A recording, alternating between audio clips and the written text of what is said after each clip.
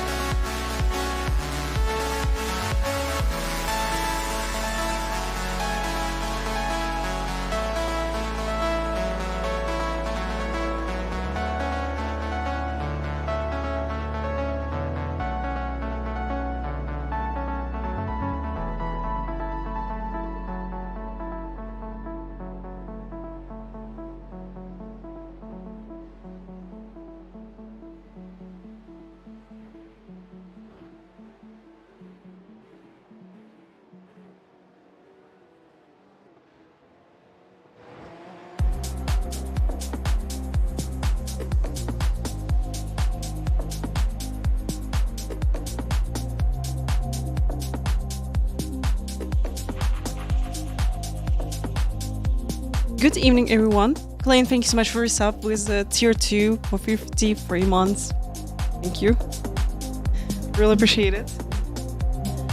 Okay, so what are we doing today? We're doing eNASCAR watch along party last round, guys. Going to decide who's going to win the championship. And yeah, I decided to jump into the Porsche Cup just for fun. So yeah, let's see how this will go for us. I'm just going to use the Sebring set from iRacing. Yeah, turn left time, but first of all, we're going to turn right. Let's go. Guys, I'm so excited. This is last round of eNASCAR. Going to be real fun. Let's go. Now, time for Porsche Cup. Your last chance for your bets, okay? Last chance in this race to bet.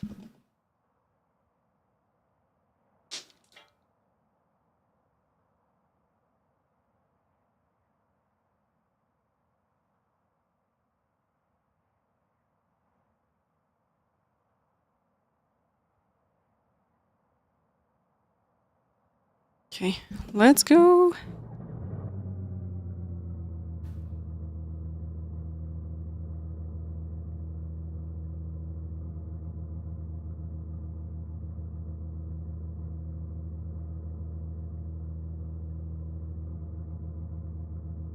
Actually, I'm not ready for this high soft, but I just hope we're going to survive and yeah, everything will be fine. Here we go.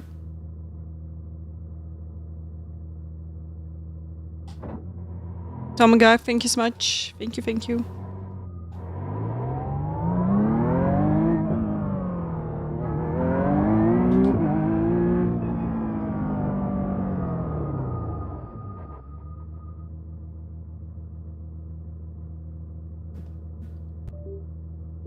Interesting.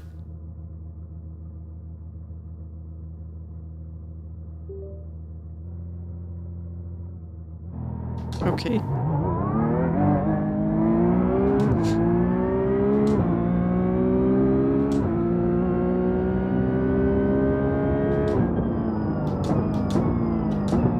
A long time ago I raced with Porsche Cup at Sebring, but it should be fun. Because I know this track. Yeah, welcome in everybody. Going to watch eNASCAR Coca-Cola Racing Series today, and just for warm up, doing this. You have about 5 laps of fuel left. Porsche Cup at Sebring. Here we go.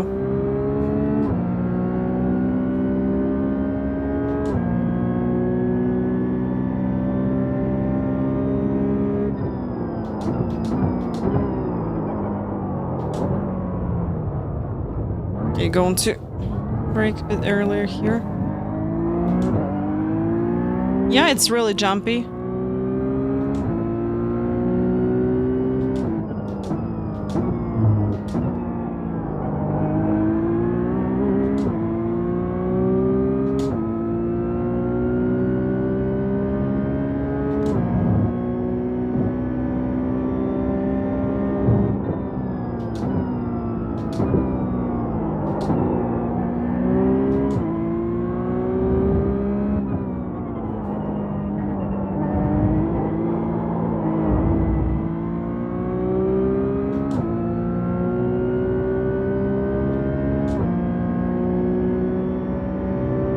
Yes, Marianne, hello.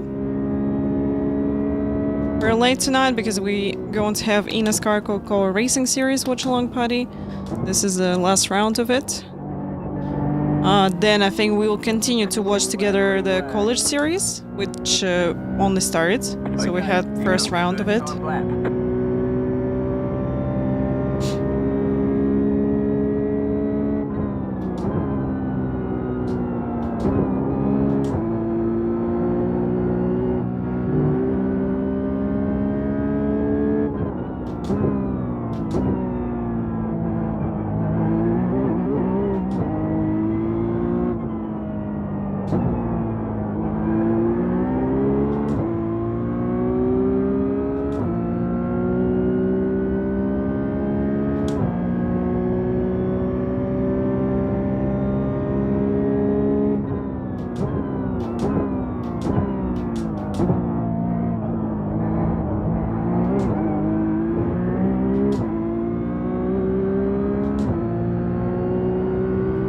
Yeah, but some streamers will be live from a Hall of Fame. Unfortunately, I couldn't go for it.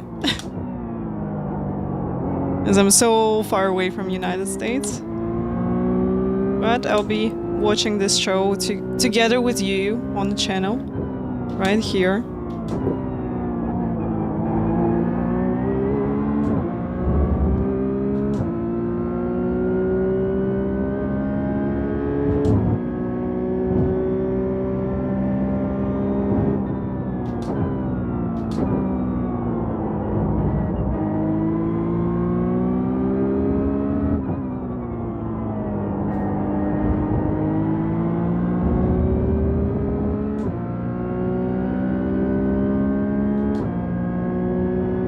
Okay, let's focus on the next lap. I think we got time for it. Let's go.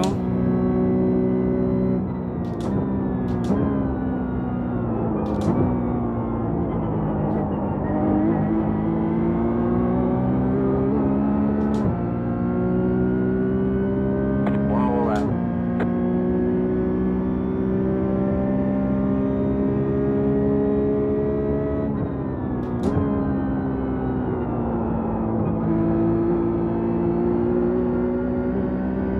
Okay, not bad.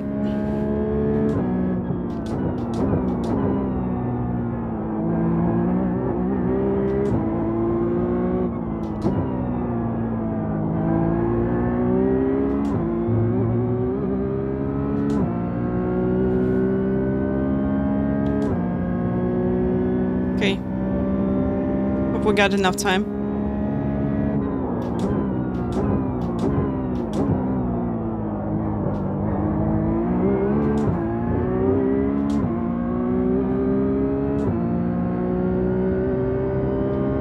You've got about 2 laps of fuel.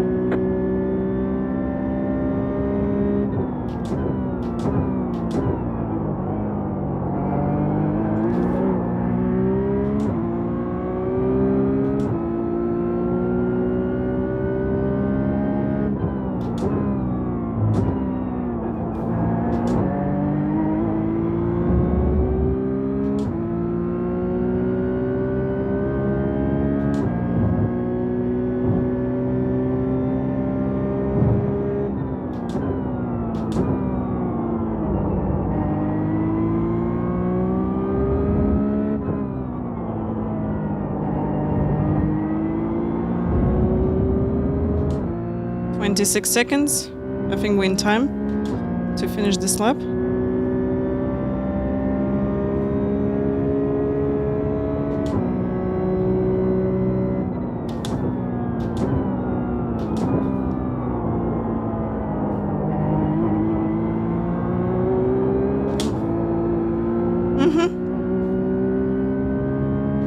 Not in time. Damn. The flag. It's over. That's 4 and 5. Oh, they will give us P7, you know? Okay. We'll make our way through. So, you know, actually pace is not really bad. They just did, you know, this 2 laps on the stream.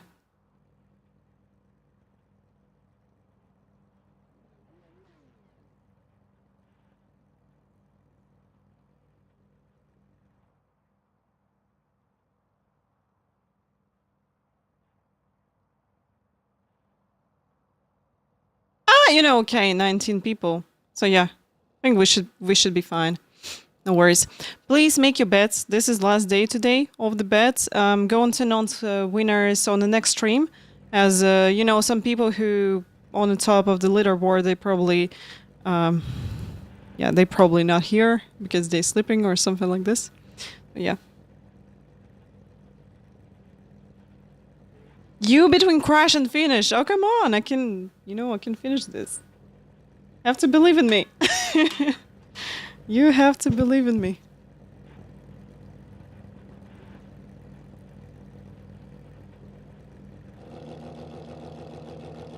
Yeah, for bets, yeah, will be last race. Yeah, because that's only one which I'm going to do.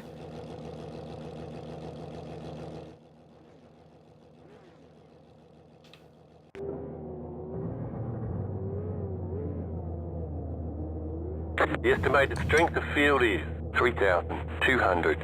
Let's go, guys. Keep it clean. The DNF today would hurt our points a lot.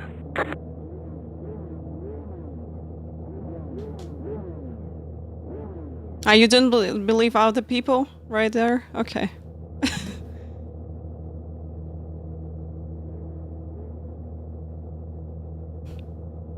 Need to win. That would be hard to win here. Everyone's gridded.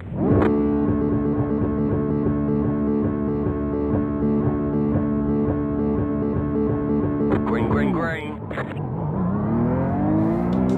Good doggy, decent start. Here we go.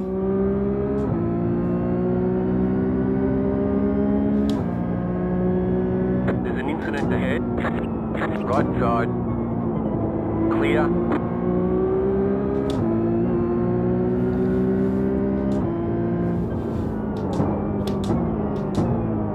Are you serious? You closing the line like this? Okay.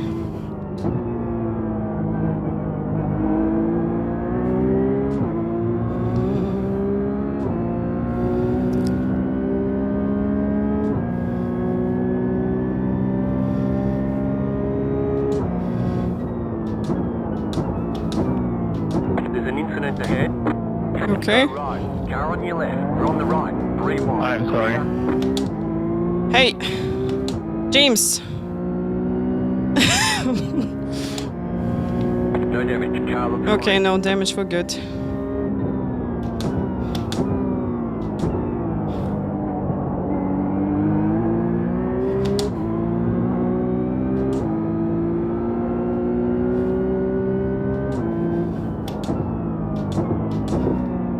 Cold tires.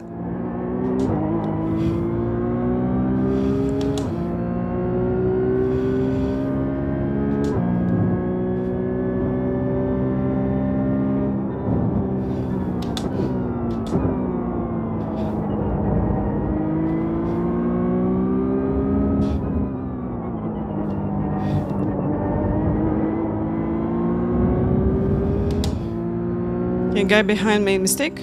That's good for us.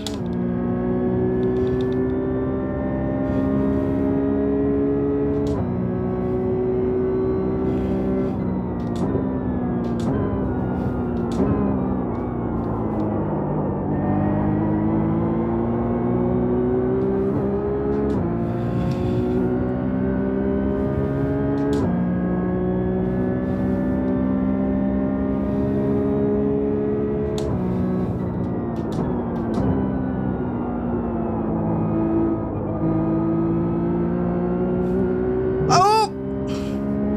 Almost lost it.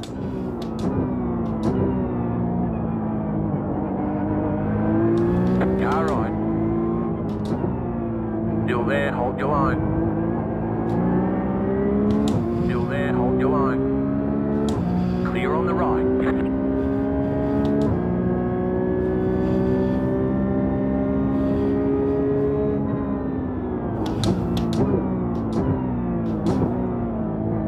What was that, Matt? All good, guys, all good.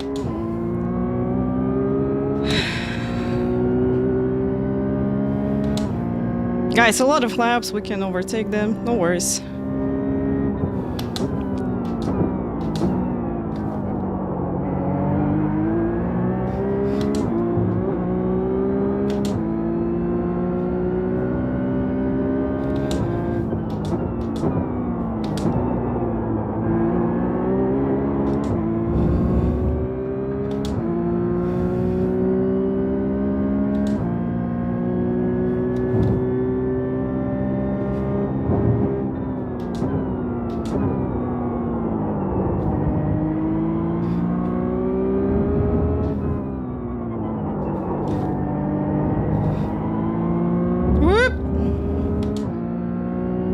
Oh, tires, okay. Tires good. Tire brush is okay.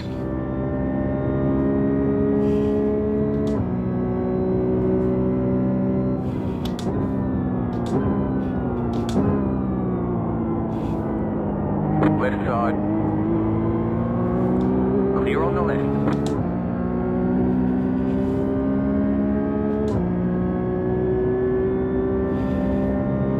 Great job. 10 to go. You're in the top 10.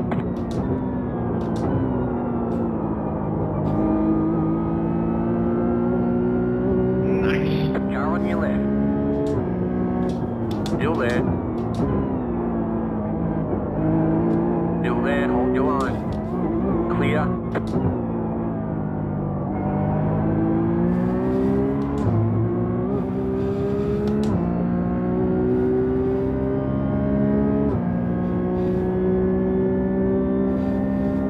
Car on your left. Still there, hold your line. Keep to the right. Clear. Oh, he spun a little bit.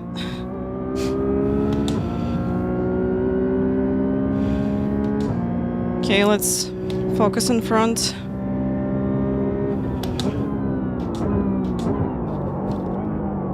Up, looked up a little bit.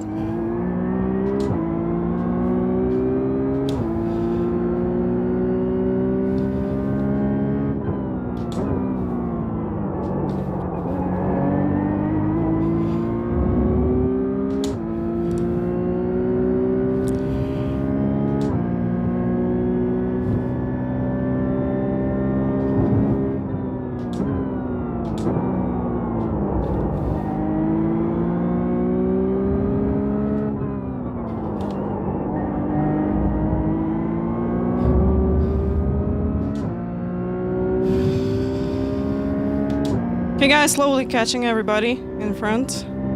Let's keep going, still a lot of laps. The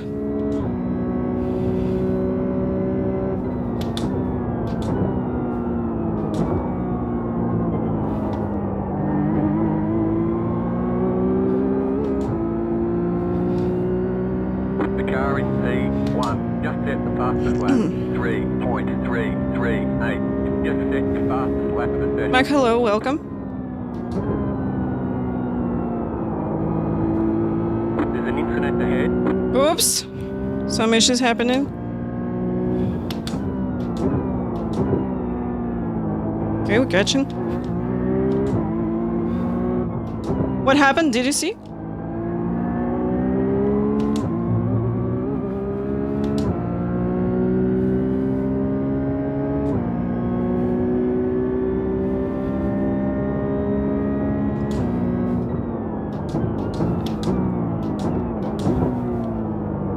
This guy got damage on the back.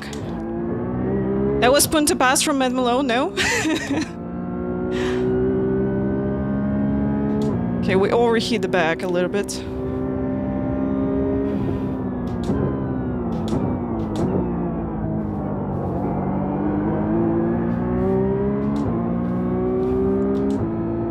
Okay. It happens, you know, on this track it's kind of easy to do. Car on your left. Clear on the left.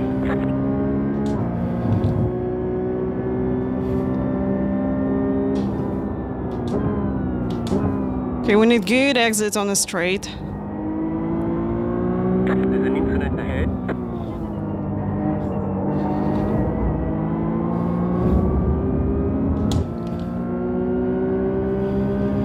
Car on your left. Stay on the right. Stay on the right. Clear on the left.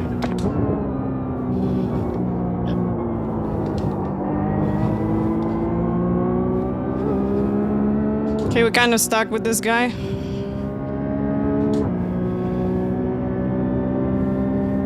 Just set your fastest lap of the session. Car right. Clear on the right. Okay. Nice pass. Let's keep going. Catching everybody in front. Going to pull away from this guy, no worries.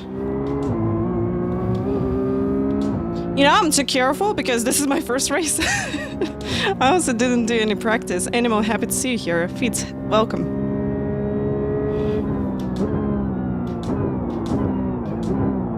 So I'm trying just race without any mistakes. This is what I'm doing here. There's an incident behind.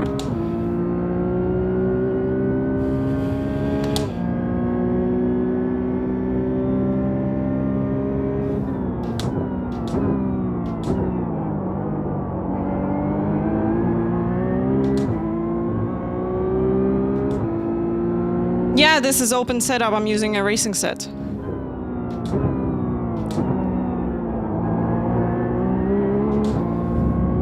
Okay, let's try to catch these guys.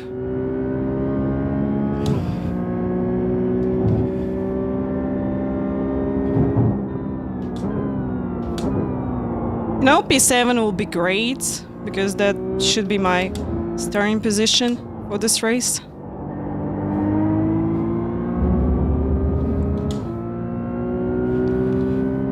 There's an incident behind.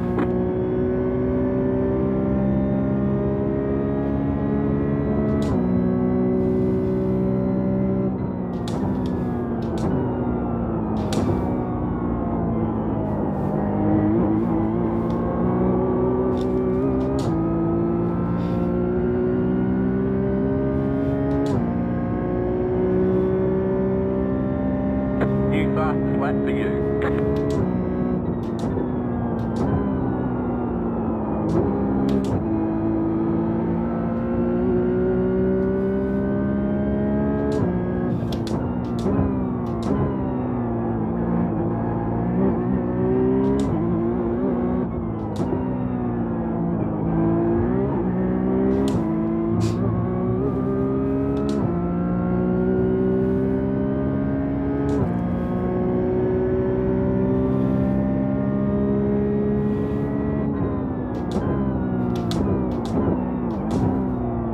You can imagine I'm really nervous still, you know? My heartbeat is really fast. Because so many things happen in this race also. During this 6 laps. Still got 6 laps to go, guys.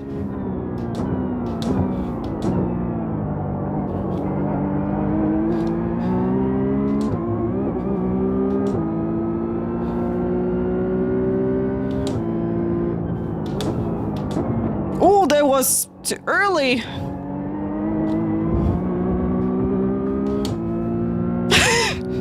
Sorry, I just shared the 1x with Matt.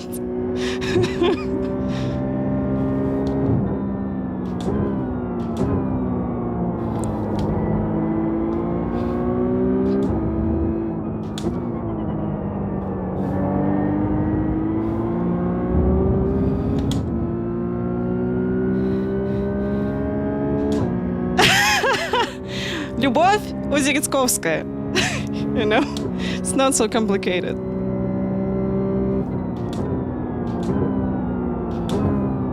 You can just call me Lou, it will be okay. 3.406. No damage, car looks clean.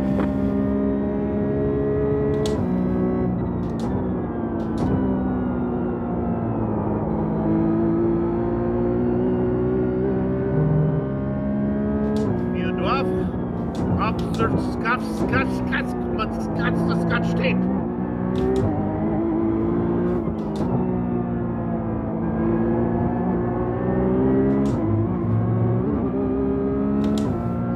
Элсиген, привет, рада видеть в чате.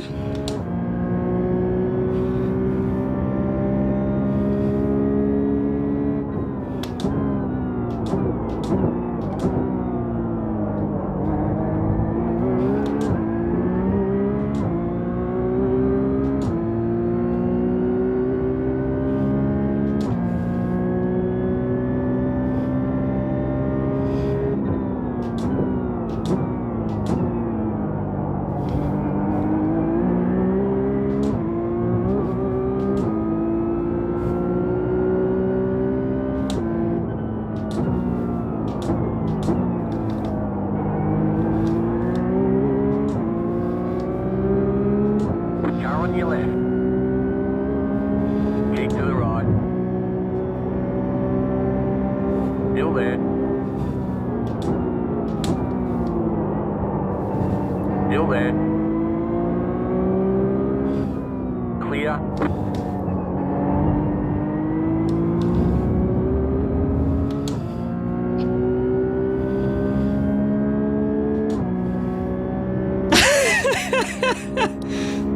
Car on your left. Clear. Car on your left. Keep to the right. Clear.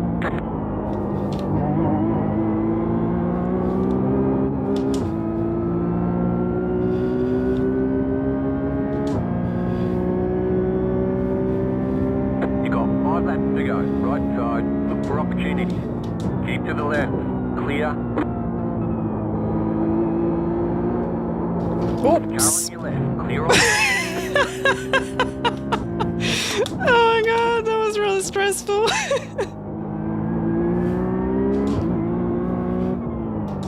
I think I overheat the back a little bit in T1.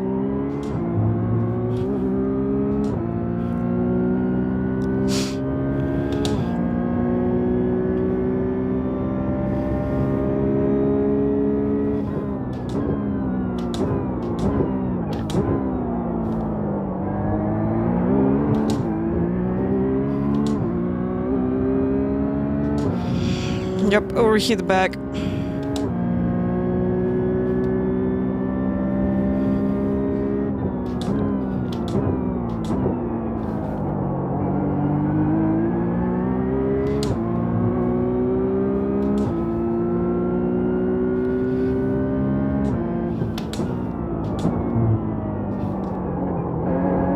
Oh, Matt probably overheat tires also.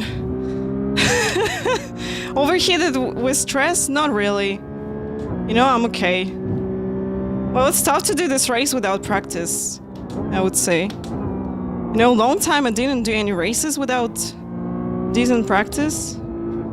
I just decided to jump into this. I'm like, okay, I'm kind of okay with Sebring, you know, with Porsche Cup. But it's tough. Okay, just a little bit to go. Let's focus.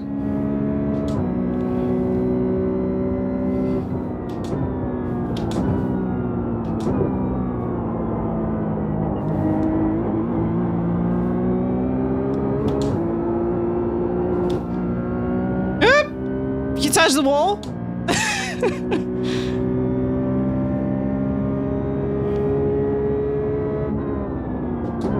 Ah, it's 39 Celsius. Okay, makes sense that we're overheating tires a little bit.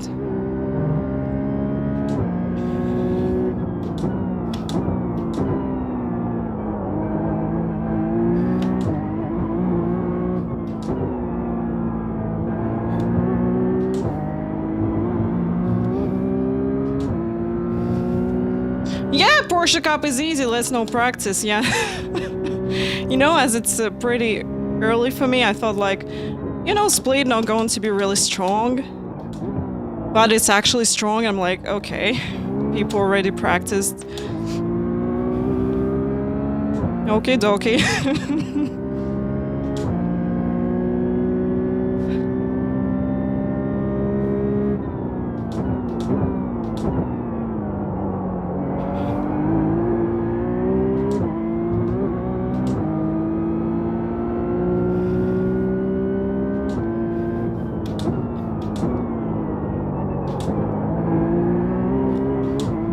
Back is sliding a lot. But I'm afraid to move the brake bias to the front as probably will have some understeer. So I'm just going to stay like this and going to control the back.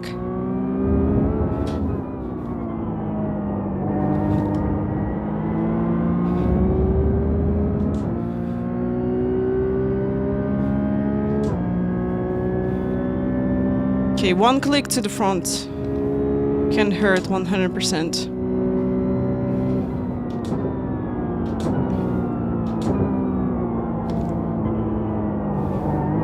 Actually, this is a good sign that I'm using back a bit more than front. That means I'm loading the back properly.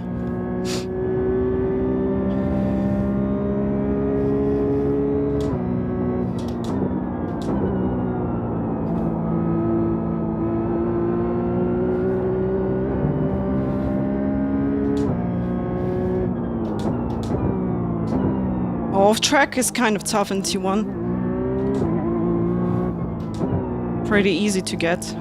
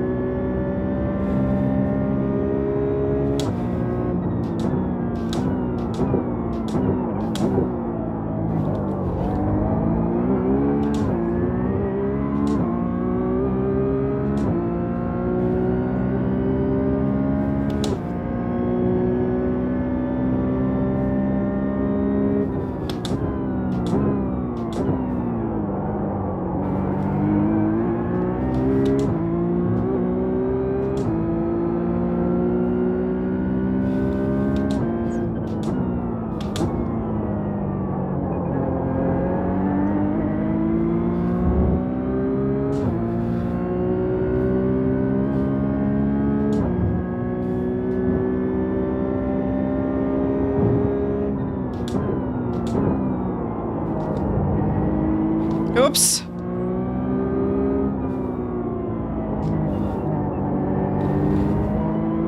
This guy just lost it a little bit.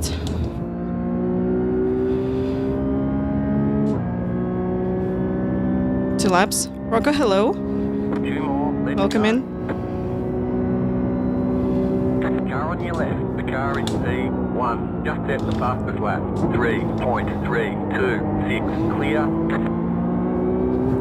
No, no, no, no, no.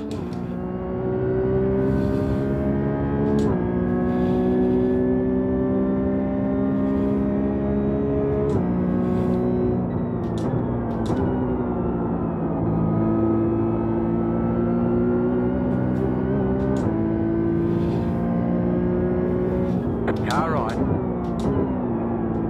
Still there. Clear on the right.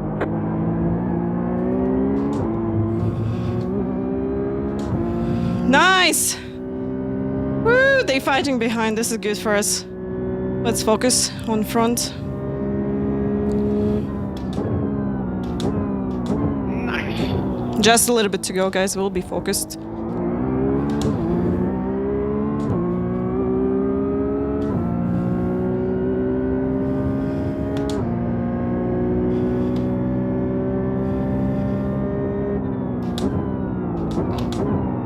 Not real good situation with stars. Don't really like it.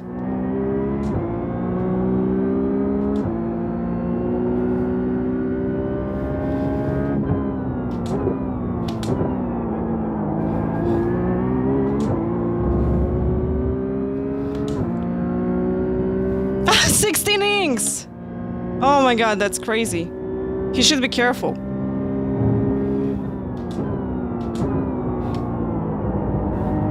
You have about 2 laps of fuel left. Because another 4x or 1x, he's like going to get a penalty.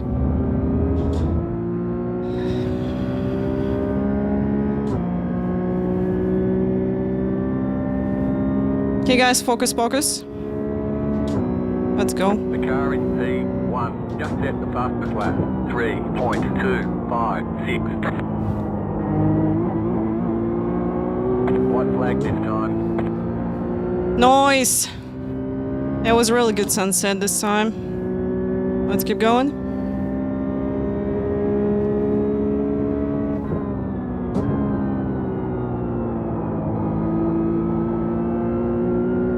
Decent.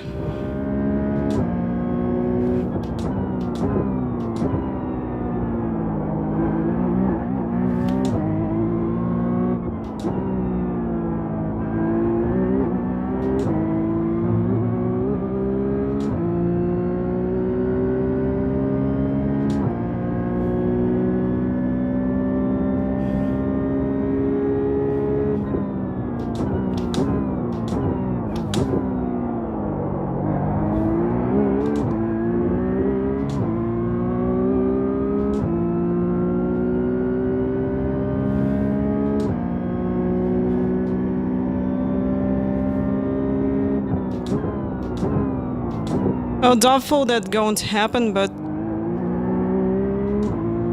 let's see.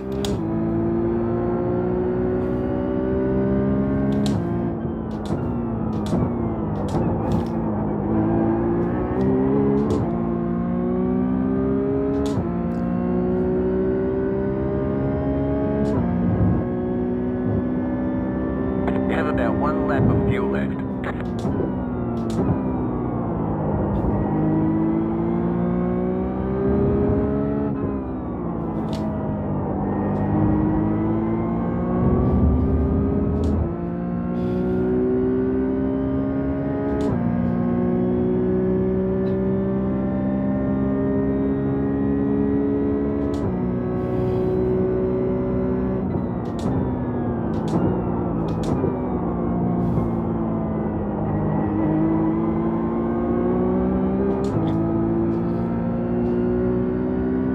Good race, good race. Good race. It was fun, guys. Thank you. And thank you, Matt. Ah, Flag, check GG's, flag. guys. Okay.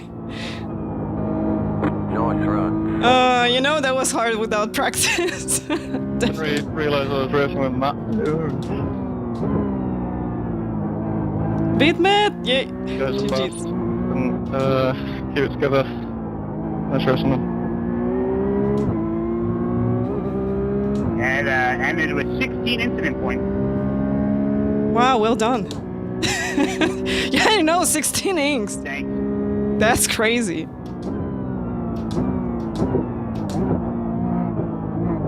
I get 3 only. Woo! GG's 4 and 6. Like, we just need to improve by 1 second probably and should be with a good pace here. I definitely can do this, you know, I just can see that in some corners I was like really careful to not look top or something. Ah, tough. Okay, let's watch the replay. And guys, Justin. Are you straining that? You betcha.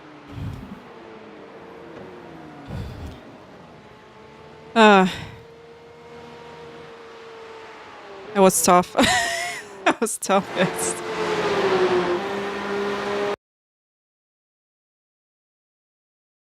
Let's see how we did this overtake.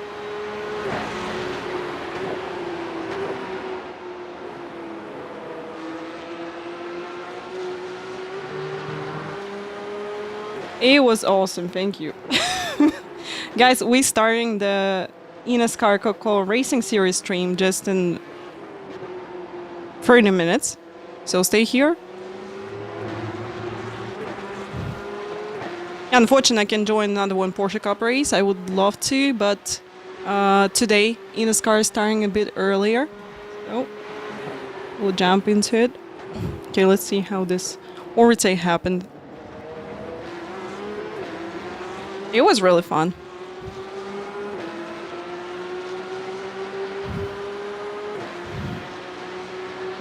I gained 8 positions from the start. 8 positions. Absolutely crazy. I'm melting though. I'm melting.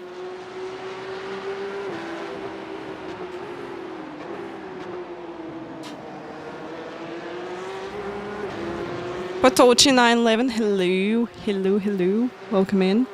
Okay guys, let's see. That was really bold move from me because I like, okay, I'm just going to try. Just going to try because maybe it's going to work. Yeah, Tomagak, we'll see you. Have a good night. See you.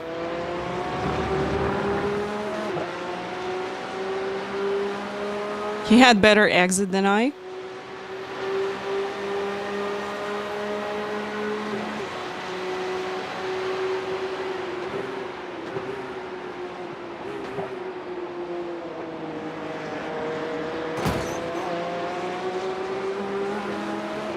GT Forza, hello, happy to see you here.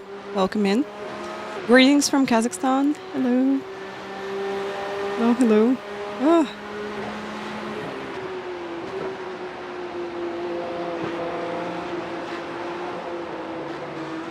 I lost it a little bit. Alright, and let's see how I overtook this guy. That happened. I think this lap or next lap?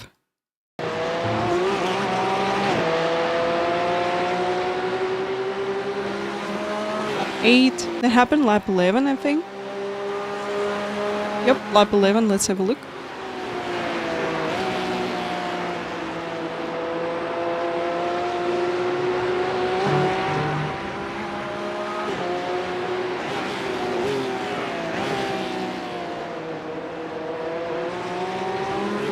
I leave a lot of space to him. A lot of space. Oh, he made a mistake right there. Oops. Nice catch.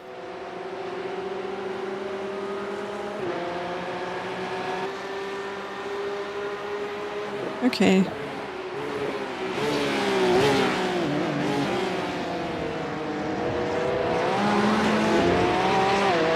Let's see the start also.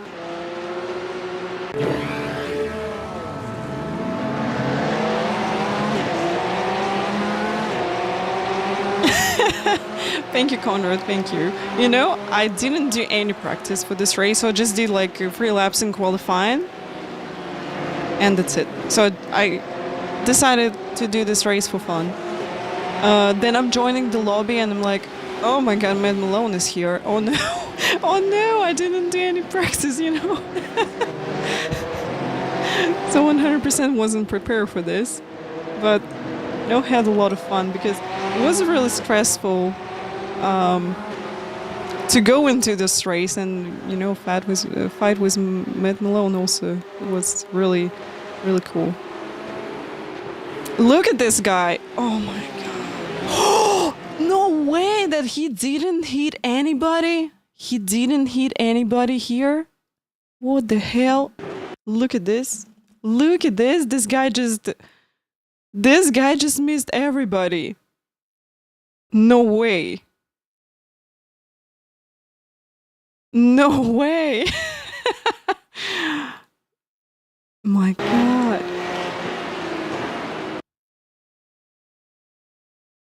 Wow. That's incredible. Oof, this guy didn't hit anyone. That's crazy. Yeah, he got so lucky with... Let's see.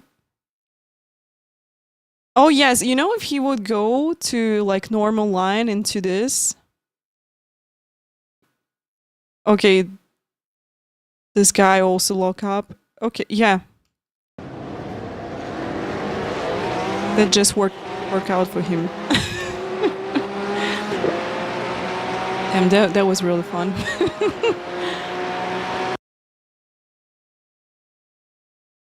Get some other incidents or just overtake people? I bet I just overtook people, yeah? Oh, yes. Yeah, we've been fighting with this guy a long time, so I lost a little bit on him. So people just started to pulling away, unfortunately.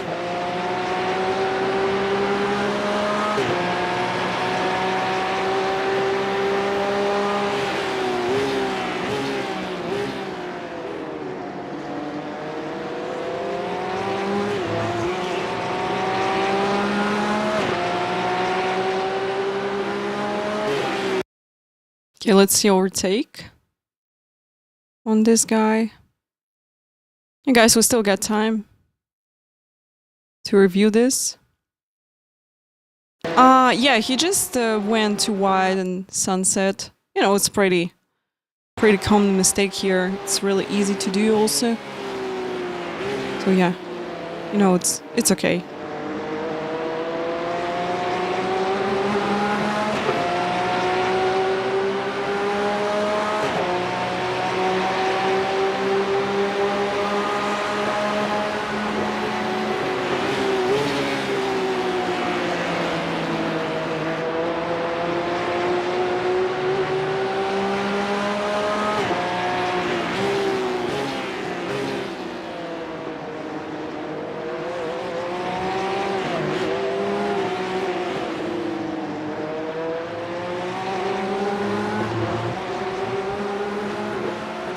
Where I get 46 from Valentino Rossi, and I'm racing with this number from 9 years old. So yeah, I started to race with this number in karting when I was 9, and then continue to do this in formulas, in open wheelers, and yeah, now I'm using it in sim racing also. Cable guy, happy to see you here. So yeah, big fan of Valentino Rossi here. Just you know, really enjoy MotoGPs when I was in my childhood. So I didn't watch a lot of Formula 1 or other racing. I was watching the MotoGP because I always really enjoy their fighting on the tracks. So it was more about, you know, riders than motorcycles. So everybody was really close gaps to each other. And yeah, it was so exciting to see.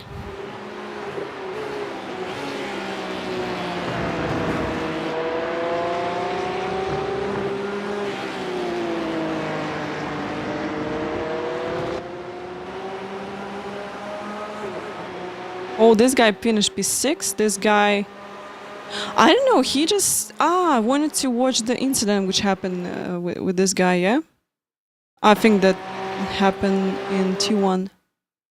Do you miss in real life racing? Not really. Not really.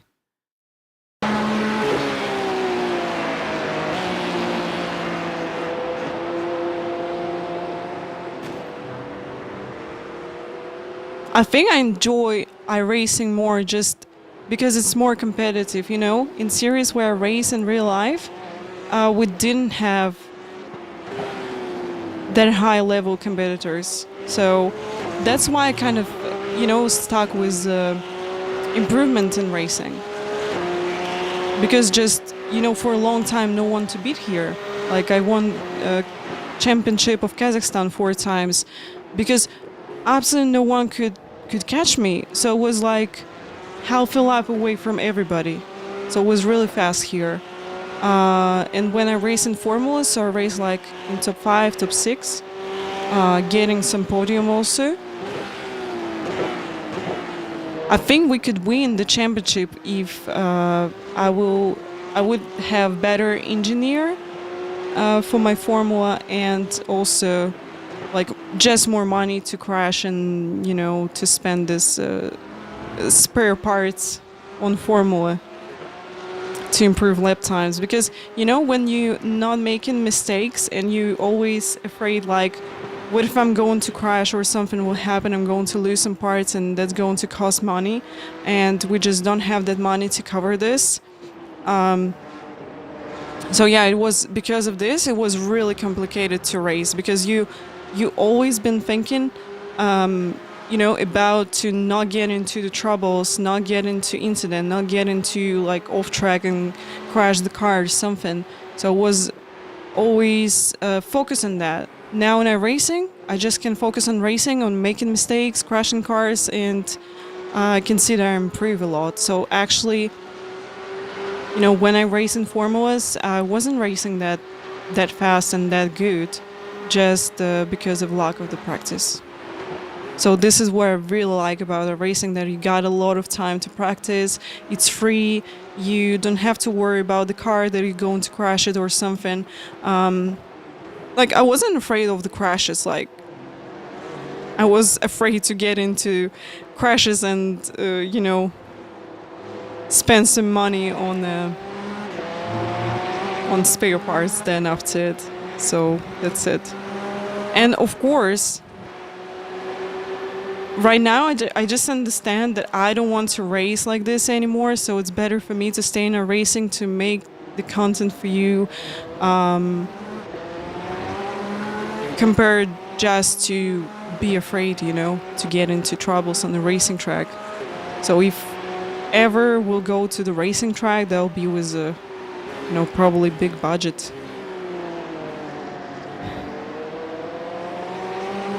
To just have this opportunity to crash car, try something new, because it's really important.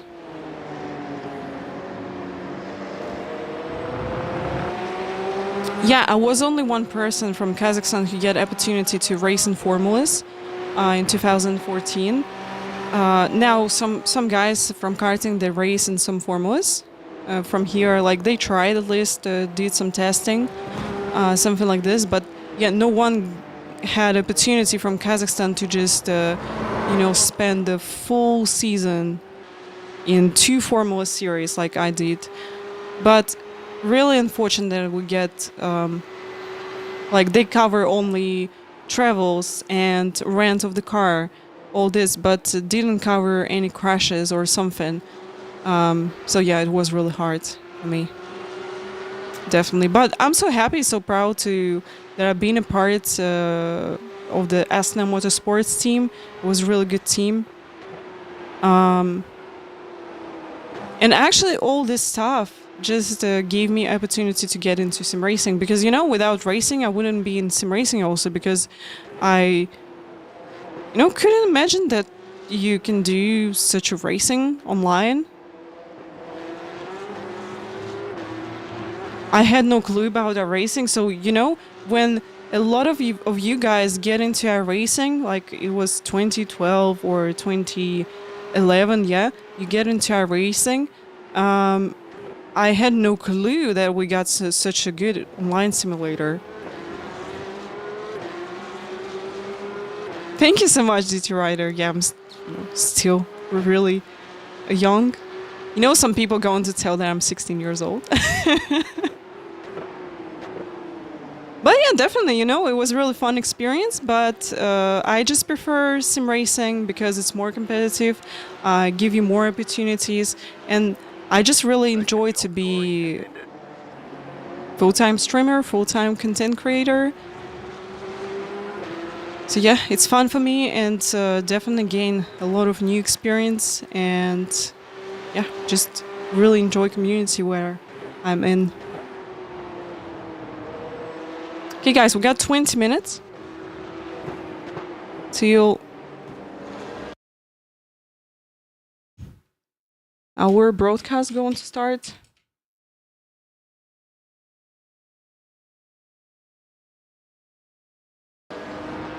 Woof. Guys, thank you so much for all the follows. Welcome everybody. Thank you so much.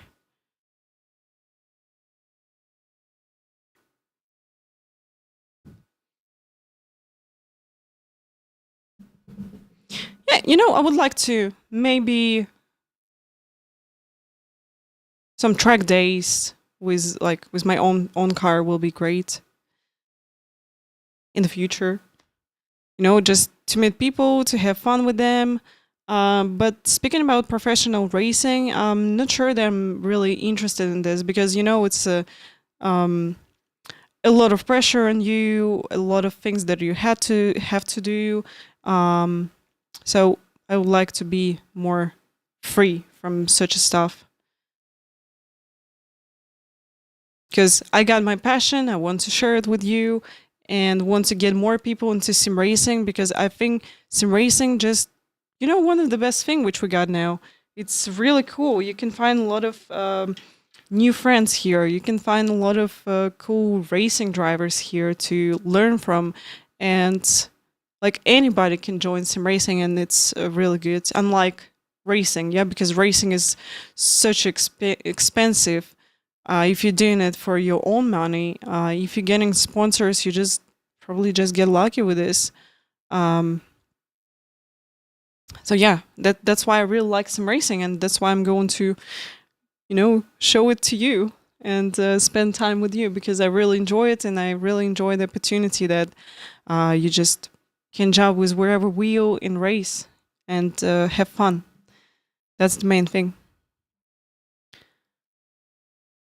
Oh, this race, it was really stressful. So next time I probably am just going to stay away. You know, from jumping into the session without practice, but that kind of went well for us.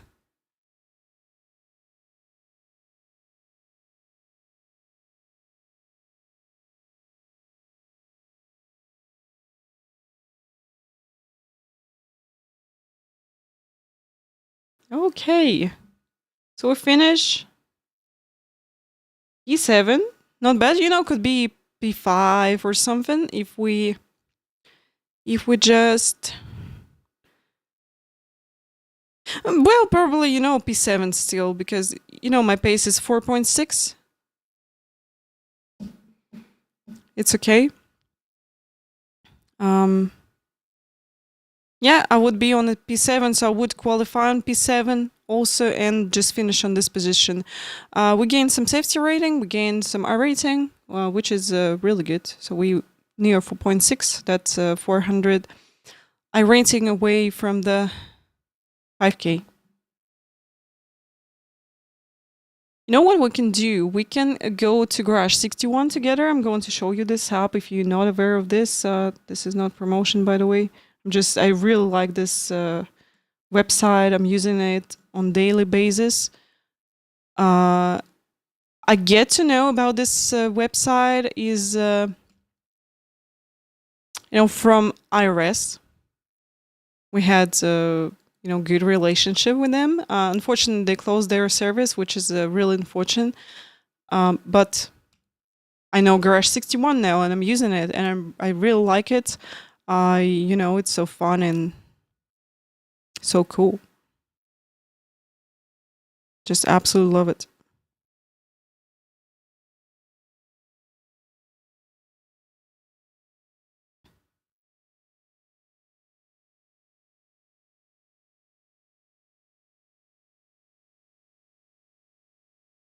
Yeah, 2 iRacing to 4.6, yeah.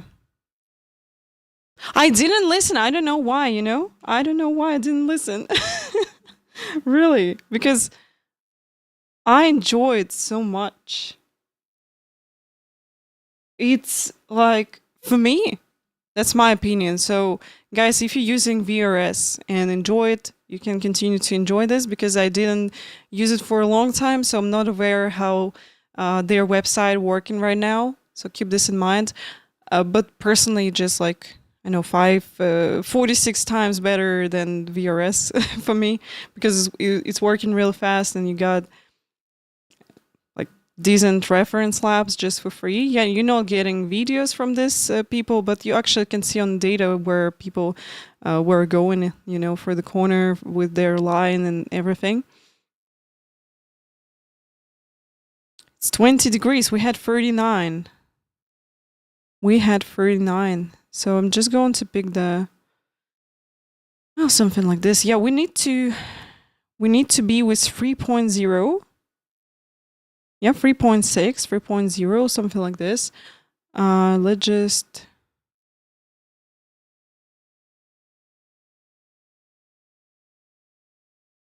This is too cold track. This is too cold track. This is kind of okay. But they all closed.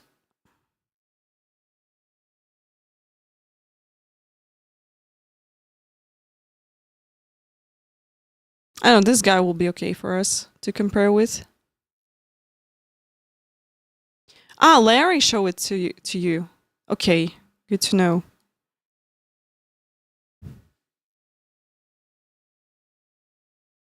Guys, today eNASCAR Coca-Cola Racing Series happening. We're going to have watch a long party just in 15 minutes. And as I got this 15 minutes, we're just going to have a look at my best lap, which I did in the race session, and going to review it, okay?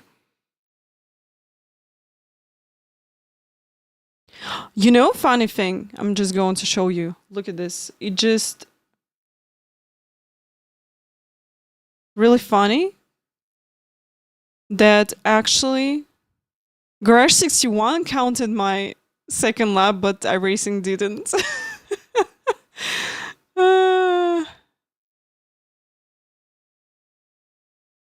This is funny.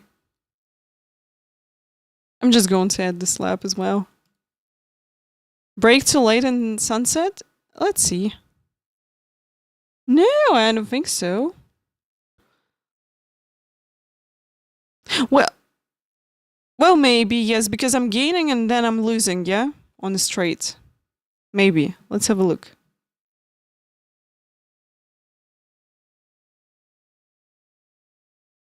I think the worst corner, that's a T1, because I'm not confident. I'm doing really pretty random this corner, so I'm not consistent here. And yeah, you actually can see this by the brakes. Like, that was qualifying, right? That was the race, so it's not better. Maybe just a little bit. Yeah, race lap is a bit better with throttle. So you see, I'm braking, then I'm not holding brakes, then braking again because I'm like realizing that it was too fast in this point, yeah. So yeah, just okay, we're going to move the line. So going to steering it a little bit earlier, and I'm going to start braking later by 20 meters. That's, typical situation for me. Okay, we're just going to skip it. This is not really important. I think I'm not... I can fix this T1 really fast. So I'm just going to brake on exact point where I have to be. Like 20 meters later. Just jump in a bit earlier to this. And that's it. We're going to fix this really, really fast. Yeah, this guy doing on the fourth gear also. All right. About this one. Oh, it's a bit too late. Can brake a little bit earlier. Be a bit more tied into the inside of this. I'm not really losing a lot. Especially on a qualifying lap, I almost did like this guy.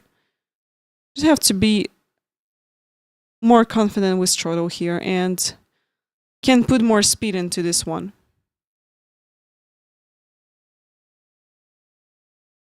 That's pretty much it. And brake less into this one. Okay.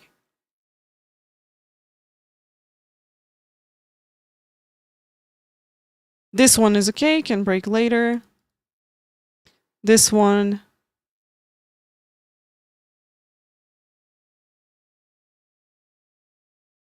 This one is okay. Not losing here time. This one. Second gear he's using. Okay, I'll be aware of this.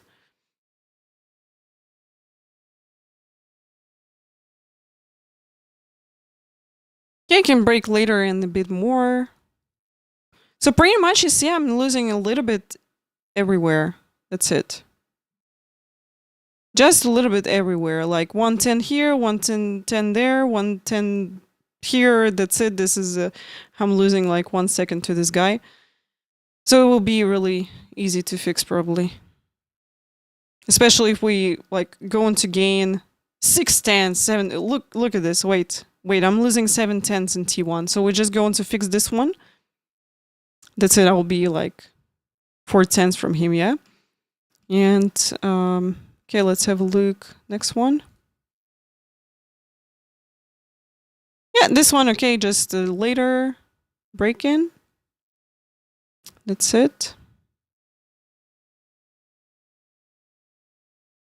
This one is okay. In the race, I did better, this part. Exit is really good from it. It's so important. And yeah, let's have a look on the sunset.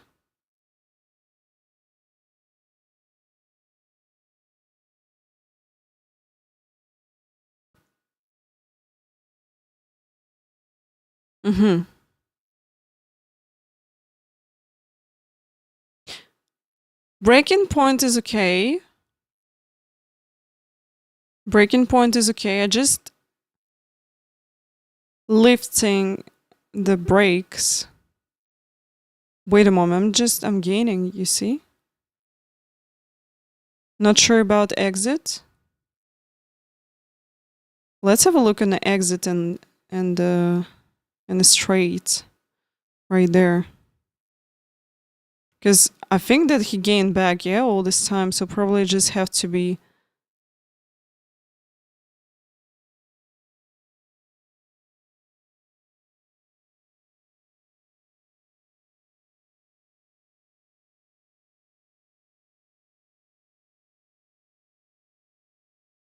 You know, I lost like 2 tenths and like I gained 2 tenths and then lost 2 tenths, but actually more because I'm going to the straight line and then I'm losing some time. So yeah, I can balance this corner better. Just slow down car in the first part a bit better, just to have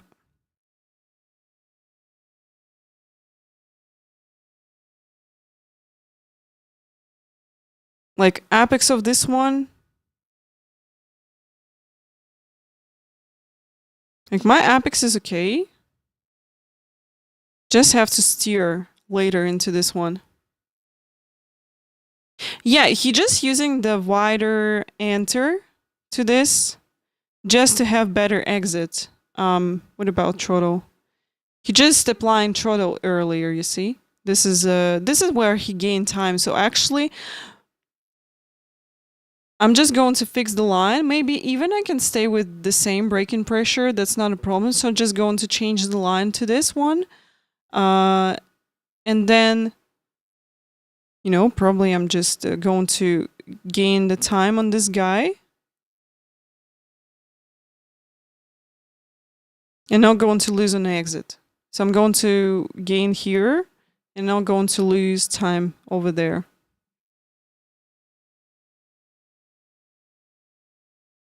So yeah, overall I can say that I can focus on Sunset and can focus on T1 and we should be fine. Okay guys, just 4 minutes. I'm going to switch scenes.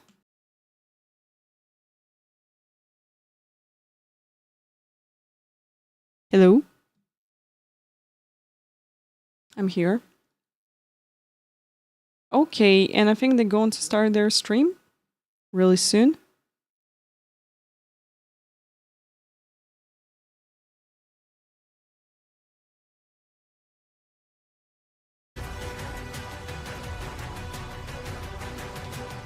All right. Yep, just a little bit. So guys, yeah, that was a Sebring teaching. Hello, happy to see you here. Welcome.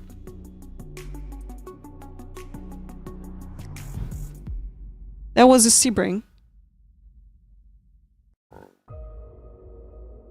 Okay guys, so yeah, I think I can correct the T1, Sunset, and we'll gain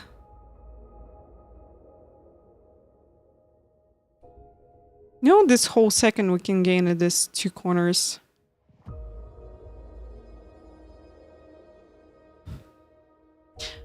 So guys, we're going to watch eNASCAR Coca-Cola Racing Series and count to green a little bit longer today compared to what we got all the time. Yes, Razor, you can use it for free. So just can go to Garage 61 side, go to app, you have to install their agent. So it's going to collect the data from iRacing about like your telemetry. But yeah, this one is for free and you can use it. You know, some people, they just close their data for everybody. But some fast people also got open data. So you always got people to compare with in Garage 61. Yeah, can have fun and use it to improve your lap times. Oh, rest of the Sebring race, it was really hard. I was fighting with a few people, you know, ended up gaining 5 high rating and plus 0.11 to safety rating, and we overtook Matt Malone. I'm happy.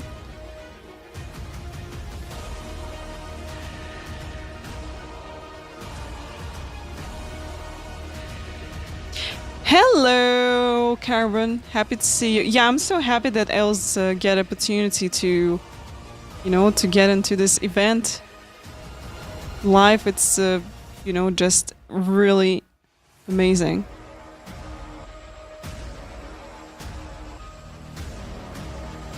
If I would be in the United States, I would get to this event as well. But yeah, I'm in Kazakhstan, you know, it's so far away and a bit complicated to get a visa and all the stuff, so it just took a lot of time. Yeah, Klein, we'll see you next time. Thank you for watching. Thank you. Hey guys, I hope you enjoyed this Porsche Cup race. It was really fun, I think.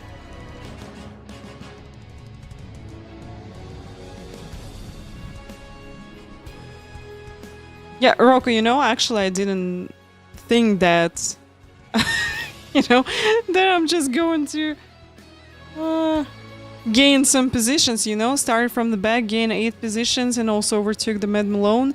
All this stuff without any practice before the race. So just jump into the session, did 2 laps of qualifying, that's it. But it was really fun. No, actually, whole race, I was really nervous.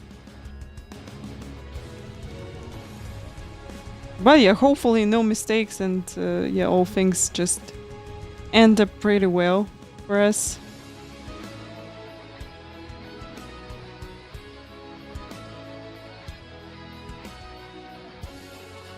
Oh, by the way, do you know where's Els? She's not streaming because she should be live already, I think.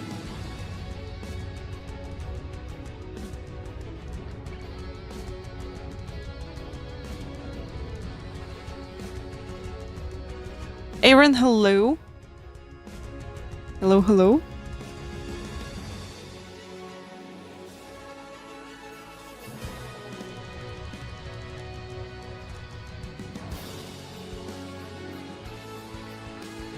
So yes, today guys, we're going to see who's going to win eNASCAR Coca-Cola Racing Series Championship of 2024.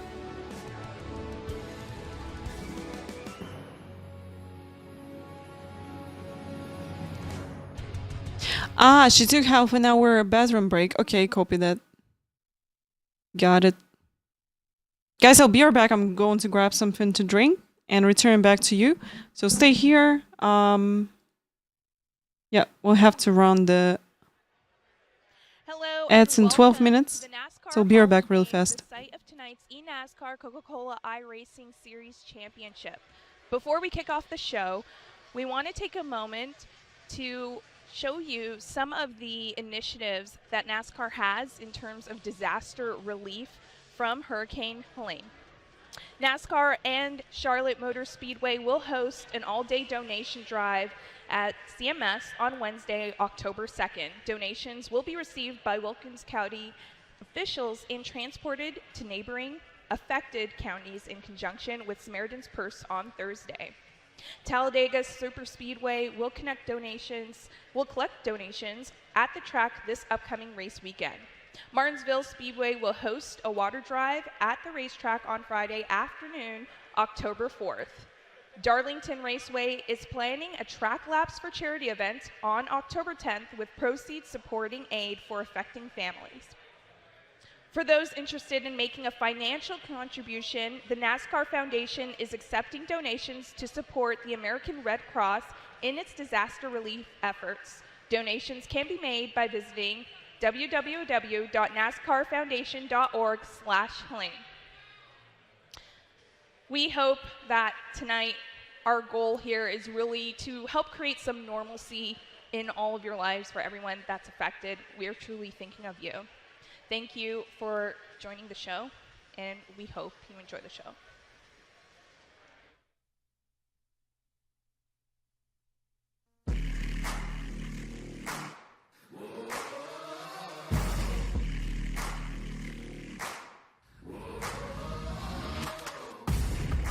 Tonight on Countdown to Green, we take a look back at our path to the championship. We sit down and chat with our championship contenders. And we take a look at how you're racing at home. All that and more, live from the NASCAR Hall of Fame.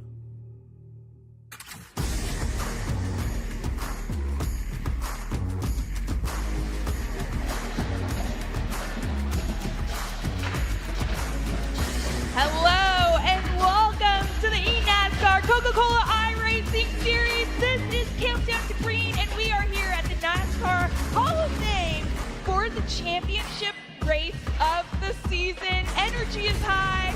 I am feeling great. You see the marching band. I'm your host, Camille Salazar-Hadaway. Joining me as always, we have Alan Cabana, we have Blake McCandless, but I'm sorry, guys, because right now, the show is this marching band. What are you saying? Huh? I can't hear you. This is incredible. Just what an atmosphere they've created. We had the percussion for the Carolina Panthers that are out here with us, and they just wrote it right as we were starting the top of our show, Alan. Again, just plays into the atmosphere that everybody here at the Hall of Fame is creating for these Championship 4 drivers. You know it's a big deal when you have a marching band here. It is the championship. A new champion will be crowned. The big trophy, $100,000. Percussion as the soundtrack. We even have mascots. I think we have Sir Purr, Lugnut from Charlotte Motor Speedway. Yeah, I saw Hugo the Hornet just a second ago. The Hornet from the Charlotte Hornets. All the big names are here so we can make our champion tonight. It's the biggest night live at the NASCAR Hall of Fame. It's so cool. Third year we've done this. It gets bigger every year. It gets bigger every year and louder, apparently. Everyone, make some noise if you're excited for the championship today. Yes, you hear the crowd. I saw the Hornet was backing that thing up with one band, was dancing. There was some twerking happening. I don't know. It was all in good fun. But we are here for the championship race. It's going to be a great show tonight because we're going to be able to have some guests throughout the night. We're also maybe be able to talk to some of the driver's family, hopefully. Who knows? But before we get into the atmosphere and everything that the championship brings, we do have to take a look back at what happened in Phoenix. And remember, this was several weeks ago at this point, this race at Phoenix Raceway. What an opportunity this was for drivers to try and punch their ticket into this championship four with just one race left to do it. We saw a lot of chaos and a lot of action at the very end of that race too to decide it. Absolutely. It was so interesting because 3 of the 4 spots tonight were up for grabs in this race. And I think we saw some of that, I don't know if you want to call it desperation, but we certainly saw some of the action with so much on the line. Blake, 13 cautions for 48 laps. That just goes to show you what was going on in this race, what was on the line, because you had to worry about a winner, you had to worry about your points position, you had to worry about just about finishing, and then you have this stuff going on in the back on the back stretch. Big wrecks, having to avoid it, all with this $100,000 potentially on the line as they try to cut through that dog leg. And again, we saw such a great mix, right, of playoff drivers, non-playoff drivers that were at the front of this race. You could see on board of Steven Wilson, he didn't have anything to worry about. He had already won his way into the championship for virtue of his win at Texas Motor Speedway. You see one of the e-racer cars, that's Tyler Gary going for a slide right there, but it was all about those drivers who were towards the front. You could see that blue 53 car that was starting to make his way towards the front at the end of the night. Still a lot more going on though. Yeah, and I'm thinking about Vicente Salas. Led so many laps. Yeah. He was one of the drivers that had to either get the win or hopefully be hopeful on points, but he led so many laps in this race. And then you had Graham Boland and Bobby Zielinski behind there, right? Hoping that 53 car would be the one that went to victory lane, because that's what helped get all 3 of them to the championship. Parker White getting the big win. You hear the cheers there. 4 drivers have that shot because of the Phoenix race now at the $100,000. And they have a shot to win that trophy right there, the Dale Earnhardt Jr. Cup. And this is how we got there. This was our playoff standings coming in. 10 drivers. We have 1 round in the playoffs here in the eNASCAR Coca-Cola iRacing Series, and we've trimmed it down to 4. A couple of names that are very familiar, not only with making the championship 4 in this series, but doing it here as well in this venue at the NASCAR Hall of Fame. Steven Wilson, Parker White, who each won their way to this round, and you have Graham Boland, who won in the regular season finale to make the playoffs, and Bobby Zielinski, who is yet again here for another championship 4 appearance. And let's not forget about the team standings. A lot of pride, some money on the line as well. Look at the teams in the top 4. 29 points separate the top 4 in the team standings. Remember, this is both drivers, so you can get a swing of 73 points in just 1 race tonight. That is what's up for grabs. And not so coincidentally, M80 represented by Steven Wilson, Joe Gibbs Racing represented by Bobby Zielinski. The best of the best are also carrying their teams to potentially a title.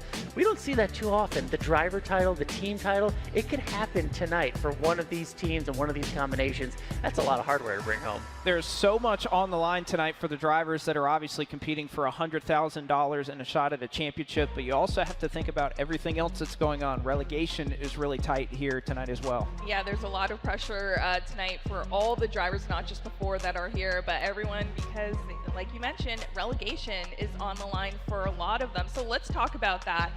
Relegation standings, let's take a look exactly at how that's panning out, because I mean, it could be a tight race for a lot. It can be. Again, there's 20 drivers that are looking for their spot in this series, unless if they don't stay in the top 20 here, they have to go back down to the Contender Series, and they may be bargaining with me for a shot to get in this series. But we're really looking at about that 19th through 25th place cut line, and it is really close. Remember, Brian LaPrade, a non-playoff driver, got a win at Michigan International Speedway a couple weeks ago, but Michael Guest, Colin Keister, Malik Ray, Garrett Maines, I think you could throw Wyatt Tinsley in the conversation as well. If they have a very strong night tonight, it's just all about points, but they don't want to put themselves in any doubt. They want to be able to make that top 20, but about 4 or 5 drivers there going for 1 or 2 spots. Yeah, they're fighting for their future tonight. And then you look at Bobby Zielinski and some of the other drivers who are here live in the Hall of Fame, putting the practice laps in, doing their qualifying. These drivers that you're seeing now, they don't have anything to worry about. Well, they do. I mean, they have a lot of dollars they to have worry about. 100,000 things to worry about, I guess. But no relegation there. But But if you want to qualify, if you want to be one of these drivers, Blake, what do you have to do? Because you're climbing this ladder right now. You're trying to be one of these drivers. We could very well see you up on this stage next year. Well, again, we see a little bit of changes heading into 2025. When you look at the left-hand side of your screen, the eNASCAR qualifying Road to Pro iRacing series that will be done about the same way as it was this year. You have round one where pretty much any iRacer with a Class A 2.0 license is eligible to compete to try and make the top 68 in the standings. It's been 70 in the past, but we'll talk about why it'll be 68 in a moment. Then those 68 drivers will move on along with our top 2 competitors from the eNASCAR College iRacing Series. That'll be a shift as we look forward to 2025. But then the eNASCAR Contender iRacing Series, top 30 of those drivers will be eligible to be signed for a Coke Series contract. So about 50 drivers looking for about 40 spots on each of these respective 20 teams heading into 2025. And that just shows you, it makes you appreciate the ladder climb that all the drivers have had to do to get to this point, exactly what you have to do, and especially now I'm glad they include the college aspect of it. Yeah. That gets to be a part of the ladder climb. Cool paint schemes. The college deal is really new to this. I like it. I mean, when you have someone like Steven Wilson, who's a previous champ for the series, but also previous college champ, it just seems right to add college into this as well. It really does, and again, heard a lot of great speakers on the panel that you had here at the NASCAR Hall of Fame just about an hour ago or so, talking about the many different initiatives that they're working through with esports, but the college series in particular was a big focus. So great to see not only the race that took place at Daytona a week ago, in which we saw the NASCAR Xfinity Series cars and a ton of drivers, hundreds, tried to qualify, and some of them ran even hundreds of qualifying laps to try and make this race. So it was very competitive to try and get there. You see, unfortunately, that big wreck that happens at the end, sometimes that can happen at Daytona, but next time up, it'll be the NASCAR Craftsman trucks that are competing as well at a track that I love on the service, Lucas Oil International Raceway Park. My grandfather won a U.S. Nationals just across the street from there, so very special to see that track return to the schedule. That's amazing. That's awesome to see this all play out. And remember that next race is coming October 8th at 7 p.m. Now, we got to talk about, you mentioned quickly that panel that was happening earlier, Alan, that you had the pleasure of being a part of. Can you tell us more about that? Yeah, we had a really cool panel here about the future of esports and iRacing and how it all plays in, and into the real-world aspect of NASCAR racing as well. But I think the big takeaway from it was there's a future in this growing field, right, in esports and iRacing. Those are going to be new jobs, new opportunities, maybe jobs we don't even think about yet, that don't even exist, but the skills have to be there. And that was really the focus of the panel, is where are those skills going to come from, who's going to help provide them, who are the youngsters that are going to want to get those skills, and how are they going to take those gaming dreams, if you will, and apply them to real-world aspects and a career. The future is bright for this industry, and we see it every year. I mean, just think about what we do over the course of a season, the events that we get to do with these live events, and how big, and all the jobs that are involved behind the scenes, not just driving, in sim racing. And it's going to be an industry in and of itself, and they're going to need people to fill those jobs, and that was the big focus. And it's not exactly just driving, right? I know iRacing, driving seems to be the general consensus there, but there's just so many aspects of the industry, and to kind of have that, your eyes opened in a way to all the different aspects in which the sim racing world, the esports world can all kind of integrate. Thank you so much for tuning back. To catch up on that. Well, Raja Karuth was talking about that, you know. Something happened while I was away. In the real world racing, but then also in school and really trying to understand the marketing side of NASCAR and how that all works. It's still like you really are. You know, spammers, this is not the worst thing. Okay. Speaking of fans. Yeah, oh yeah, there we go.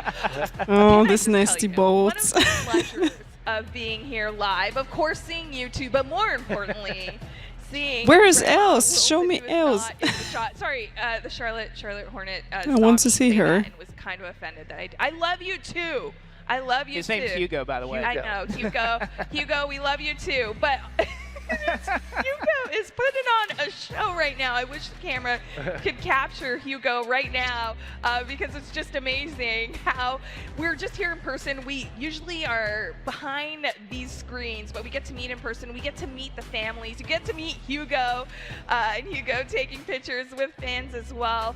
And you're really just seeing what makes this series so special. It really is a community through and through that is leading with so much passion for One moment. I'm just the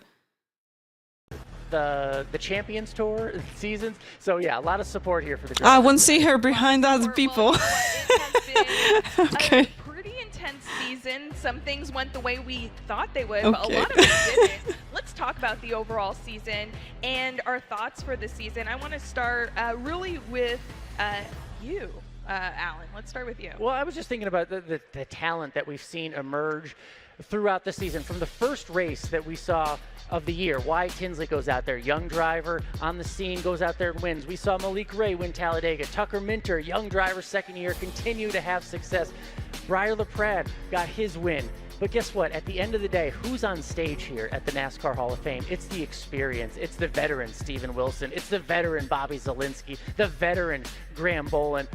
Only one fresh face. Ray, hello. Misha, hello. Happy to see you. Here, but it just dawned on me. Yes, the future is bright in terms of the younger talent that's coming up. But Sorry, when it comes just to the playoffs, didn't when it see comes to the pressure chat and before. getting the big money, 3 out of the 4 here are the veterans, and that's what really counts. And that's kind of what stuck out to me as well. We've had a Guys, chaotic what are your year. thoughts We've about had who's a going lot to win the of different winners. championship? We've had a lot of different Just- drivers that went to many different racetracks. You see Malik Ray right there doing a burn. I think I'm here for Bobby Zalinski and Parker White. Neither one of those drivers qualified for the playoffs because they failed to stay in the top 20. So despite the fact we have all these different winners, we have a number of races that, yes, it came down to some pretty aggressive finishes, a lot of late race yellows and everything.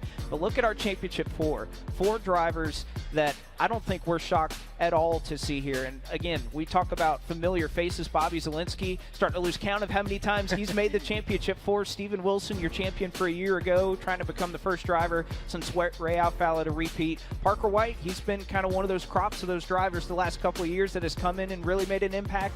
But gotta say, I know for me, I think that we've Parker had so White, much chaos this year, scored it is really good still points also. The same elite drivers that we see competing for this championship. He didn't Well, you know, finish Alan, first. A name, Steven Wilson. There are a lot and of times I like have Steven to Wilson, but say, I think it's still we could be entering a Steven got opportunity to Wilson win this. dynasty, or as his family's shirts will say, a Wilson era. Really, he's been the name that from the start of the series this year, we cannot get out of our mouths because he, race after race, he's just delivered consistently and really carrying his team through it as well. And it seems like all of the pressure that comes from this series really isn't affecting him because he was able to win the College Series too. So, I mean, if there's no other, you see it Look right at there. that Eras Tour t-shirt. I love It is that. the Eras Tour. Well, you know, he's a fan of Taylor, so it just makes sense. You know, Graham Boland said It will be really fun to see just unpredictable winner of the championship, so we'll see what's going to happen. I was talking about the T Swift shirt, and Graham Boland started beefing like it was a rap battle, and he goes, "If this is a rap battle, I'm Kendrick Lamar." That's what he said. Like, who comes up with this stuff? Graham Boland is dropping bars, and he is ready to talk some stuff tonight and say, you know what? He doesn't have any aura. Yeah, well, you know what? It is. Let's talk about the drivers because you know the 4 of them are here. They're in a different atmosphere, a different. GT Rider, we'll see you next time. Thank you so much for watching. See you. Thank you so much. That alone is another added pressure that we don't even really get to talk about a lot. It is much different. Again, sim racing, you're confined to your own space. You have your own setup. There's so many different customizations in terms of wheels, monitors, everything that you're used to seeing. And plus having this Dale Earnhardt Jr. Cup in the background, all the lights shining on it. You can see all of the champions of seasons past that are a part of this as well. Again, all these fans, all these lights. All right, we're trophy, returning back from and ads, having us guys. here. Again, there's Return just so back. much that goes into making this a unique event, and only a couple drivers can really adjust to that. Are you saying there's no marching band when you're doing this at your home rig? Not usually. Yeah.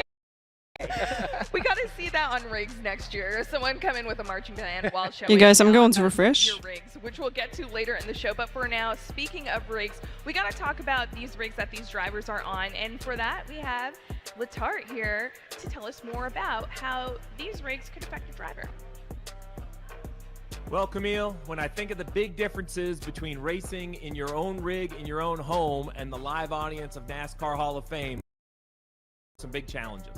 The Coke Series driver are the best stock car drivers in the world. When The first question I would have is that anyone bring their rig from home to the finals? When Casey won, that what do they like their steering like? was a More big importantly, advantage for where is it him. set up?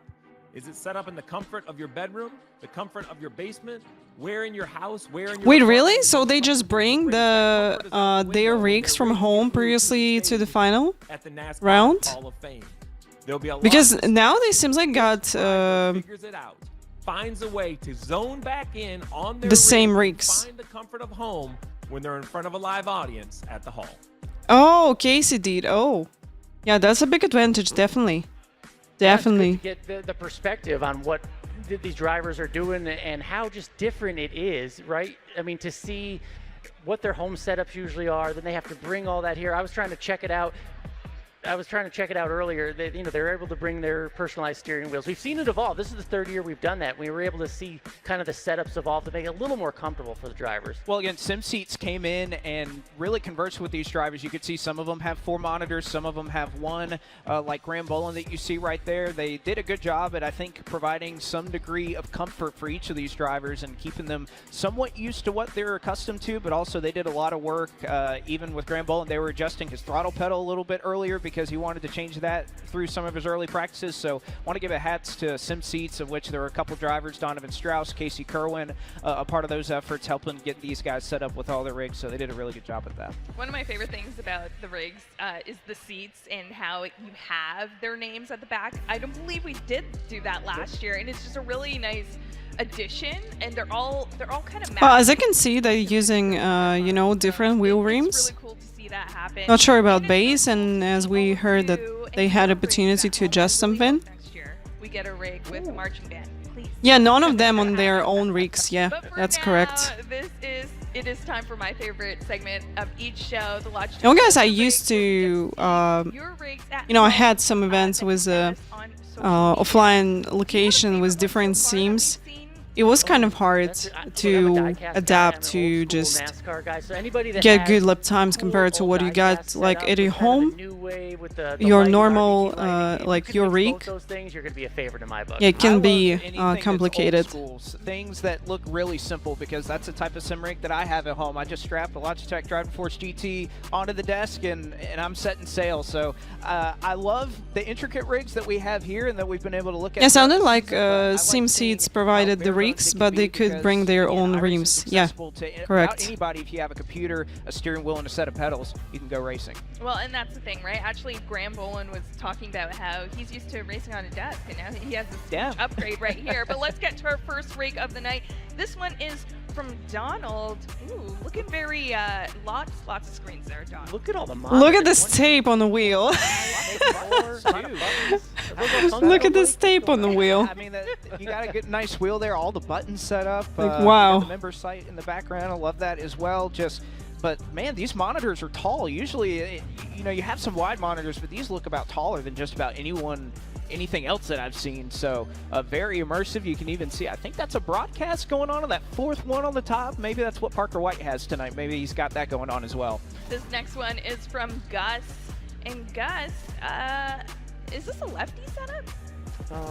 Yeah, we all started from G27, G29 long time ago. Like, simple, right? I think that many people got this set up, and then some people still race on these wheels. Cat dog can watch you. That old school sneaker down there that looks like a Sean Kemp shoe I used to have. I think if I'm looking at that, old school stuff right there. I like this setup. I mean, simple. It's all you need. NASCAR chat. Steven Wilson is better than Max Verstappen. Maybe you're running a little bit of Australian V8 Oh, actually, not really fair to compare them as Steven Wilson racing ovals and Max Verstappen in road racing. I got no idea how Max will do in ovals. Let us know. This next one is from Cody. A very clean setup. Yeah, this is like one we just saw, except with better cables. Unbelievable. I had my G27 like 4 years ago. Clean. Looks like a kind of crazy. A custom-built rig in terms of where the monitor is and everything. Blake, in terms of monitors, where do you stand? Just one? Is one okay? Do you like the immersive? Well, one's good enough for me. I use 2 for racing, broadcasting, streaming, all that. But as far as just racing and what I need, all I need is one. It's convenient to have a window open, in my opinion. Used to have a 3 monitor setup. I don't know. For me, triple screen will be mandatory. Good enough. All you need is the one. Especially for ovals. Especially for ovals. So if you can be okay with a single screen on road course, I think you need triple 100% for ovals. Like, it's really hard to control situation without triple. I know we're supposed to be rating the rig here, but oh, you change your pedals 5 times in 5 years, yeah. I mean, the fast cars around you make you fast on the rig. I love the Freshmaster Teagues, this is T400, right? Fast air from the fan For Xbox. Good aerodynamics. No, good setup there. Really a big fan of this one. Oh, nailed it. Oh, look at this. Our next one is from Jordan Racing. And Awesome. This is intense.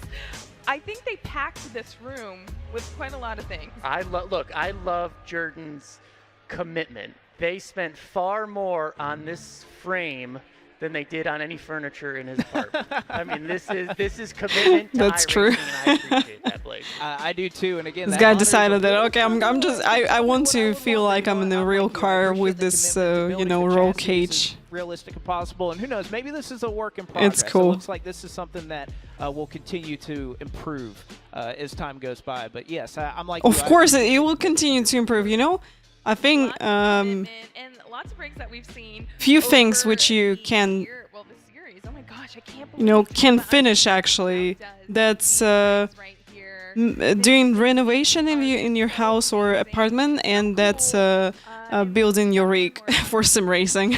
Again, SimSeats did an incredible job. Oh, nice. Yeah, you know, I raced with T400. It was huge improvement for me. So when I jumped from G27 to Freshmaster T300, it was like, wow.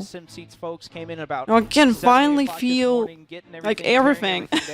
And still, you know, I think that T300 is my favorite. And get the last-minute preparations they need for qualifying, all of those things. How important Still is my it to favorite get as wheel. much personalization You know, that especially they to make have you for love, right? beginning in your sim racing career. So if you got this opportunity to Very just important, and speaking of SimSeats, we get talked about a couple T300, of like drivers save some helping money out or and something getting, and get some T300. things, lined T300. up. How about Garrett Mays, who began just his racing career yeah, in you the should go for SimSeats it. Spec E30 race car, and we'll have more to come in the 2025 season. Again, he's somebody who streams on Twitch. You can go watch him as he's competing tonight back at his home. But somebody that is looking to launch this SimSeats partnership into E30, world E46, Yeah, they the call it best master process, like first the series National of Auto Sport BMW. Association competition. He was going through that to get the competition license. That he Just, carry up to you know, IMSA with all my and heart, beyond. I During really his first day dislike as a new rookie in that BMWs. school evaluation, in the first race he drove, the back of the pack, up to third place. Because I on used day to like two. them a He shot lot, the entire like field, all driving this from old last place to BMWs first in there. both races. Very cool. Again, They're applying amazing. what we're seeing here in the iRacing sim world to these real-world races, we are seeing it more and more and more, Blake. It is really something. That's to really see cool that you the started from principles Forza and carry get over into and get iRacing. How somebody did you do that, you know, this? he kinda dabbles Because in I both really, sides, Coke Series you know, driving, but not has all really people in taken Forza on are aware some that more we got road racing over the iRacing last couple of probably. years, So and it's great to see that when the crossover first now time working out for you him and so many others. get That's information exactly what we were talking earlier, about you know, iRacing. where before the broadcast started, you have that session to talk about how everything with driving is just coming into the real world and then the virtual world. It's really just inception on inception. Yeah, and we're getting the new next generation of race car driver. Caden Honeycutt, a regular here, just got a full series announced deal today in the truck series next year, going full-time pro. It's we're hearing more and more of that behind the scenes, behind the wheel, on Fridays, Saturdays, and Sundays. It just to see it grow the way it has in the last 3 years has been really fun. Now, we have to talk about another fun aspect that we get to do, because obviously we're not here, well, maybe next year, doing the driving, the hard work. Instead, we are here to look at it and just pull out some awards out of our hat. So it is time for our Countdown to Green Awards. This is where we're going to really let certain moments and drivers shine. The first one is the Gas Guzzler of the Year. Well, the Gas Guzzler of the Year, again, we'll kind of think of it as a hard charger award. The driver that, as far as where they started in the field versus where they finished, who has gained the most positions this year. And we were just talking about him a couple of moments ago. Third place in that this year is that number 12 for FGR Excel of Garrett Maines. He's had a season where, again, it's kind of the middle to later portions of these races. You see a lot of these drivers who, again, sometimes it's because they struggle in qualifying, sometimes it's because they have great long-run pace. They're able to do that. Second place is going to be somebody that is right over here on stage, and I think. Wait, is it that's for the whole season? You gain 124 positions. Yeah, I kind of threw the first half of my season. In that's a way, great. But again, stuck with it. Ended up winning this race that you can see right here at Pocono Raceway, but has been somebody that has had great race pace versus where he's qualified. And first, I believe this is. You was always aware of the.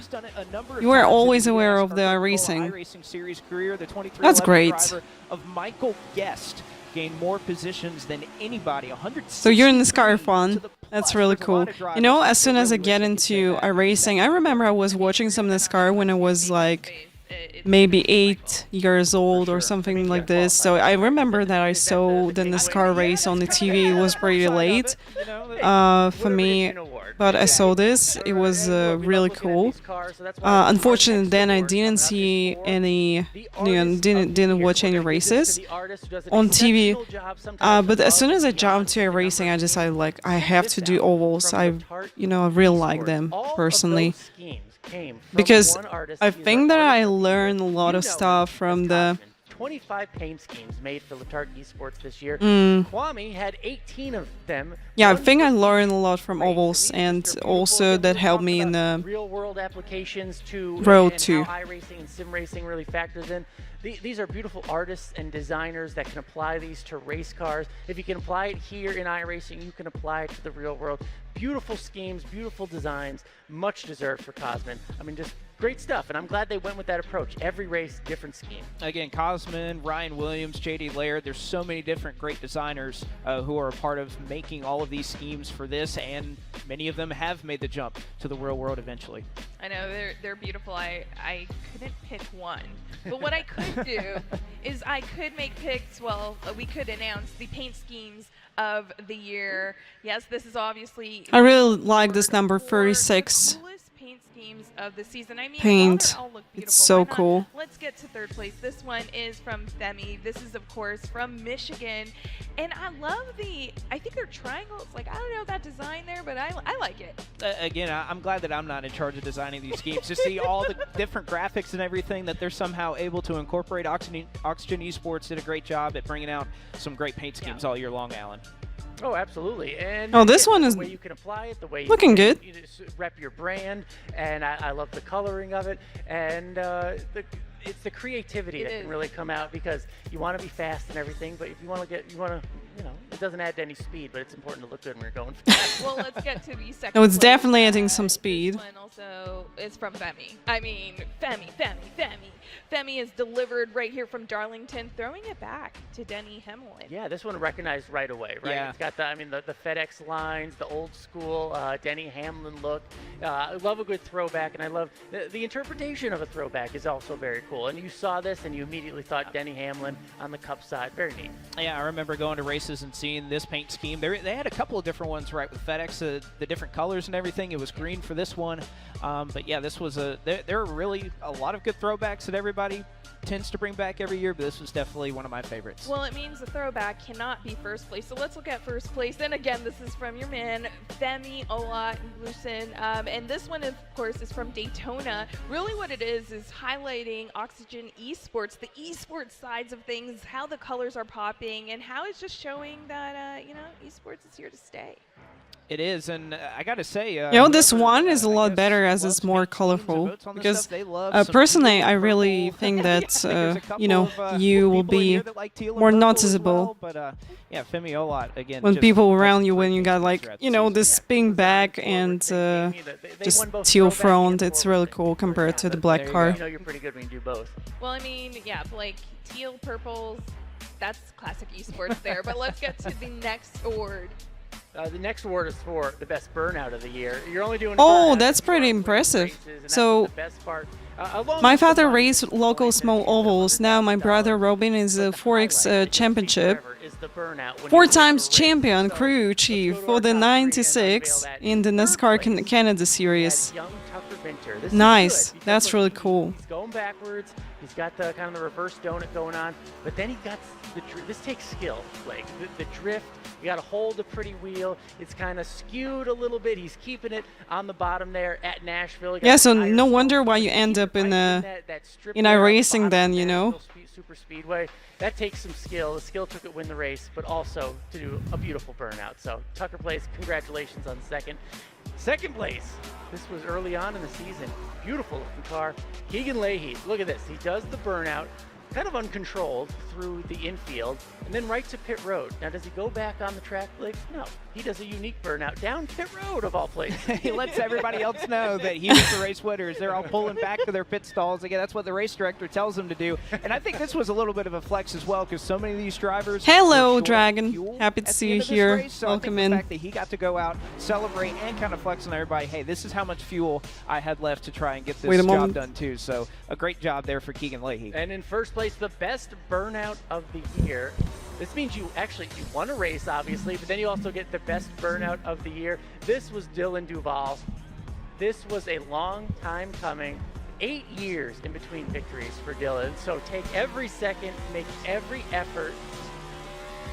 Take every effort to make, just look at how tight. This is what you know it's a good burnout when it's really, really tight. Little concentric circles that you see there. And then he does the long burnout.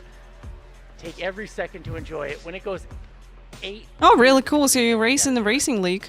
Awesome. What cars do you race in your league? The Coca-Cola move of the race. We looked at back at all Sticky Rick, thank you so much for the follow. Really appreciate it. Hand Graphic, thank you. And Corn. Because again, Oscar, thank you. Race, there's always one moment that sticks Upsy. out. Let's take a look at our top 3 from Etrid, this Robbie, season. Stefano, welcome everybody. It's kind of the reason that, or part of the reason that he's here in the championship for tonight. Bobby Zielinski with this move on the outside. Move of the year. Turn 2 at the Chicago Street Course. They should place this on the first position because it was awesome. They, you know, that move just decided was going to be able to win this race, and you could see Zielinski result of the race on the outside through turn 6 at Chicago. That is not an easy thing to do. He gets the clean air, and eventually he goes on to win that race and transfer his way into another playoffs. But this is also, I think, one of the best ones of the season. Garrett Lowe versus Jimmy Mullins. And remember, these two drivers had a little bit of a history carrying over from a year ago, but you had Jimmy Mullins. He stayed out on older tires. Garrett Lowe elected to take 4, chasing Jimmy Mullins down the track or from the back, and goes into 3 and 4, gives him just enough of a tap, nothing dirty, but just bumps him out of the way, and then it's deadlocked to the line, and Garrett Lowe executed it perfectly, wins by just 1,000th of a second, and vaulted himself into another playoff bid. But our favorite of the year has to be this one from Malik Ray from his win earlier this year at Atlanta's Motor Speedway. As he's going into 1 and 2, you can see exactly how everything is sizing up. You think all the Arca 87's tracks Xfinity Next Gen. But yet here he is OB Arrow. Back up to Derek Bordeaux. Again, this is why I think okay, so this is what you race in this league. That's really awesome. No, personally I really like Gen 4, really like Arca, Xfinity. I think this 3 are my favorites in ovals.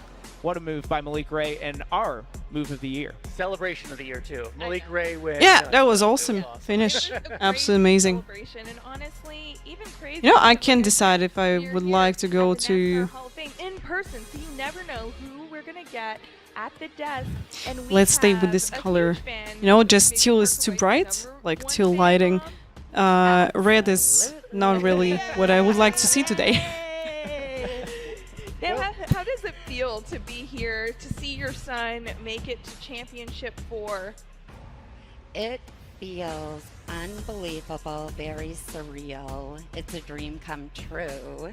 Can you tell us about his journey when he first got into either racing? Hey, they really look alike. How you saw that That's grow awesome. and turn into a $100,000 opportunity? What's that journey been like? The journey was he watched NASCAR when they raced their series on iRacing, and he said, I want to try that. So we hooked him up with a simple sim, and as soon as he sat in the seat, he was hooked. He's a natural. You guys will return back soon? just stares straight through his monitor, doesn't get nervous. So I mean, you're very calm. I mean, it's not often that we get the family up here, and I feel like that could be very nerve-wracking, but you're taking this very well. And we see Grandma's also here. Grandma is right here watching the whole broadcast, like from the start as well. Yes. How does it feel to be able to not only show up for your son, but show up alongside other families that are here in support? I saw you tweet. Yes, Casey racing this one. And we're getting ready for the race. How does it feel to now interact with their families as well? I know that the viewers can't see my arms, but my hair is standing straight up. I love all of the most of the drivers. Important most of the distinction. drivers. The guys up on the stage tonight, every single one of them, I sincerely love. They have all been very good friends and mentors for Parker. So I'm rooting for everybody. I think it's just great that the 4 of them are on the stage, and it's not about winning. Oh, would love to visit it one day because, you know, actually, Charlotte, one of my favorite track, because I started from the street stocks and iRacing from this track, so it just I was about to say, it just means a looking lot over for these me. last couple of days, I know you guys have been down here for a couple of days. You've been able to travel, see some things. Just how has that whole experience been, being able to share that with Parker? It's priceless. Parker's 18 now. He's a young man. He started college, so any time that I get to spend with him is, like I said, very priceless, very special. He's also an aviation geek, so we have been able to go plane spotting, and we went to the aviation museum, and it's been great to be able to spend some individual time with him. A lot of people, or a lot of us, we only see the competitive side. I just talked to him. He's not nervous at all. I figured he would be. What's something we should know about your son that we probably don't? Oh, boy. Spill the tea. Tell us. Yeah. I think... He's over there. He won't hear you, even if it's embarrassing. He's not going to hear me. Okay, all right. Parker, anything that he's ever tried, he's been good at. He's a natural. He puts everything into it, his whole heart, his whole soul, and of course his mind. He started flying when he was 12 years old, so he is a freshman now in college. His goal is to fly 737s for Delta. He's been saying that since he was 4 years old. Wow. So here we go.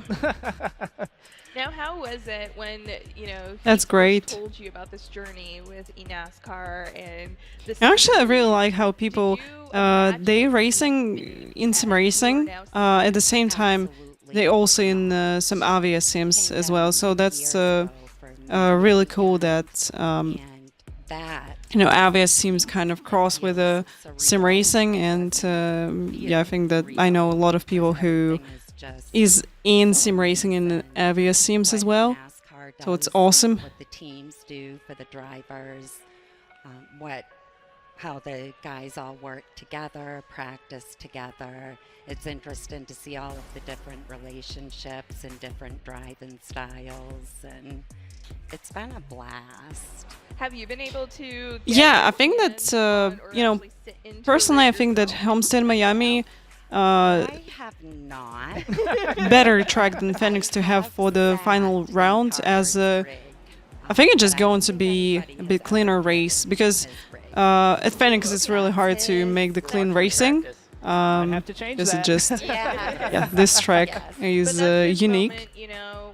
So I think Miami will be great. Regardless of results, Can't wait to what are see you this race, hoping which we Parker gets from this experience? going to have today. I think he's already gotten everything that I could hope for. He has worked really hard. He's been consistent. He's very respectful. And I don't think he ever dreamed that he would be here. So it's very special for Parker to be able to be involved in this sport. Yeah, and it's all multi-groove, Have it right? as it's built a lot of character for him, and it's really built up his self-esteem. So he started during a really difficult time for our family, and it really helped carry him through and keep him grounded. So it has meant everything and more to our family. If he wins 100,000, what does Mama want? I want Parker to do what he wants to do. Oh, that's the best answer. Yeah. The best answer. Yeah. Maybe for Grandma. Oh, you're so sweet. She nodded in agreement. By the way. Yeah, she Off did. camera. She's like, of course for Grandma, of course for Grandma. But no, honestly, talking to you and hearing, and all the families, hearing the passion and the support system that are around our drivers, just honestly amazing. It Oh, for really the is season, I a noticed close-knit family, the same that thing I've seen about between Parker, all that these different he's seasons. really, It keeps I know, growing cold-blooded year most of the after time, year and after he's year. really One last respectful thing, to everybody. He's not does really Parker have, raging like, or something if a he, good luck you know, he charm didn't or get like a into ritual before racing that the we podium could or something, just learn about or so like we know, he didn't you win know, and if he did finished win. second.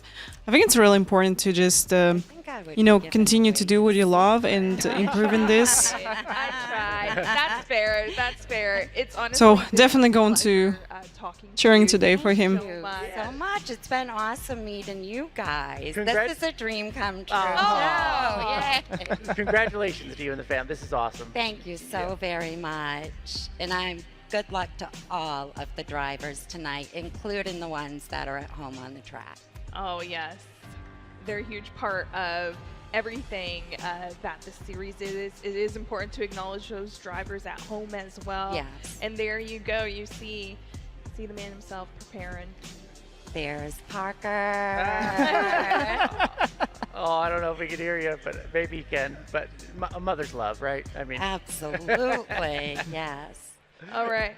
Now with that, of course, we have the race ahead that these drivers are going to have to race in and have all of these environmental conditions. But first, they got to look to the track and what to expect. So for that, we have Steve Letarte back telling us a little bit more about the track.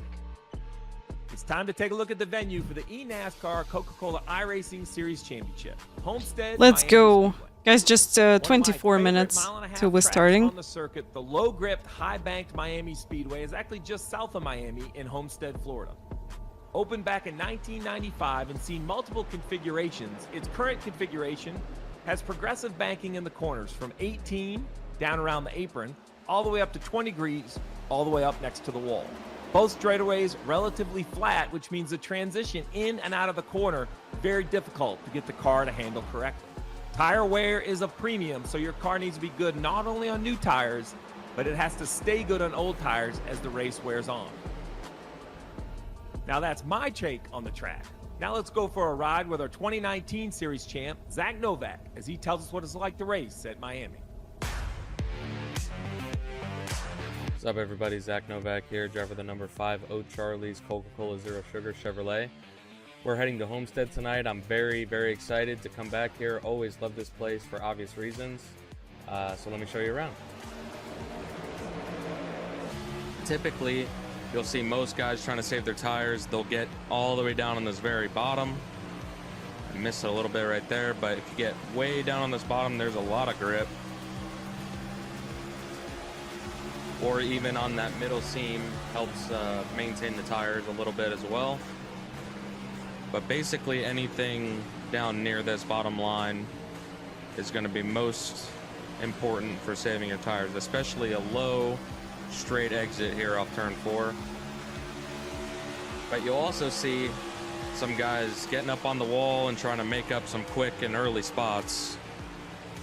It's very viable here to use that outside wall to your advantage, but you just got to be very careful. It's like a cheese grater on your tires. Your tires will just completely go away very quickly if you're not careful. All right. But you can put it right up on the fence and use a ton of throttle, way more than you would think. There's just so much grip up here, as there would be in the real life race. You'll see later this fall. There's just so much grip up by the wall, especially with that wall aero helping you kind of rotate the car and at that same time not letting the car step out too much. I'm really looking forward to seeing the Championship 4 brawl and see who comes out on top. So thank you everybody for watching these this year. Really enjoyed doing them alongside Jonathan Delaney. And yeah, enjoy the race and thank you for a great season. Nice.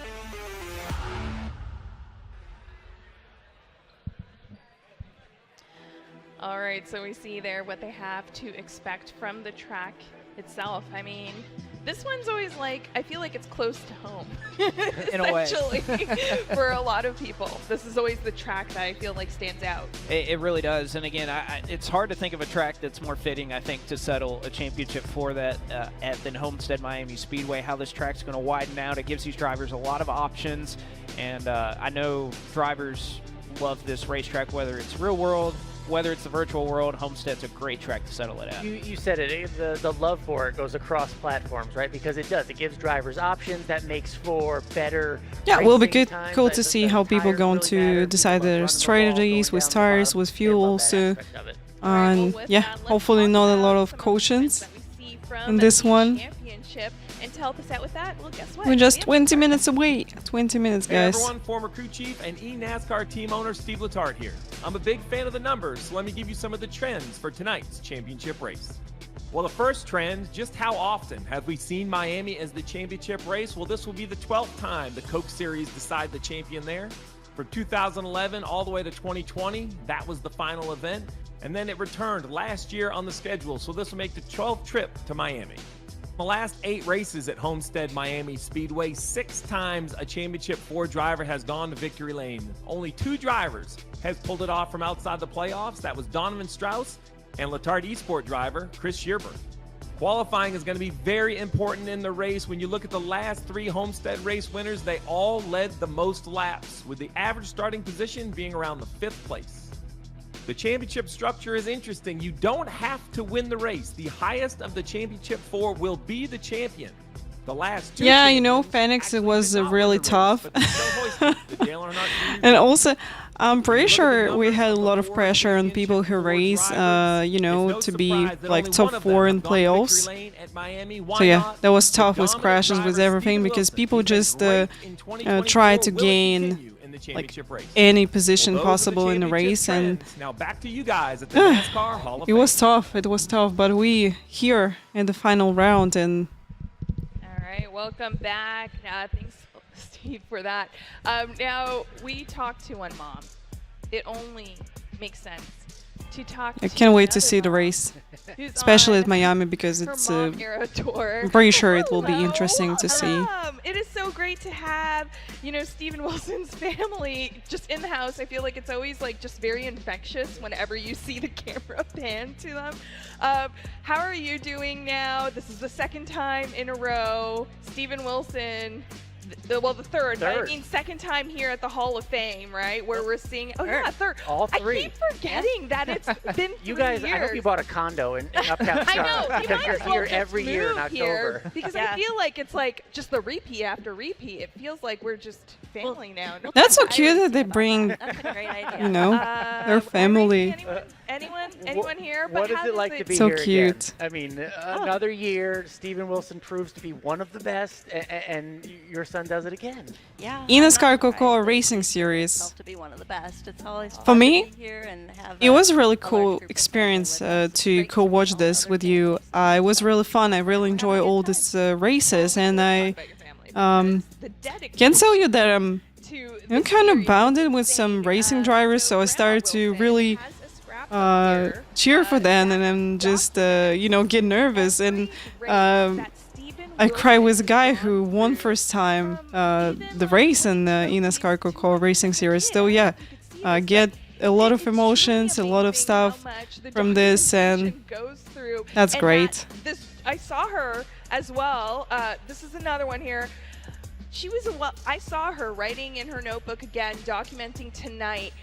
What do you think this means to her? Because she was so shy. She didn't want to be on the screen. She didn't want to be on broadcast. But what did she say this means to her? I'm going to say she has you fooled, because I would not describe her as shy. obviously she's very proud of Steven. She's very proud of her other grandsons as well. But this is a great thing that Steven's been able to do for himself, and we're really glad to be a part of it as his family. And yeah, she keeps track of him. Yeah. And I'm telling you, there is so much detail in this.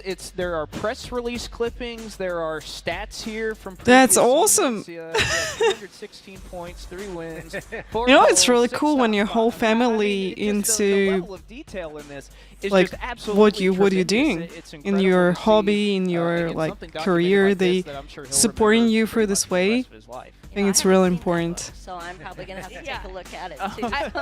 Well, at iRacing, we have Justin Melillo, who does a lot of the writing for eNASCAR series, but also the stats doctor, as I like to say. I feel like Grandma Wilson, Justin, is coming for you, shot.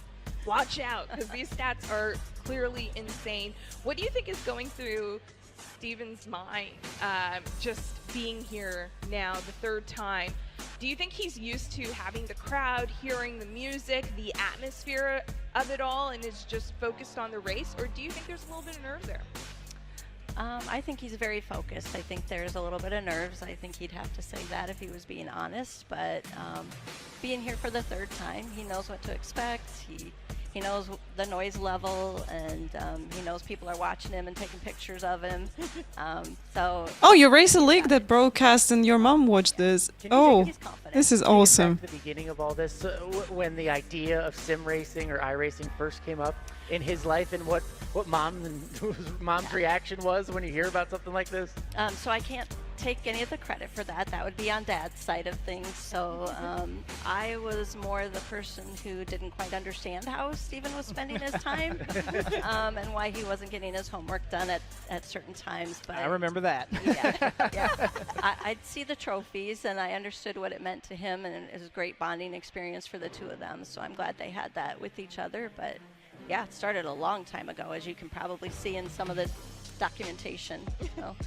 Now, seeing it grow from what it was to now how it is, how would you describe Steven's relationship with the other drivers? Because I feel like it really is a brotherhood with a lot of these drivers here. Yeah, I was talking with Graham's dad, and I was telling him that I remember the one-sided conversation, because I could hear Steven's side, but obviously not Graham's side. But I heard a lot of yelling, and I heard a lot of woohooing, and then I would hear a lot of laughter. So those 2 kind of grew up in this together. But I think he's made so many really good friends through this, and even some he has never even met in person. But this venue is great for them to get together in person. So, yeah. Well, I just wanted to know how big of a Taylor Swift fan he is, because you are wearing a wonderful. That was going to be my question. I'm sorry, Blake. Same page. I think you got to see the back as well, but lots of pictures of Steven on there. So he's been to the concert. Yeah, I have not been in his apartment when he's listening to Taylor Swift. So I think it's running in the back of his head all the time, to be quite honest. So you know, that may be a request. He could walk over to that DJ that's over the stage over there, and just maybe give a request if he wins, maybe to, you know. I think we did that last year. I think we got one. 2 years in a row. Yeah. Why not? What would be the request for this year? What would be the T-Swift song? Oh my goodness, you're asking someone who doesn't know the names of the songs. So we'll let him make that choice. That's fair. That's fair. I mean, if he does take it home, he should make the choice. I'm going to have a look if we got live timing right now, because I'm pretty sure that guys already did qualify or are doing it. I'm gonna talk more about that in just a bit when we get to a little bit something that we call picks later on. But it's honestly been a pleasure. You've been so nice to everyone here and to all the families that is out here supporting. Thank you. Thank you. Yeah, enjoy. Good luck. Thanks. Always cool to have the families. Yeah, there you go. We have Steven Wilson, who has no idea we were just talking about him. No idea at all. These drivers are so locked in, and we talked about it in the college series. Hey guys, they're doing He's still qualifying right got now. His, Iowa game, his Iowa Hawkeye. He's wearing bright yellow. I'm just tonight. not going All to the good stuff, you know, from his family. give and his you life, T-Swift. He's bringing it all information together for to now. So we're still celebrate waiting. Halloween We tonight. I still love that. need 11 minutes till we're starting. So going to see the great Well, but you know what's together even with me. better? When we got to talk about our picks here, because that's a little ongoing. Guys, welcome everybody who just joined. We're watching the eNASCAR Coca-Cola Racing Series last stage at the Homestead-Miami track. First off, congratulations, Alan. And just heard again a second straight pick. yeah, we're going to see who's going to win this Steven Wilson tonight. of making picks. I wanted to not talk about it because Haters gonna hate, Steven Wilson would say. But anyways, I'm going to stick with the driver that I had as soon as we came into the playoffs. I put him in my championship 4. I put him as the champion. I think he finally breaks through. He's been here so many times. I just think it's finally got to click tonight. Bobby Zielinski, that's who I'm picking to win the 2024 eNASCAR Coca-Cola iRacing Series Championship. That's a good pick, Alan. Yeah, that's a good pick. Look, he's had so many opportunities. You hope to see him get one. But I don't think tonight. I think my champ is going to be the one we keep going with. Mr. Wilson, back to back, right? You got to go with it. Steven Wilson gets it done again. He's just been too good, too dominant all year. And he has a custom T-shirt. I mean, come on, let's do this. Well, you know what, Alan? Not only does he have a custom T-shirt, but he also has my pick and custom. Oh, which one is your favorite? It's, you know, it's really hard. But I think I really like Parker White for this season, how he did. Also Bobby Zielinski, because just huge respect from the Chicago race from me, as he did really good road race with next gen car. It was awesome. Wilson's gonna win. But we have other picks as well. It's not just about us. We have. So yeah, let's see how this one will go. So I think that everybody from Decision is tough tonight. I think we have 4 drivers from amazing playoffs. competitors, Everybody so got I'm gonna go opportunity. emotional. I'm going to pick with my heart. A former Letard Sport driver. Why not? I think it's the year Bobby Zielinski finally gets it done. The top of the podium, he lifts the Dale Earnhardt Jr. Trophy. Another. I like you, Steve. There you go. I knew I had somebody in my corner. I mean, honestly. Yeah, can choose one driver, to be honest. So I'll be happy if Parker White or Bobby Zielinski going to win this. But if it will be Steven Wilson, I think I'm okay with that also, because he did absolute brilliant season with all wins and everything, and you know, literally dominating for it. So yeah, but I think that anyone from these guys deserve to win the championship. So You know, a favorite and the storylines. That's what I think. What I like most about this year. You know, one, if I will pick one, there'll be Parker White. Okay, so I want to be different from broadcast team, so they just choose Bobby Zielinski and Steven Wilson. So yeah, let's see. I'll be for Parker White here. Steve, hello. How are you doing today? Welcome. Away from their rigs, qualifying's done. They finally get to walk out here in a couple minutes. I think They're also happy to see you here. Guys, we did absolutely amazing race with Matt Malone in Porsche Cup at Sebring. Get into the same split with him. I finished in front, and maybe.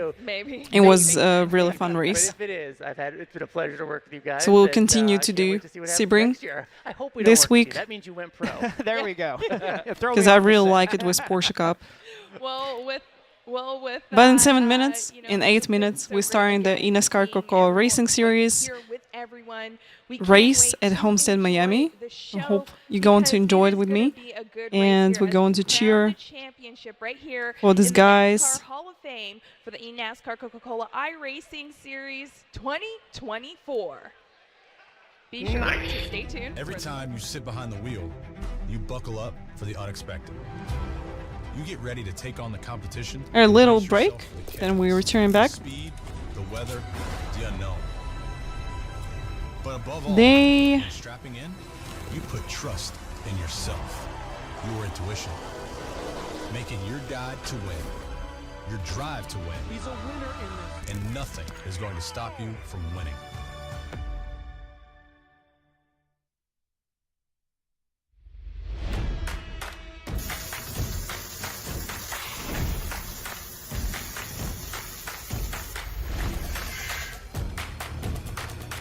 Yes, Dragon, I started from G27 4 years ago. Because that's only one wheel which I had.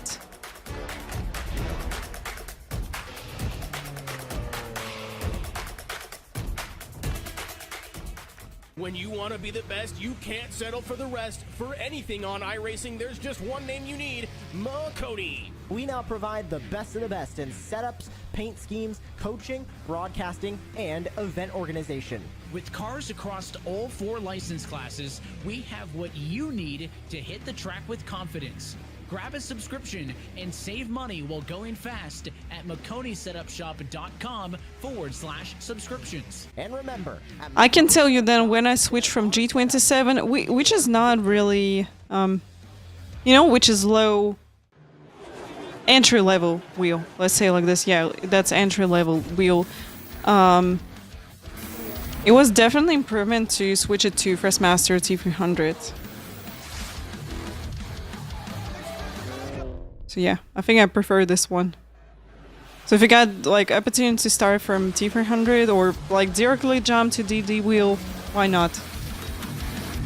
But if you got just G27, I think you can be okay in sim racing with it.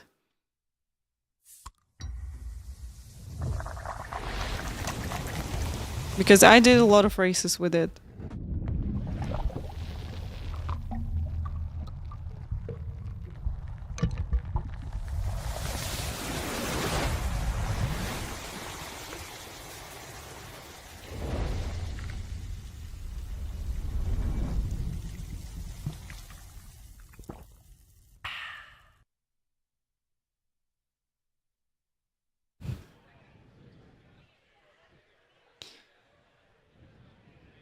You know, can tell you that Good evening and welcome to the NASCAR I'm using Hall on of Fame, stream the site of tonight's equipment NASCAR which I really Coca-Cola like, iRacing which I Series personally, Championship race.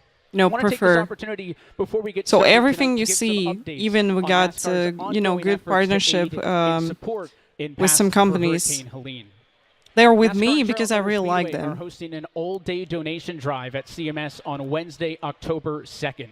Donations will be received by Wilkes County officials and transported to neighboring affected and counties in conjunction with Samaritan's Purse on Thursday. Talladega Superspeedway will collect donations at the track this upcoming race weekend. Martinsville Speedway will host a water drive at the racetrack on Friday afternoon. That's October 4th. Darlington Raceway is planning a Track Laps for Charity event on October 10th with proceeds supporting aid for affected families. For those interested in making a financial contribution, the NASCAR Foundation is accepting donations to support the American Red Cross in its disaster relief efforts. Donations can be made by visiting NASCARfoundation.org/Helene. That's /HELENE. Our thoughts and prayers are with all of those who are affected, and it's our goal tonight to provide you with a sense of normalcy. It was huge hurricane which happened. Thanks for joining Just, us. you know, I saw some videos. Yeah, it just, oof, crazy, you know? Crazy. That's in nature, nothing, you can't control this, you can't do anything about it, so you just, Basically means you know, everything can to probably be here, hide the somewhere Hall or of Fame. something like First this. time racing it with a live But audience. it's just terrifying. I think the underdog title does fit me. In my mind, I'm not an underdog. Second time back here at the Hall of Fame, I'm just kind of more grateful to make it this time. Knowing that a championship is in front of me is all I'm focused on. Same mindset as last year.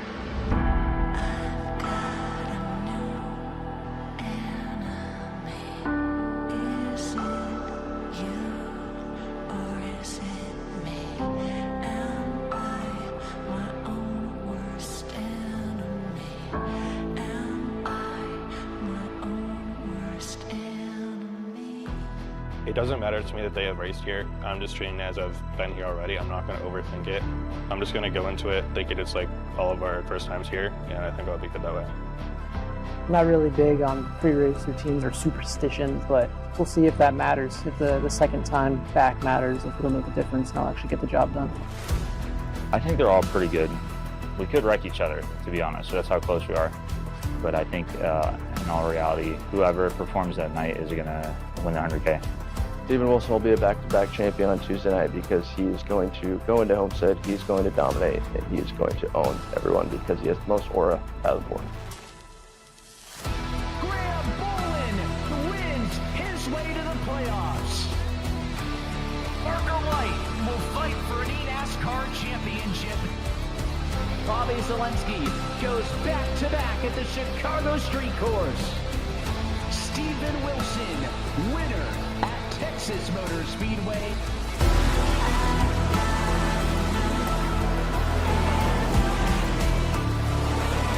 Yeah, I understand this, you know. I think we had some flooding in Kazakhstan in spring, so, you know, many people affected on the north part of the Kazakhstan. It was bad thing to have, definitely. Guys, just 50 seconds, and we go in.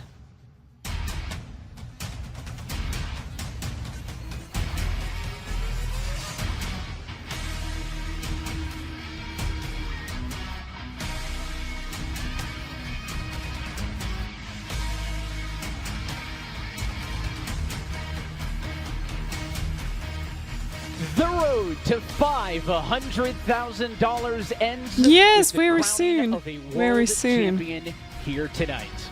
Hello from the NASCAR Hall of Fame in Charlotte, North Carolina, and welcome to the championship race of the 2024 eNASCAR Coca-Cola iRacing Series. Alongside myself, Evan Pasoko, joined by Blake McCandless, Alan Cavani. You guys have been getting us set throughout Countdown to Green.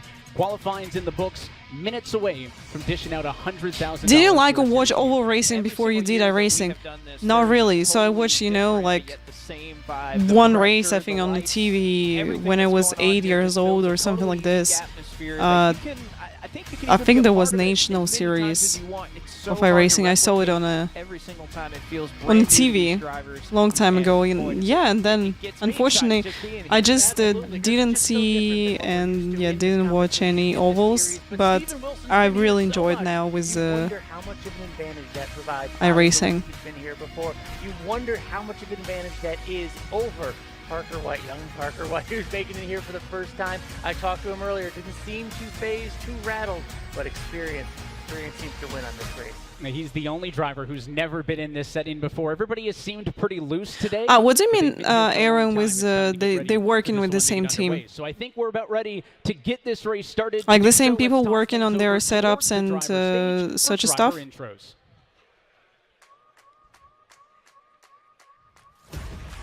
Welcome to the okay. championship round Got it. of the 2024 eNASCAR Coca-Cola iRacing Series, live from the NASCAR Hall of Fame.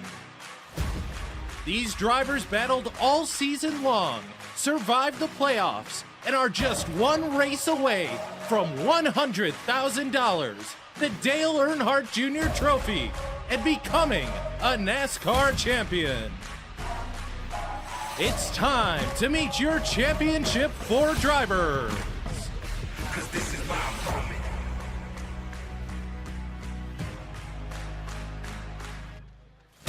Driving the number 53 Chevrolet Camaro for Williams Esports. From Norridge Walk, Maine, the young gun trying to shock the world. It's Parker White.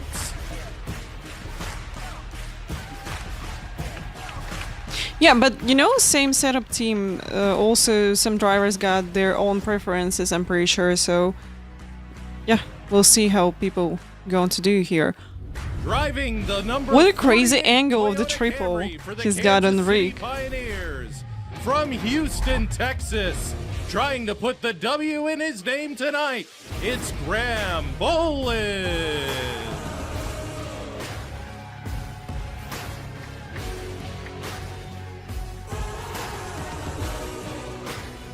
Nice. Yeah, triple is really like not surround, you know, around him.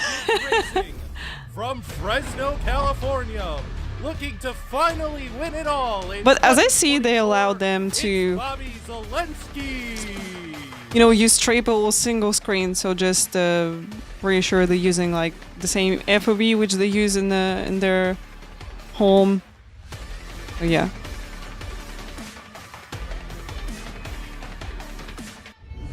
Driving the number 10 Ford Mustang 4M80. He is your 2023 and defending series champion. Well, actually, if it's tied, you able to see a bit more on the side. So it's. I think it's really good for ovals. I got triple. Guys. 32-inch monitors, curved, and 1080 pixels, and also. Well, it is officially driver. My angle is around, I don't know, 25 or 30, something like this. The most famous words in motorsports will get us kicked off. We're going racing at a Homestead in just. Don't remember FOV, which I'm using. I think it's like 134 or 40, something like this. I can tell you. The weather, the unknown. Can tell you the right number of the FOV which I'm using. Making your guide to win. Your drive to win. I really like that they curved, and we decided I'm going to use just the nature curvature of the screens as the angle of the triple.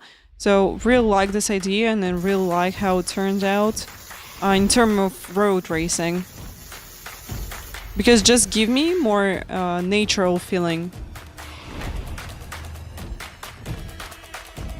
I used to use single 27-inch monitor. It was tough. So when we started, I started from single screen 27-inch and G27 custom-made rig, steel rig. When you want to be the best, you can't settle for the rest. But first thing which we changed, there was triple. So we upgrade triple, then we get, you know, T300, and then we get With cars across all pedals and wheel. classes, we have what you need to hit the track with confidence. Yeah, my FOV is 134. At McConeySetupShop.com. I was right. /subscriptions. Just wanted to check if I'm right with these numbers. Guys, I'll be right back really fast, going to Wizard Chamber of Wisdom and return back, okay? So stay here. We're starting soon. Let's go.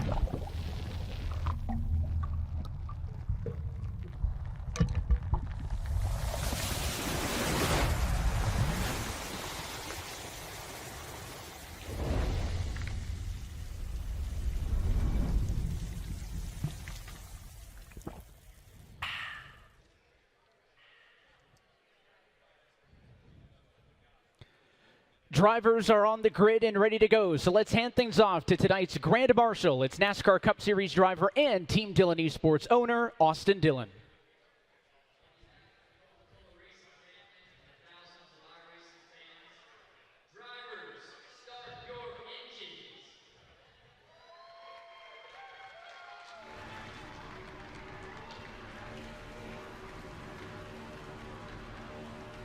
Well, let's go down trackside and take a look at your starting grid for tonight's Homestead 150 as the cars roll behind the virtual pace car. It'll be a tie for the fastest stop in qualified, but Vicente Salas gets pole. His Tony Cadan, number 11, will start from the front row, and he is joined by the defending series champion. It is the M80 number 10, is Steven Wilson, who starts tonight in second. Row number 2, we'll see the Williams Esports 53 car of Parker White in search of a first eNASCAR championship. He's joined by the VS Competition 89 machine of Garrett Lowe. Back on row number 3, inside the Joe Gibbs Racing 54 of Daniel Falkenham. To his outside, it's the Pioneers number 20 machine. That's Wyatt Tinsley. Row number 4, starting 7th on the grid tonight, the second of the Williams Esports cars. It's the 51 of Donovan Strauss. He's joined by the Spire Motorsports number 7 of Malik Gray.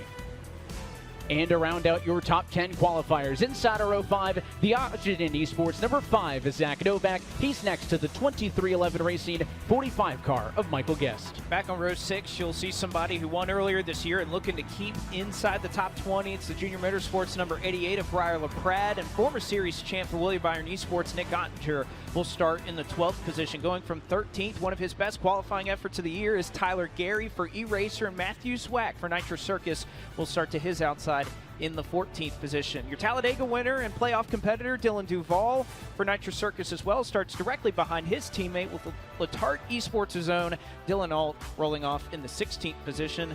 For Team Dylan Esports, it's Taylor Hurst, the number 33, who will go from 17th, 18th. I returned back just in time. Hello. This is my dog, Isley. Hello, guys. Hello. For KHI, Kevin Harvick Incorporated, it's the 29 of Jimmy Mullis, and Jordy Lopez will round out your top 20 for BS Plus competition. That takes us halfway home. Row number 11 will be the Front Row Motorsports number 38 car of Michael Fresh, driving in an eNASCAR Coke Series debut as a backup driver. Next to him is the Oxygen Esports 22 of Femi Olatunbosin. Well, I think just triple is going to give you more confidence. Tucker Minter, and to the outside, the Canon Esports 66 car of Colin Keister. Lucky row number 13 inside the Spire Motorsports. Guys, we're starting. Oh my god, I'm so excited. We're starting. With some work to do as he eyes the title here tonight. Row number 14 will be the Junior Motorsports number 8 car, Caden Honeycutt. He's had a busy week, hopes to continue that here tonight. And it is the Pittsburgh Knights 55 machine of Ryan Doucette to his outside. And on row number 15, it is the RFK Racing 17 of Colin Bowden. Guys, I decided to go with the Parker White, so I think he's going to win the championship. Starting in 31st tonight, but Kwame Scott for Letarte I think that Esports. anyone from this 4 guys has his work cut out for him tonight if he wants to finally win that elusive title for JGR. Deserve the win in this championship. 12 of Garrett Maines chronicled him on the pre-race show, as well as Keegan Leahy for 2311, the former series champ, starts tonight in 34th. Jonathan Delaney for Team Let's Dylan go, Esports. let's go, let's go. Tonight. I see Doc, I'm happy. Me too. Can't imagine that I was living without dog like 27 years of my life. Knights will go from 38th, and then a couple of drivers with grid penalties in this race. Michael Coach So happy Jr. to have a dog. Holmes will make up your 40-car field.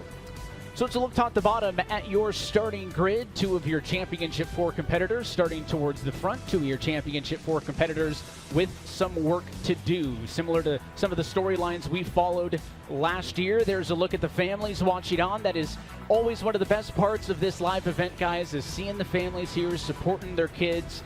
And of course, this live event atmosphere is what is going to make this so exciting. Lights out on the pace car, 1 to go. Going to be very exciting indeed. And again, I think for these drivers at this point, they're kind of locked into their rigs. They got their headsets on. I think for them, this is kind of procedure as normal. I had Parrot all the pomp and circumstances done. But for them, it's all about zeroing in my childhood, and he lived for 12 years, I think, or 13. Was, small Parrot. He was so cute.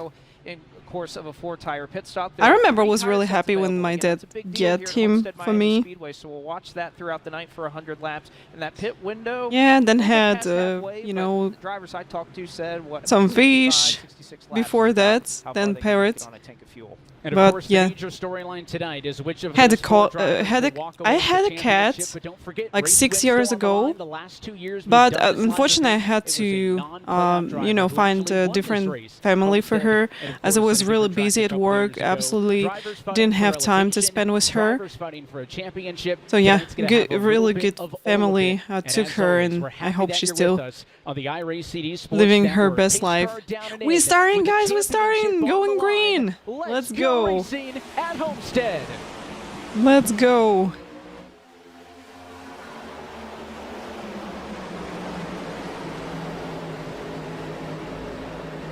And they're not going to wait very long to try and battle for this championship. You can see Vicente Salas will kind of move into his own, but already a little bit of side-by-side action there between Steven Wilson and Parker White. Second on the track, but first in the battle for the championship. Right now they both ride right on that inside seam as they complete the opening lap.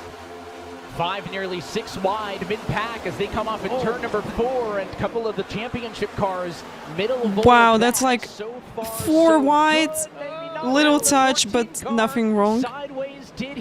Just a little touch. Save in turn 1 as this thing stays green. I'm going to hide this for today, as we got really good Right in front of Bobby Zielinski. You can see one graph. gets way beneath the apron further on back in the pack. Right there but from iRacing. Zielinski very quickly tried to go up to the top. You could kind of see Graham Bolin doing the same thing. I think it's not a bad strategy to employ it's tough when you're starting back. You have to get this track position as soon as possible, and I think you worry about saving all your tires and everything like that later.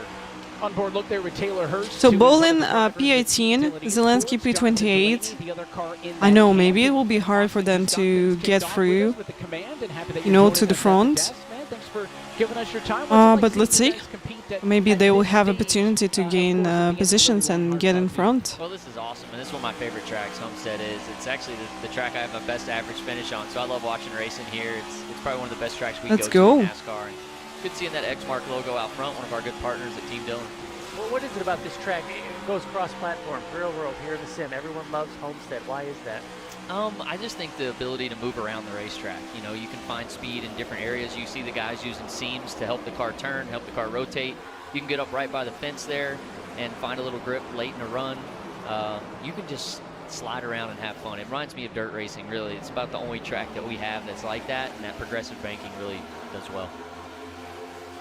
You see the midfield here as that 3 car is in the thick of it. These races are pretty short, right? 100-lap sprint, essentially. If we go green, we'd likely only see 1 cycle of green flag pit service. So when you compare these races to the full-length stuff you guys do on Sundays, do you give your drivers any advice on what do you change characteristically behind the wheel when it's such a short sprint with really limited time to make up ground if you start slow? Yeah, I heard you start off the show saying they can go 69 laps on a tank of fuel. Like, we wouldn't even think about going that far on a set of tires.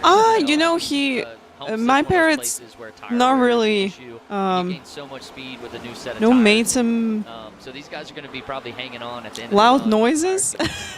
Being a team owner, being a part of this, seeing this grow. But yeah, now just really enjoy to have a dog because we're doing together agility, we're doing together nose work, and she's absolutely incredible, so smart, and you know, just I enjoy to spend time with her, and it's really cool to see how she's doing, how she's improving also. For our training, it's awesome. It's the closest thing for me to compete on. So that's absolutely different experience from, you know, having a cat, parrot, and fish, you know. Absolutely different. It's really the dog is a part of my family, so it's not just a dog, it's a big part of my family right now. We've seen a lot of that. I think a lot of the topic of conversation you guys were talking with on Countdown to Green as well is how drivers within the sim world are finding niches in real-life motorsports, if it's sim drivers, if it's testing. And the series has been around for 15 years now. It's come a long way since Dale won the very first race. To see it how ingrained it is now, to your point, in real-life motorsports has not happened overnight, but you got 3 ferrets? They're so cute. It is, and then you got guys they are hired so to go cute. run the simulators for different teams, and you know, Anthony Alfredo does a great job for Chevrolet, putting a lot of laps in, and I know he's been involved with iRacing and different teams as well, and building those teams, so it's cool to see, and man, these guys are getting after it at the front.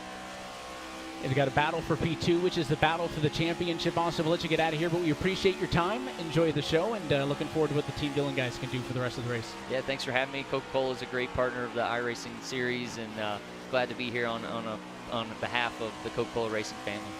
And those Coke colors look good on those cars out there on the racetrack. Of course, reminder, if you're looking for where those Championship 4 cars are in the field, they'll be highlighted in red, not only on the race I think I just want to have another one dog, and that's it. So I think 2 dogs will be enough for me. Bar top of your screen, and the current running spot for those top 4 pinned to the top of the screen. But some time back, I was thinking about getting lizards, as they're really cute. You know, you can build all this terrarium for them, and it looks cool. But yeah, just end up with a dog. Because actually dog was my dream the whole life. Of those championship cars. And you know, I was talking to Graham earlier on in the week, and again, he kind of prepared for this race not necessarily by just running laps here. Of course, everybody, the qualifying and all those things, you learn this track as much as you can, but with the new dynamic track and the physics and everything that iRacing has brought in, Graham told me a couple days ago, the biggest thing I've done to prepare is just run official races. Again, the NASCAR schedule was at Speedway this last week. You know, I can't imagine that people can do such a things, because, you know, you can be open and you can say, like, you know, I'm so busy, like, whatever, and just maybe you can leave this animal for yourself then, yeah, or something, but just, you know, that's where that preparation, Alan, is so live this. Absolutely, and I'm thinking back last year, Steven Wilson was in this position for much of the race, sitting there in second. What we didn't see was much competition, especially early. This is the exact opposite. Throw it to you and then just disappeared. To have second and third, both. That's incredible. White on his bumper. This is different vibe than we saw last year in terms of the comfortability that he probably had earlier on in the race. This is a different Steven Wilson. From my childhood, I wanted German Shepherd dog so bad, as you know, these dogs, they appear in the movies, so yeah, I really want to have this one, but end up with Sheltie just because we were thinking about getting the Border Collie, and then I was watching the agility competition and I saw Sheltie, and we just with my husband fell in love with this breed, and yeah, from this moment I just started to search for Sheltie, get more information about them, yeah, and just get Isley. Was relatively the same on pit strategy. You could also see a different race where you get a handful of yellows, those 3 tire sets come into play, but on a long green flag run, which you have to plan for early for Graham Bolin, is the Bolin gained 10 positions from the start, so we saw him on P18. Right now he's P8, Wilson P2 and White P3. They're going to fight. Where he's qualified, so I think to a degree, yes, he just has really good race pace. And again, when you're these Championship 4, the thousands of laps that these guys have put in just for this race alone, I think pays dividends there. As you can see, Bolin, he makes up another spot here. But I think there is a balance, right, that you know you start out with bad track position. You're kind of willing to take this risk, and if a caution does come out right now, you've just all of a sudden kind of flipped the script. And, you know, kind of reminds me of what we saw out of Logan Clampett a couple of years ago at Texas. Started all the way in the back, came up and finished just shy of beating Keegan Leahy for that championship at Texas a couple of years ago. And I wonder if the pressure from White behind Allen is going to be an influence here on Steven Wilson to make a move for the race lead, right? I think. What time is it there? 5:30 a.m.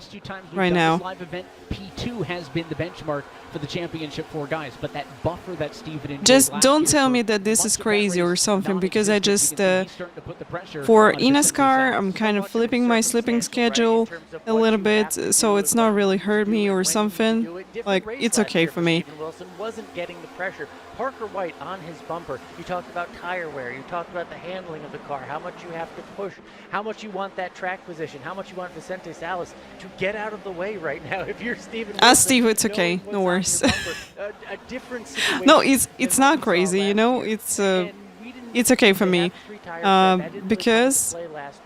Last year, you know, I enjoy all these events. I enjoy this to share them with you, and you know, can just not take this opportunity and, you know, just sleep at 5:30 instead of watching eNASCAR with you. I'm going to choose watching eNASCAR with you, of course. You can see some of the other dignitaries that are enjoying this, including the man who has his name on the trophy that's sitting over there for one of these championship competitors. It's always my favorite stat to pull out of the hat that you look back at this 15-year history of this series, and the first ever winner in this eNASCAR Coca-Cola iRacing Series was Dale Earnhardt Jr., and now his name is on the trophy.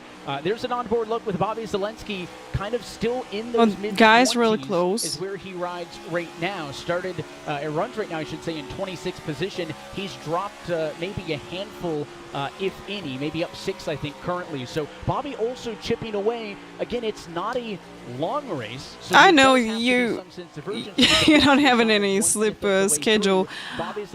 Personally, I think it's okay. You know, if you not suffer more from your work schedule. Like you can allow to in the playoffs. It is his 6th time stay up in the championship late, 4. He is very familiar. like sleep being into this during the position. Said daytime. earlier he felt It's grateful to be absolutely back okay. in this championship 4 after missing out on it for a year. And everybody always asks the question when we get down to this one, is it Bobby's year? He hosts a career best finish of 2nd in the standings that happened back when we did this for the very first time here in 2022. The Denny Hamlin, if you will, right? For those who know the real world side of this, the Sunday Cup things every year. Is this your year? Bobby Zielinski makes it back once again to be in this championship 4. How tough that must be every single year just to make it into the championship 4, and then you earn that and you get the question, is it your year? Bobby Zielinski, the qualifying effort, clearly not what he wanted. A lot of makeup work to do there. Yeah, always been that person that it's easier for me to stay up late instead of wake up in the morning really early. Enough for him and enough car speed for him to make it in time. Again, these short races you keep mentioning. Everybody always refers to the progressive banking here at Homestead, Blake, and to your point, the iRacing drone was a good shot because there were cars bottom, there were cars high, and basically every half. Okay, so what do we got right now?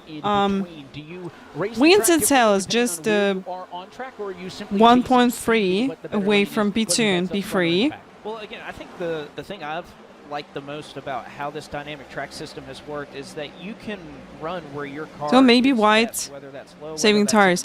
Oh wait, that was wrong information. Yeah, just pace updated, and they real close to Vincent. Okay. Having any pressure, talking to these guys, it's the bottom lane that at least early on seems to be the preferred.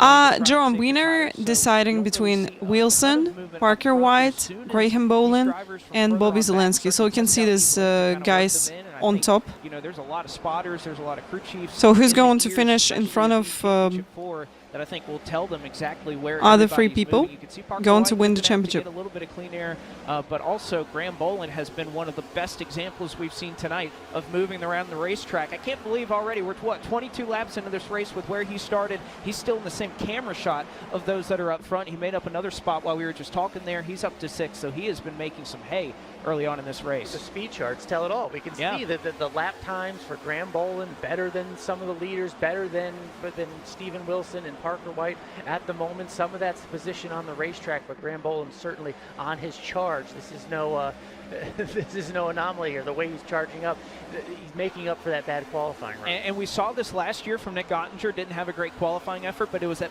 about this I point. think she should do this. Graham Bolin has not done that yet.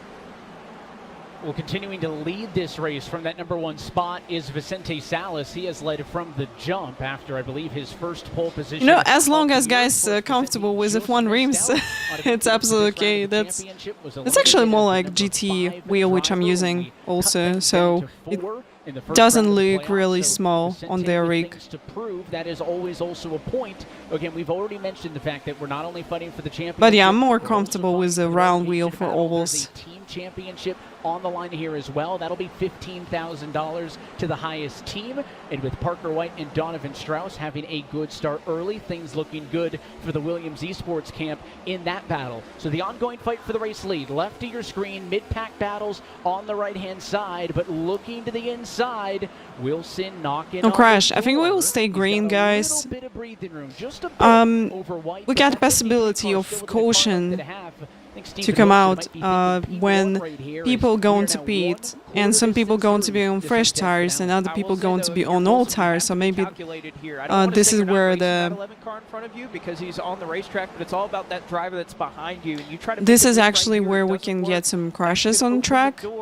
But if we'll stay for 100 laps green, that would be incredible experience. Again, I know you want to look out the windshield, but right now the race for this $100,000. Yeah, Jerome, me too. Waiting for it. Windshield. And it's a tricky spot because if he sits there, maybe it opens up Parker White to make a move. I think they're going to reveal it on. If it doesn't go well, it could also open up the door for Parker White. So Steven Wilson kind of facing that double On Sim pressure Expo? as that stuff continues to go Probably. on amongst the That's race my leaders. guess. Got no information. Even I'm with TM as their ambassador and part of the Rockets team. Get away from each other as they run now. Lots of single file, but every time we head down the backstretch, there's at least 2-3 cars sticking out of line. There's an onboard look with Garrett Maines just behind the number 29 machine. You can see even here midfield, still a handful of drivers riding the fence. It's the SimSeats onboard camera there.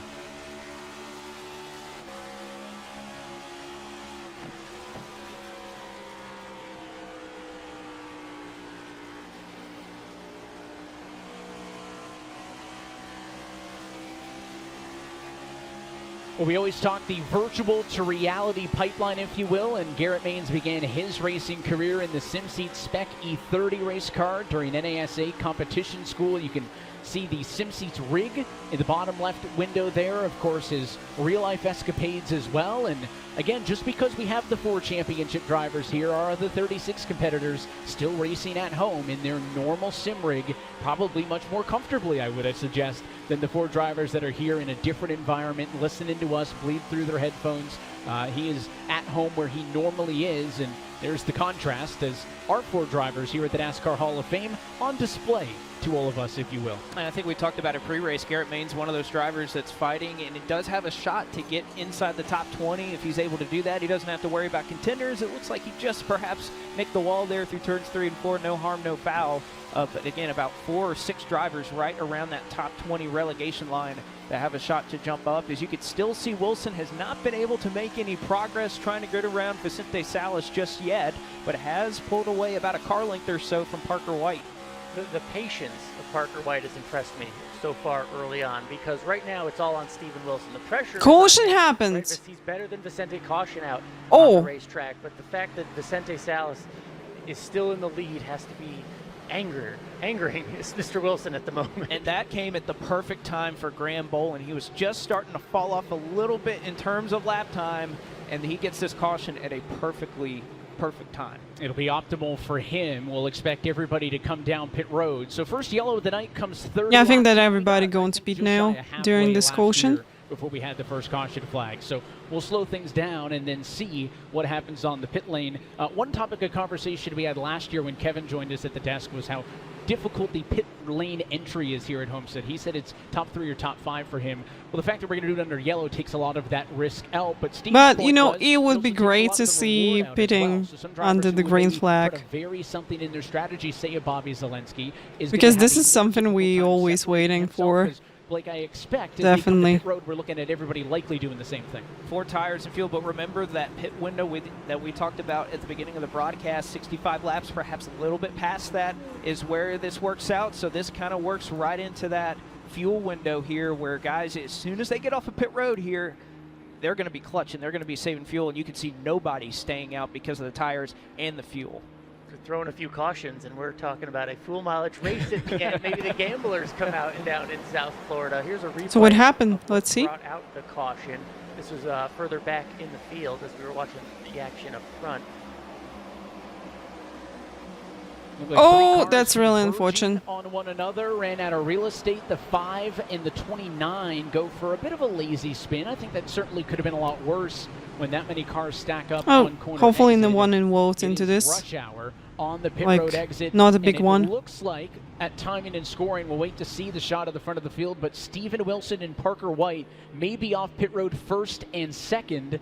And I think Strauss may have fallen to P4. So if that comes to be, and I think it is, there you see it, Wilson off pit road first, White off second, Bolin off 9th, Zelensky 21. So that's almost wholesale pickups for all of them. But now our championship 4 leaders in Steven Wilson and Parker White, they're going to be the front row for this restart coming up. You see his mom likes that. It's the highest both Wilson and White have been all night, and they'll be right next to each other coming to the restart. Well, again, these are two drivers. Yay, Wilson and White, P1, P2. By the way, don't know what happened with Vincent. He's a P5, so he spent more time on the pit stop. He spent 39.1 seconds. Steven Wilson and Parker White did equal time on the pit stop, so 37.4 for Steven Wilson and 37.6 for Parker White. That kind of doubled how many he had picked up over the course of the run. I think he was up 6 or so, and he kind of doubles that. I want to jump back to that point, Blake. You talk about Wilson and White. Well, both of them and Graham Bolin, a technical alliance behind the scenes. Bobby Zelensky, the only driver. Oh, that's a really good opportunity for White. Probably jump in front of Wilson because he's going to restart on the outside line, and probably he will have opportunity to. Three of them fighting against each other for a championship like this. It didn't seem like to get this position. Really changed so how let's they see. approached this race. Again, I think there's a little bit of opportunity there when you're competitors and you're going against each other for all this money and all this prestige that's on the line, that it would kind of change your approach. But again, do what got you here in the first place. And I think for all of these drivers, 3 of which kind of work together with a technical alliance. Do you mean Parker White, Steve? Difference in collaboration and how they prepared for this race. We're going to be 1/3 of the way through this race, and it is going to be Wilson control. As yeah, he's got really, you know, big angle of the triple, which is interesting to see. He'll clear for the race lead. Let's go. Challenge to the inside. That's Daniel Falkenham trying to put up a fight for P2. Maybe White's going to be able to carry the speed through the corner, although Falkenham knows in front, trying to make it. Yeah, he's got triple in this way. To get a push down the back straightaway. Get the push from his teammate. I think you see the difference there and the respect gained with these Championship 4. I think this is generally another race you see Falkenham lay on the door of Parker White, but you can see they're trying to be respectful of these Championship competitors. And while up front they're playing nice, midfield not the case. It is 3 wide just behind that 48 machine of Bolin. Bolin's trying to get it underneath that 77 car. Yeah, instead of fighting, he just decided to push him a little bit, and yeah, that's definitely a good move. Machine, Briar LaPrat and others, they're basically doing a full-speed pace lap down the backstretch 2x2. And again, that 48 car continuing to try to pick through the field, working the inside line ahead of the number 97 machine. Bolin now P9. Oh yeah, she did it. Going to be hard for him to carry that speed on the bottom Yay! of the corner, though, but I think that's where nice. that 48 likes to be right now. I think just looking for a hole to where he can get back up and finally start to see where that 48 car would work. You can see still kind of side by side there with Casey Kerwin, still 2 and 3 wide in front and around him. In fact, he's a part of that, but you're exactly right. You just have to go, and hopefully you have a versatile race car where you can go to the bottom, you can go to the middle, you can go to the top side. It seems he's going to be able to clear one spot now. But seeing if Parker White can make up any ground. Steven Wilson, too, jumps up in that clean air. Imagine that's going to help that 10 car. He was very good running right behind Vicente Salas earlier, so imagine he gets some clean air here. He can maybe build up a decent advantage. And that pressure we were talking about. Stinger, hello. Not really sure, as not aware if it's so far away from the coast or not. That has to make the magic happen in front of him because Steven Wilson is in control of this race. Graham Bolin's still stuck on the bottom there. That's the risk reward of having these new tires, right? You have the ability to make these moves, but it costs you tire wear. But you have to do it now because the cars are right there in front of you.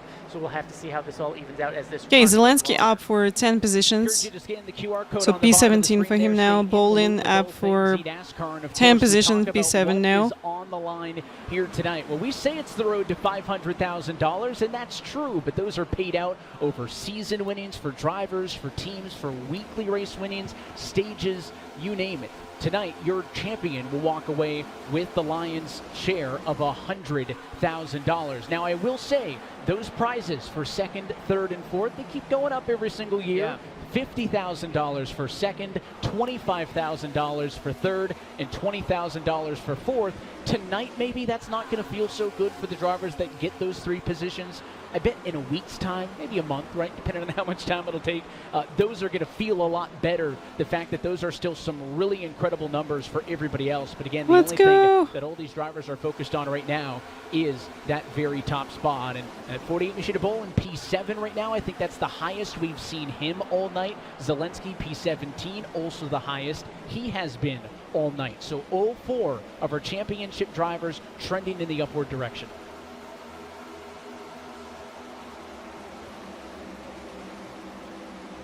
Just wonder where Parker White's going to be able to go here. You could see, I was wondering as we got a little bit later into this run, will you see drivers run a little bit higher? But again, I think the reason we see so many drivers up front, the fact the top's coming in a little bit better, we mentioned fuel mileage being a part of things.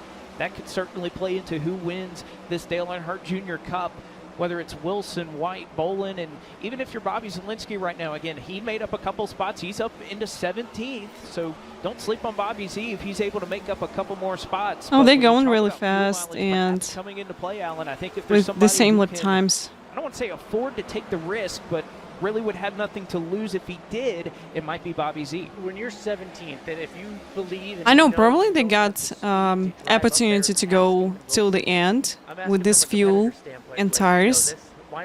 But maybe it will be tough, so we'll see.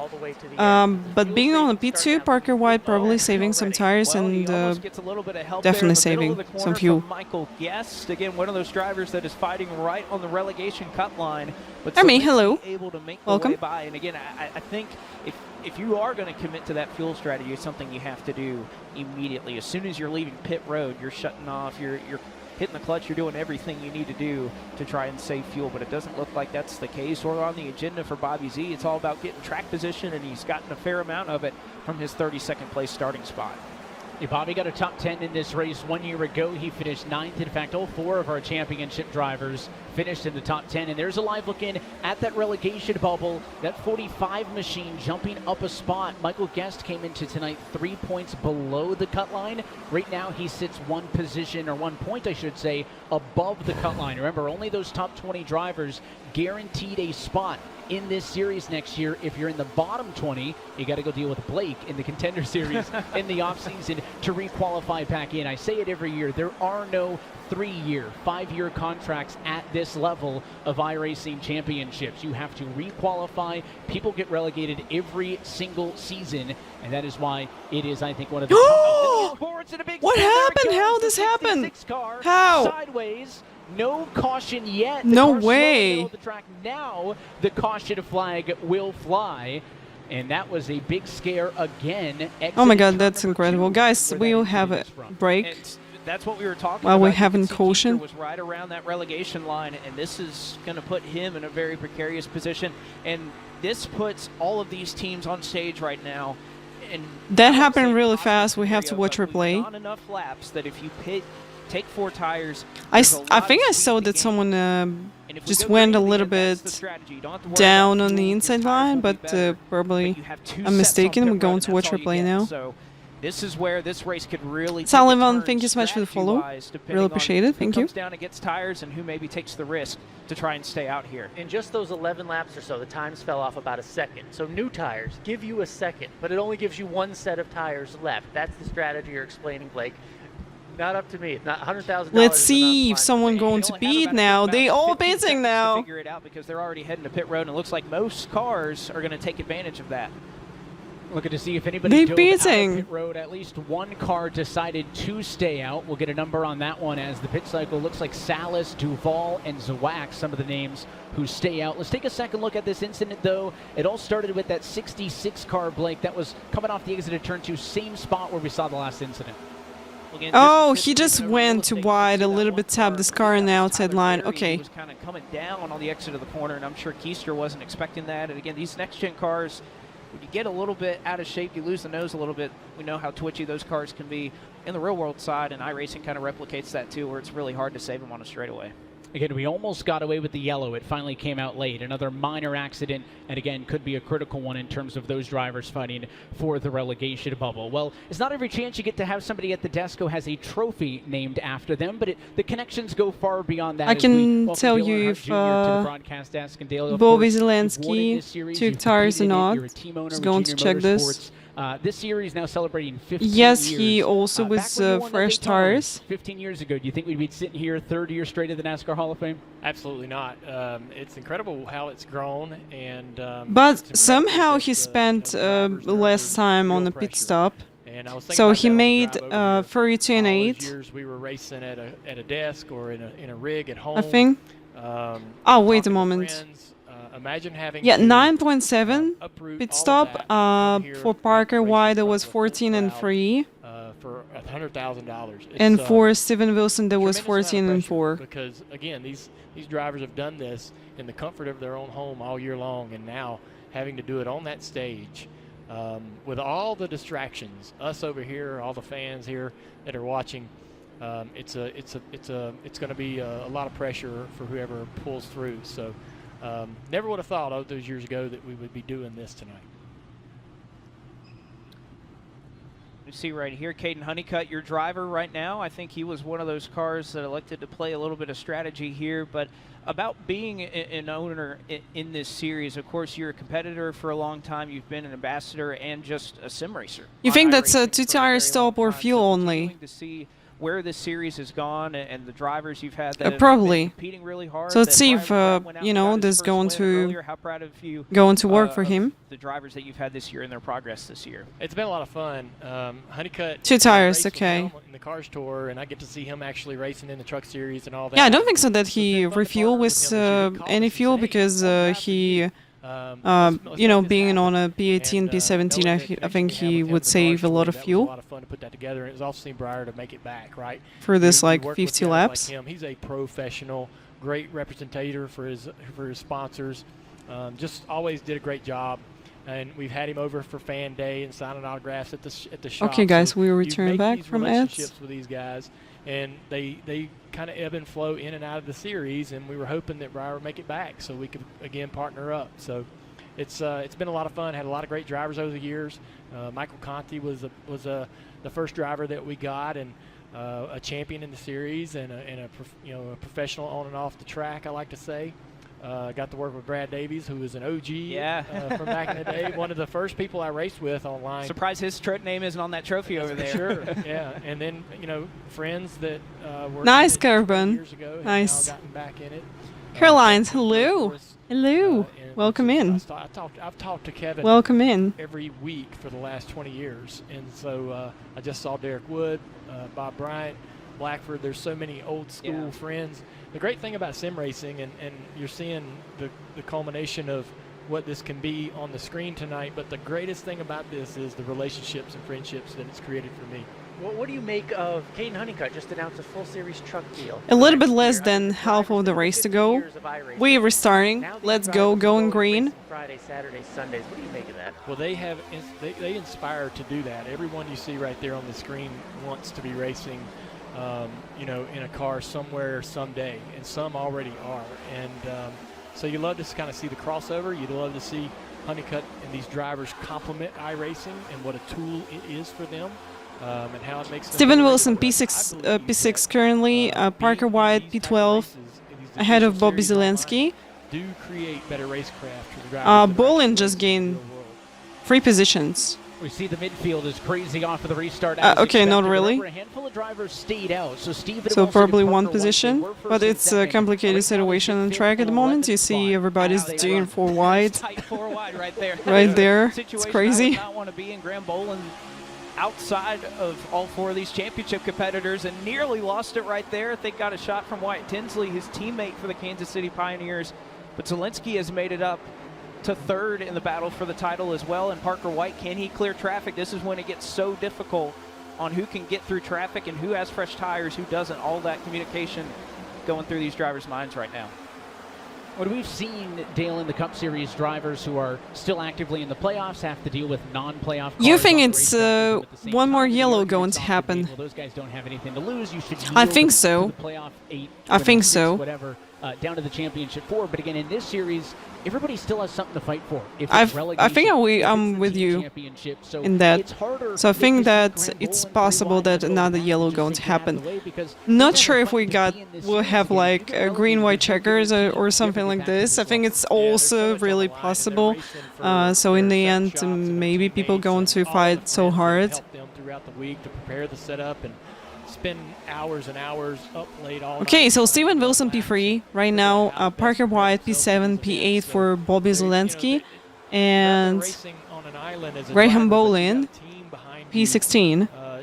Wanting you to go out there and prove yourself they all believe, the funny thing about these guys is every one of them believe they're the best one at this. They think that they belong in Victory Circle and they belong as a champion of the series. Every one of them have that confidence. Steven Wilson driving back up into the position to be the championship leader. This seems like a fun exercise for most people. Was it ever as stressful as this for you? I mean, wasn't this a fun exercise? I got as nervous racing online as I did in the real world because I felt like that those drivers expected me to be good at it because I was driving a real car on Sundays, so I was always for me, absolutely no difference. If you're racing in real life or I'm racing, if I'm racing in real life or in a sim, it's absolutely the same. I'm getting nervous. They had the ability to understand Still, how to make after 4 years in sim racing, I'm still getting nervous. Equate it to sim racing and be competitive, but some of the drivers just had something special. I think just over some time you can control this better. In the field here, these are the best drivers in the entire service racing on this racetrack tonight. And also, as you're growing, you can spend more time on different focus. Like you can do the race and speak with chat sometimes. And of course, we had a point. And just trying to be focused on driving, and driving actually, this is what I'm doing in easier way at the moment. So yeah, just can be less nervous. So I don't know if this with more experience. Like, less nervous if I'm driving right, but of course I'm going to get nervous on start and like in T1 and on the first lap as well, and maybe in some fights, really close fights with other people on the track.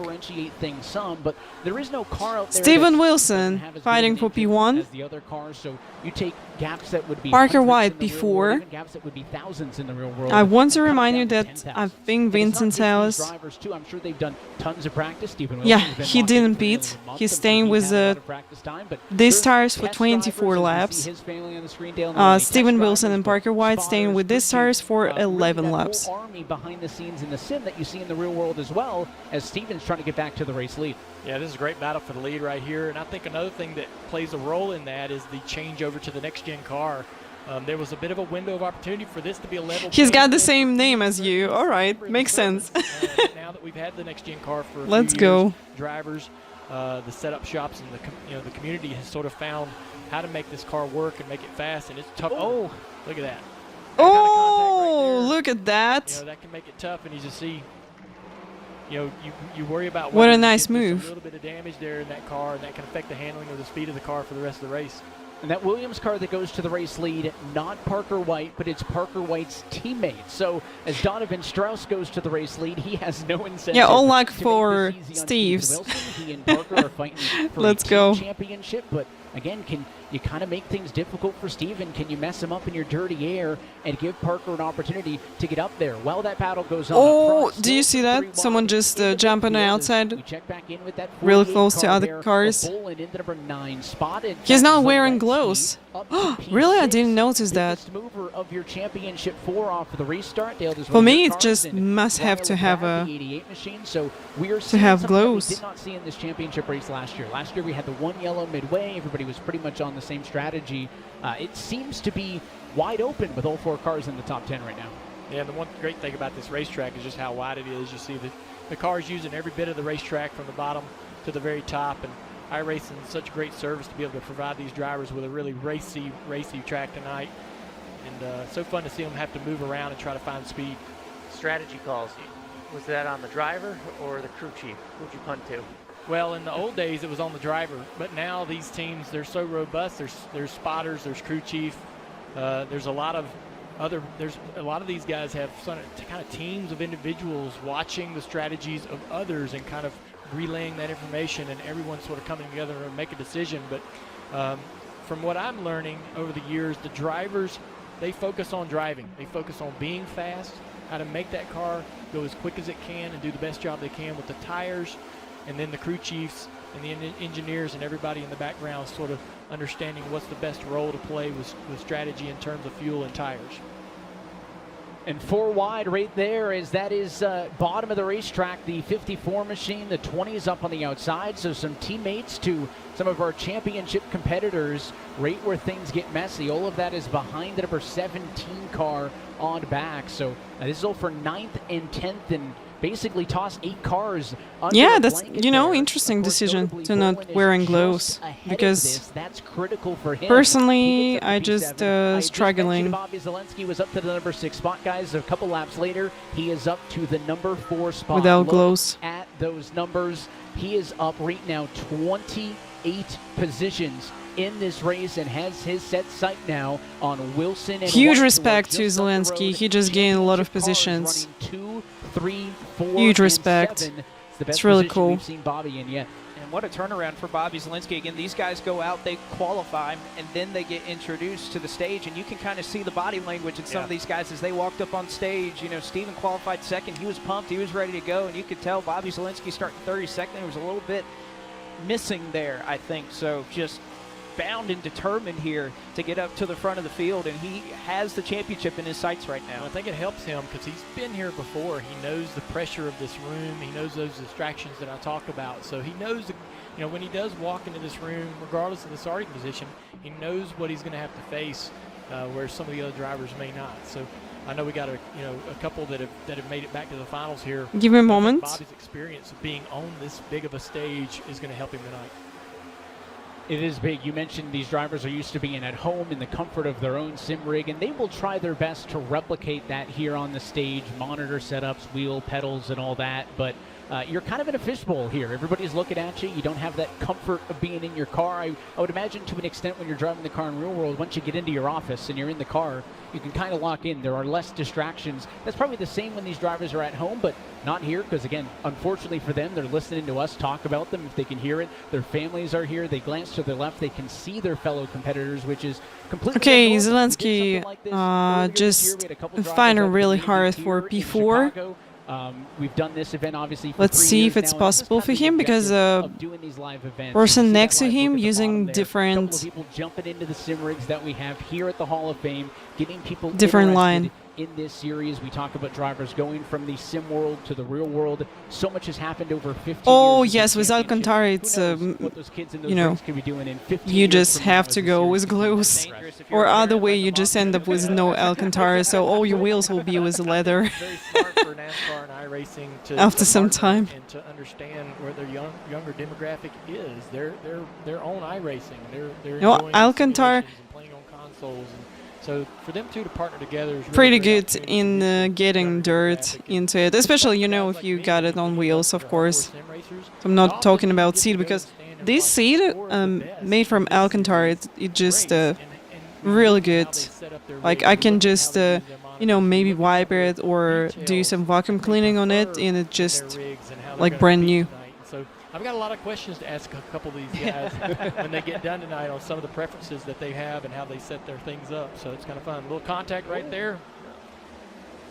It's that 41 machine. It was Guys, in a good spot 34 earlier. laps You to can go. tell by looking at him, Currently he's struggling Wilson, as this continues on. P2, He's Parker dropping White, down through the P3, midfield. Again, a handful of drivers that Donovan stayed out in this leading one. the Okay, race. we'll let you jump This out is of car here. We number appreciate your time at the 51. desk. I know you've You got can Pro see TV how people later using on different tonight, strategies. so Some we'll of the catch you people on the with you. inside line, some of the people on the outside line trying to gain positions, trying to gain time here. Going on. How are you going to have time? But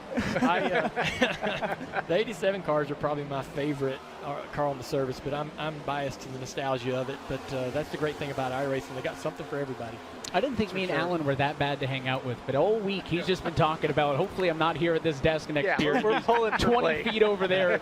Well, As soon as this he's series... working with you guys. He's working with the Cars Tour. I mean, I don't know where he's got all the time to be racing. And driving contender now in the off season. Yeah. So, yeah, once things wrap up here, of course, the bottom 20 in this championship will go race those top 20 from the qualifying series and right back at Yeah, it on you Tuesday. definitely can go for World it. of eNASCAR, as we call it, is truly year-round. And Definitely. Connor Juracek, a name to watch, who won that qualifying championship just a few weeks ago.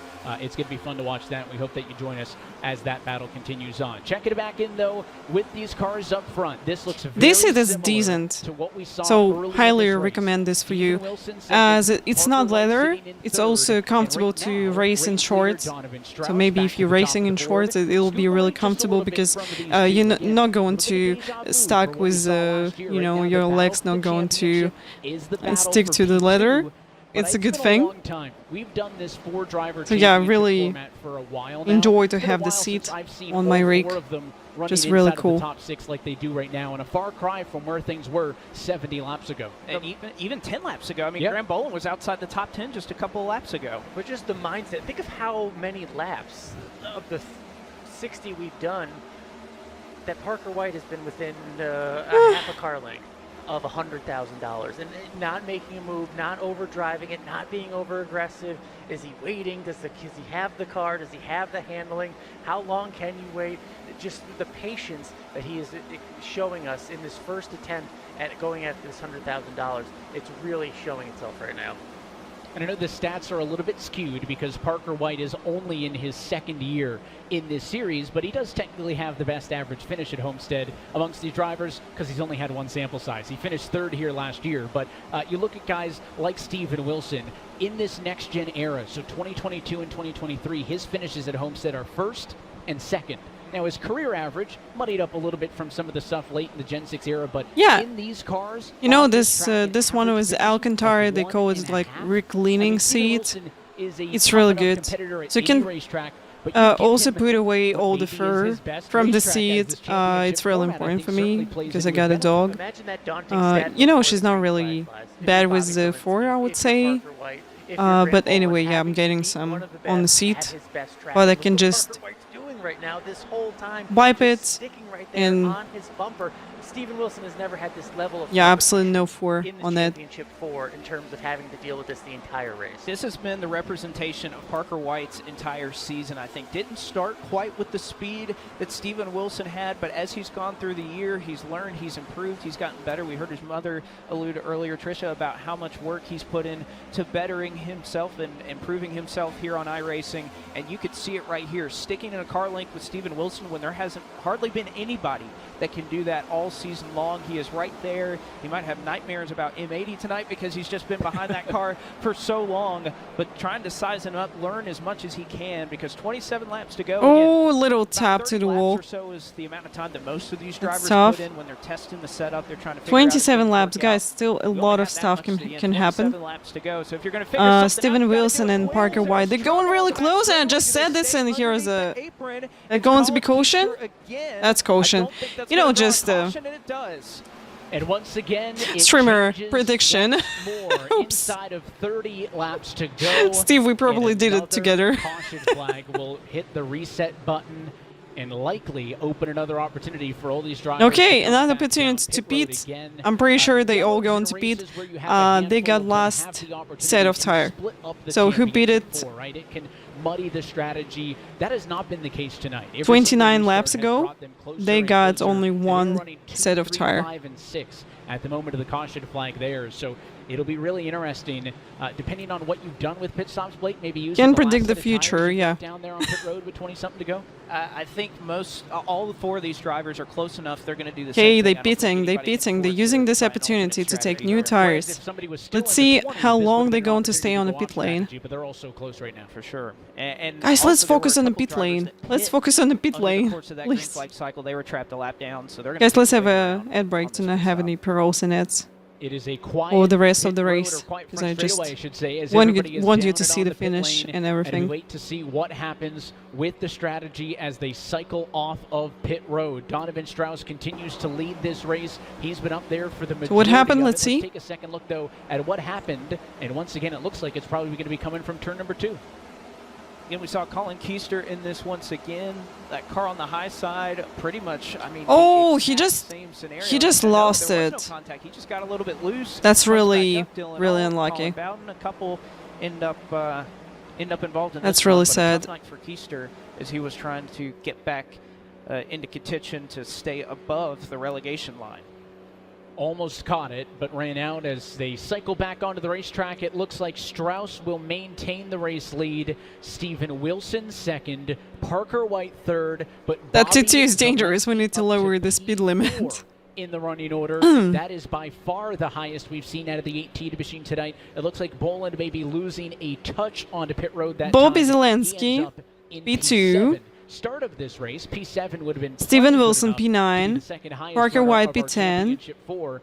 Graham Boland The P14. running order will cycle through, and again, we'll wait for all of that to update because you look at the top of the screen. Bobby and now Zelensky showing just went Bobby with the 2 Zelensky tires is again, I second think. as the So leader of the championship he four. beat it Well, for there's a 9.6 seconds. Differentiate yourself. 2 tires, I would imagine, for Bobby Zelensky to jump this track position, as well as several others. So I Can't will say, imagine, but you know, on the track days on Nordschleife, I think they're doing this.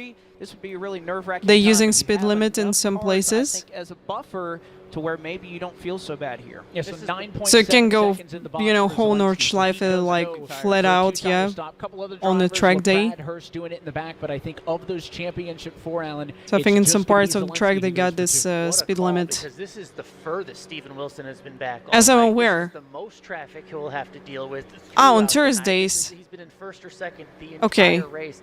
Bobby Zelensky, with one good restart, gets clean air and about 22 laps to hold off the rest of the I know, field. to be honest, they should force this because, you know, some people really with small experience driving at Nordschleife and definitely really hard track to nail with a road car. 4 tires, but how much hay can Bobby Zelensky make on this? What could be the final restart? Could be a championship-winning move right here. It could. Tucker Minter is your current race leader. First time we've seen him in the #1 spot. So guys, far seems tonight. like Again, a handful of drivers Bobby going for Zelensky the was 2 tires stop. only. Basically everybody that's running Like in the a whole top right 6 now speeded decided with to go for 2, and there's a couple more. 9.3, So that's at least 9.6. Minter, Zelensky, Tinsley, Crow, and Salas Falkenham. That'll be That's interesting how to the see. likes of Strauss, Wilson, and others end up back there in the midfield. And Blake, how would you assess the 2-tire decision? You just said before we were coming to pit road, hey, you're probably close enough. You don't need to go off strategy. Bobby Z rolling the dice. We've seen it a number of times in this series in late race scenarios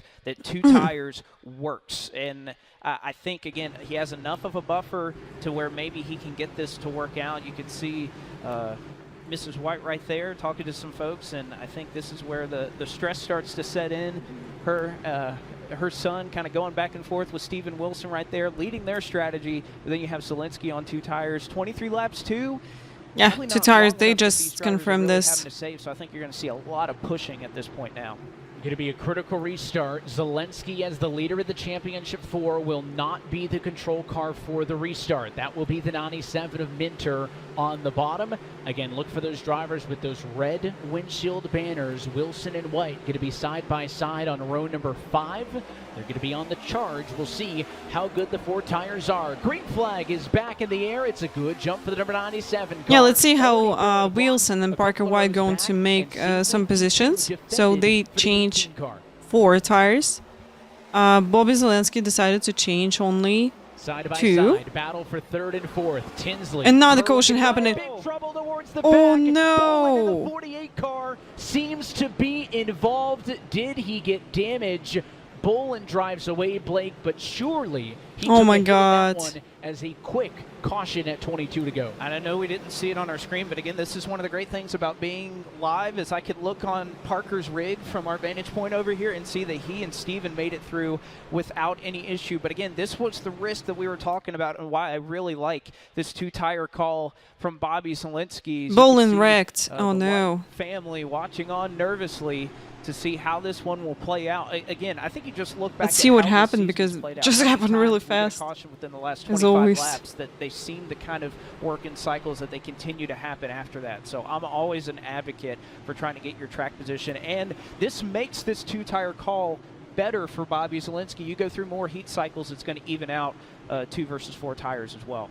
Yet every time we get a caution flag, you're taking 3-4 laps of green flag racing off the table there. That also means that he has less laps at speed, that he's going to have to hold off cars that have better tires than him. Yeah, this caution definitely going to help Zelensky. Track position could be a legitimate strategy for Zelensky to try to wrap this one up. As he Being rides only in the on number 2 2 tires. spot. Looking at time So at this he's point, winning Bowen's some still time, sitting yeah. in 14th spot.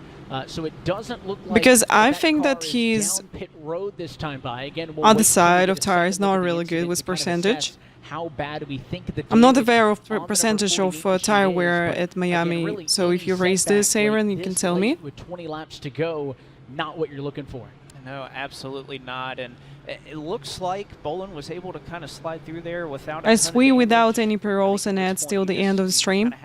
So we got just 20 laps to go with the Homestead-Miami Speedway race, and let's see who's going to be a winner of eNASCAR Coca-Cola Racing Series this year. Just the fact that the laps continue to wind down, and again, there's so much that these drivers through the field are fighting for to stay in the top 20 to try and win the team championship, which, you know, for some contracts will work with team bonuses in a way.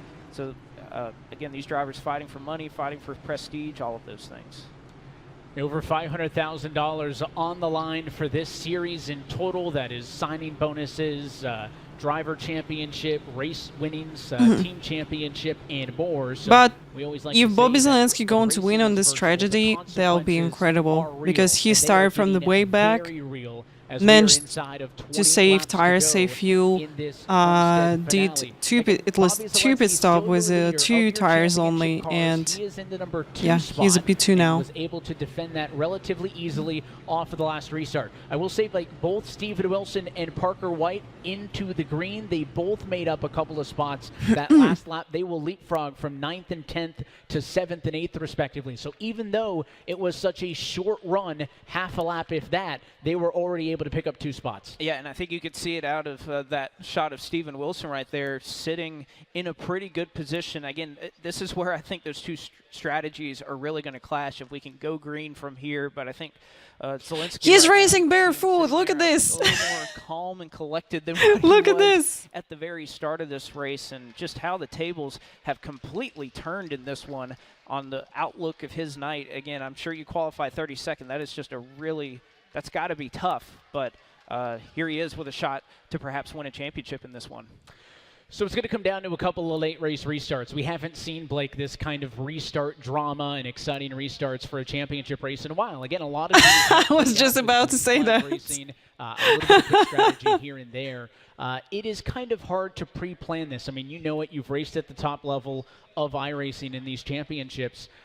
You've tried your best to prepare yourself for this. You've kind of put yourself in the boat that you're in strategy-wise.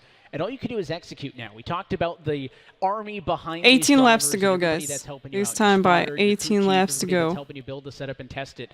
None of that matters now. It just comes to flying by the seat of your pants and making it happen. And again, you're driving for those people right now, those that are in the stands, those, again, I was walking around with some of these drivers practicing on the stage earlier today, and there's 12, 15 people in some cases in their Discord channels. We talk about this being a team, and I know we say that, oh, these guys have spotters, these guys have crew chiefs, and people really wonder, is that really the case in iRacing? It's 100% the case. There are specific builders that love building setups, just like you would see mechanics in the real world. They love building setups here on iRacing. People who are competitors, spotters, all those people are behind so many of these folks, and I know Bobby has his whole group that he's behind. There's several of those drivers that are in this field tonight, as well as the other 3 that he's competing against that are all linked in some form or fashion. But 17 laps to go when we take the green. Every 100 grand. Every time from here on out. Let's go.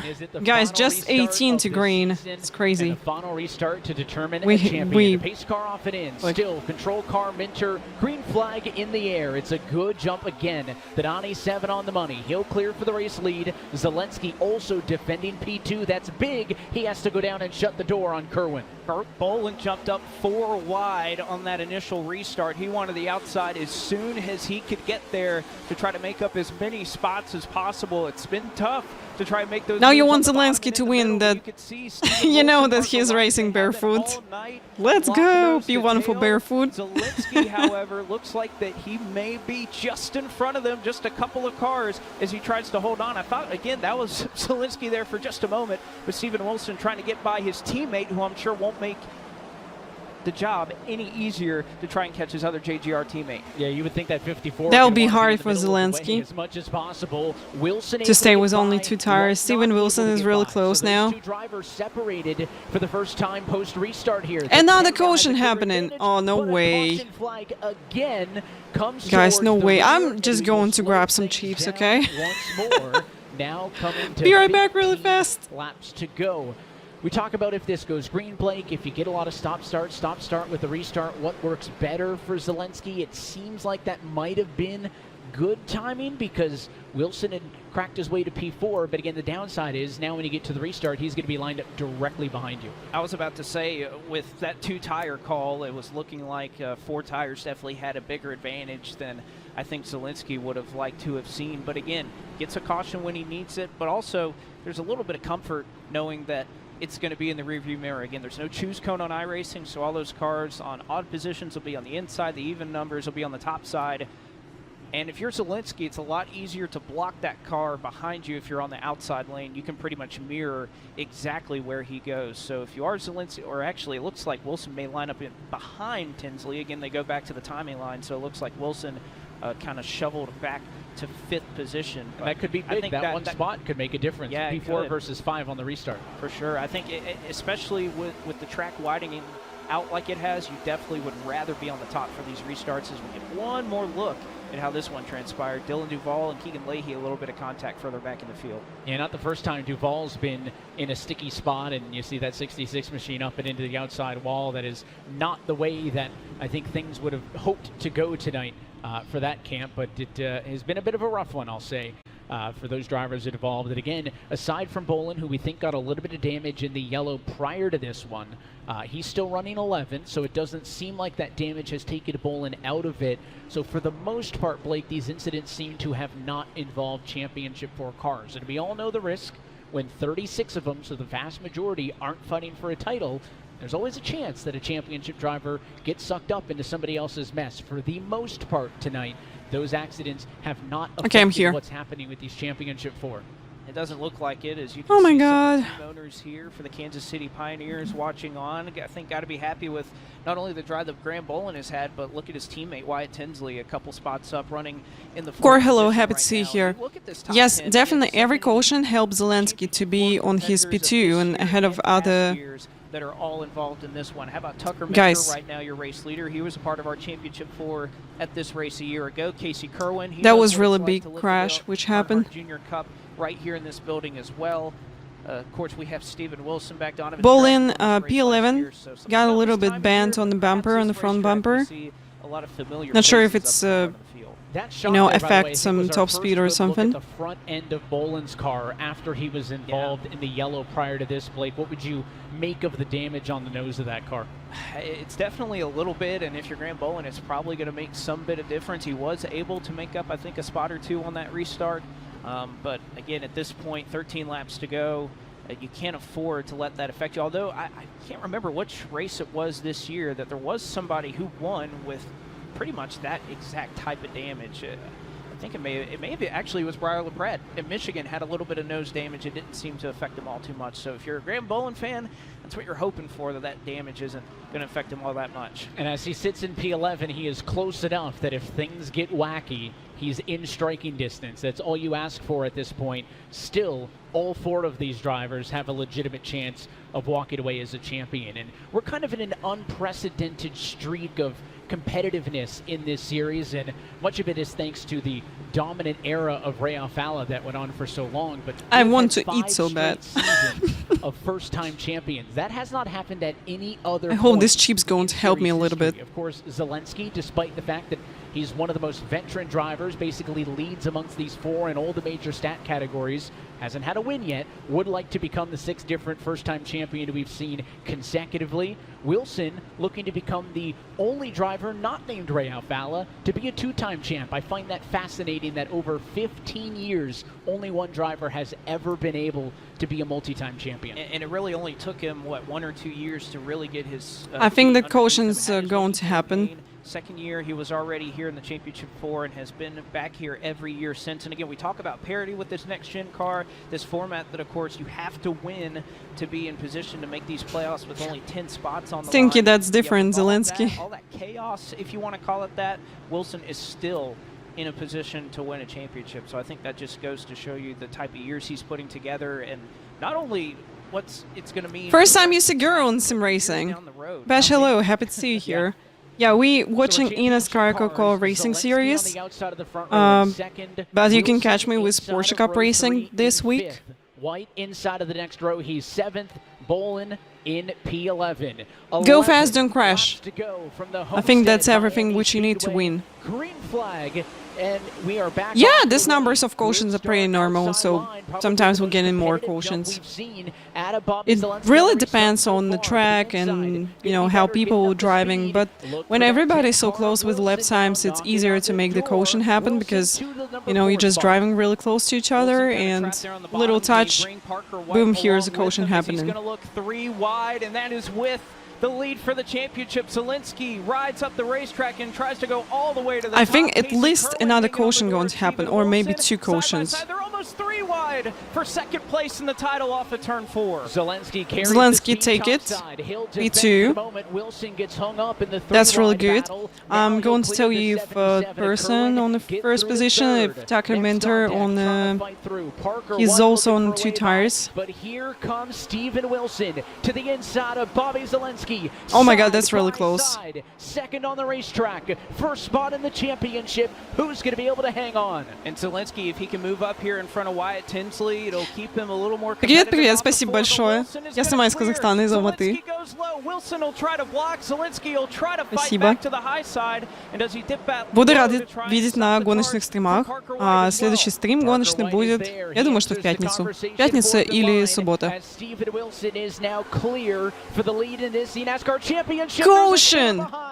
Big trouble in the midfield. Caution flag again inside of 10 laps to go. That could be yellow in the team championship. Oh my god, it's getting spicy, guys. Getting spicy. So I just I vote for 2 more cautions. In the catbird seat in this drivers' championship. So that means we should have another one after this one. Coming with these late race restarts. Zielinski's feeling it on those 2 tires, but also Wilson put... Можно на русском и на английском можно в чате общаться без проблем, потому что я эти 2 языка знаю.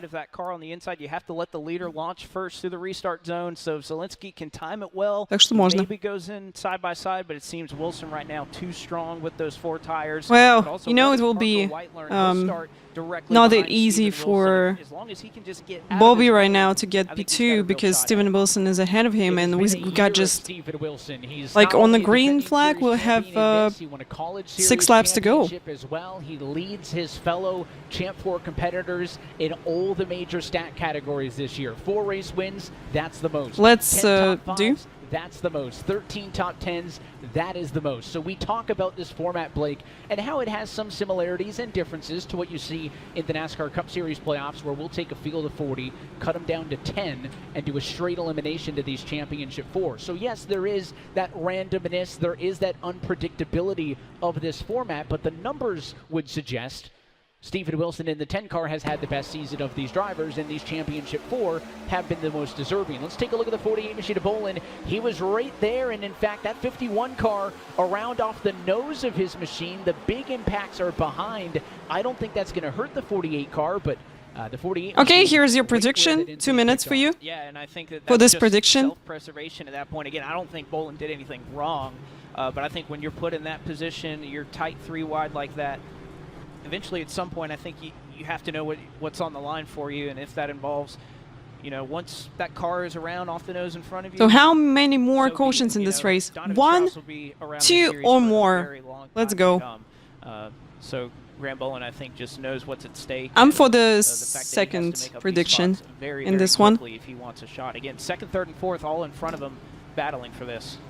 And we talk about the interesting scenario that your race leader's in Tucker Minter. You had mentioned he was in this championship 4 with us here, competing last year. Looking to, again, it's so strange. You look back on the history of this championship 4 format, and by far and large, the average has been that the championship winner has had to win the race. But for whatever reason, it has been 2nd place, has been the clinching spot every single time we have been here at the NASCAR Hall of Fame. And I think certainly the way this race has looked, again, Tucker Minter didn't start in the race lead, but he's found himself in a really good spot. It certainly seems like Steven Wilson's going to be more concerned about the car behind him than he would be. Let's go, let's go. Windshield. That doesn't necessarily mean Minter's going to stroll to a race win here, but to your point earlier. Тут сейчас чемпионат разыгрывается среди 4 людей, которые у нас, собственно, на экранах. Это Стивен Уилсон, Бобби Зеленский и Паркер Уайт и Грэхэм Болин. Можете видеть, на каких они сейчас позициях. То есть, кто впереди приедет, тот и будет чемпионом. Yeah, so, and again, a lot of these drivers, some of their incentives tied to this team championship, so I'm sure Zielinski and even Falkingham, who again can afford to make up a couple of spots here. You see he's running in 6th at the moment, so I know talking to Daniel Falkingham. Let's say if 0, that like we're going to count the first, okay? We talk about the technical alliances and all these drivers. I should put, you know, 0 from 0 to 1 caution and from 2 caution and more. Bobby Zielinski right now, who is running in that 3rd position. So Minter right now in control. Yeah, so 1 or less, and I think 2 or more, okay? Zielinski get a great jump if there's that sounds fair, I think. We don't have the hands out the like window, 1 more like caution or less, or 2 cautions and more. Let's go.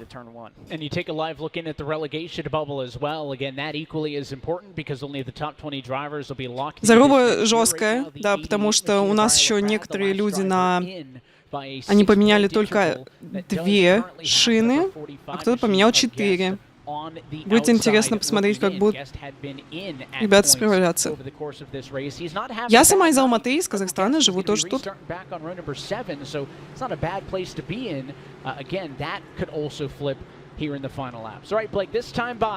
If it's more than 1, then they will finish on the green, on the yellow. Different rules. I'm Indemuk, happy to see you on the channel. So, if we're going to have green-white checkered, if crash going to happen on the first lap of this green-white checkered, here's going to be another one green-white checkered.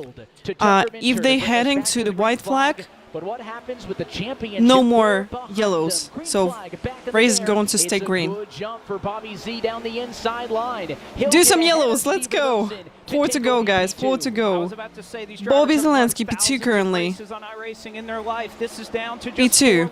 Wilson with a better run off of turn 2. Here he goes. He's trying to protect the position. Playing blocker, he'll go low. He'll go to the high side. And now as Wilson looks low, Zielinski will ride right on the seam, but Wilson just too strong. They'll be side by side off of turn 4 for the lead and $100,000 for the championship. Wilson made this pass once before. He probably didn't think he had to do it again. Bolin gets around White. That's for 3rd in the championship. But in the inside, it turns 1 and 2 on the inside. Bobby Zielinski will drop to 3rd, and Steven Wilson takes back P2, back to the championship lead. Caution! 2 laps to go. Caution flag will fly, and the eNASCAR championship Caution, guys! Oh my god! Overtime. And I think a lot of people feel the same way as those folks sitting За 4 круга можно успеть набрать темп. А что ты именно имеешь в виду? Pioneers folks are liking it because Bolin did real good off of that last restart. I think White gets back in front of him, but I think we're back to all 4 championships. Ждешь ассету новую, будешь играть? На самом деле не знаю, думаю, что не жду. То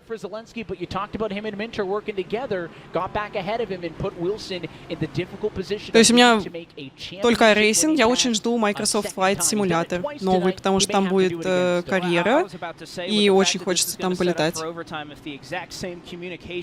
Don't celebrate too early, son. Yes. Look at what Zielinski was able to do. Again, being on the outside of these restarts since iRacing, again, continuing to update the restart zones, not brand new, but within the last 1.5 to 2 years or so, iRacing implemented it.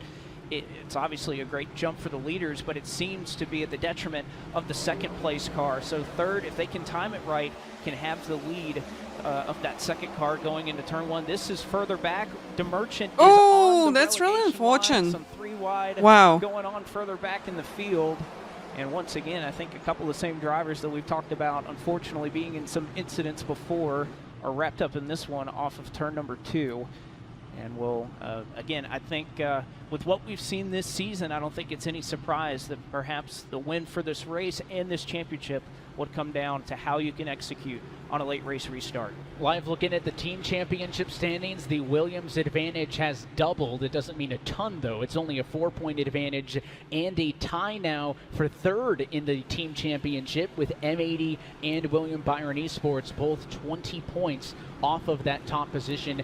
Again, that team championship championship payout is not just exclusive to the drivers, or the team, I should say, that will take home the team championship. There is money involved for the top 5 finishers in that team championship. So it looks like Spire currently in that number 5 spot right now. And again, Blake, at this point, so late in the race, drivers are locked into the strategy call that they made. We haven't seen anybody come down pit road these last 4 or 5 opportunities. Well, again, I just love the contrast, right? You look at all these drivers, and for the most part, they're kind of sitting, settled in. They're cool, calm, collected. It's the fans, it's the friends. They're the ones who are in the really stressful situation. I think you ask any race car driver that eventually steps out from behind the wheel, what's worse? What's more stressful, watching and either cheering for somebody or owning a car or something, or being in it? It's definitely by far watching what's going on. These guys, again, they've done this so many times, but to think of the hundreds of races these drivers have run, whether it's officials, leagues, all that they've been involved on iRacing through their entire careers, I can't imagine what their heart rate is right now, how pressure-packed this is. Again, the difference between first and second. Okay, I'm here. That was like caution chips.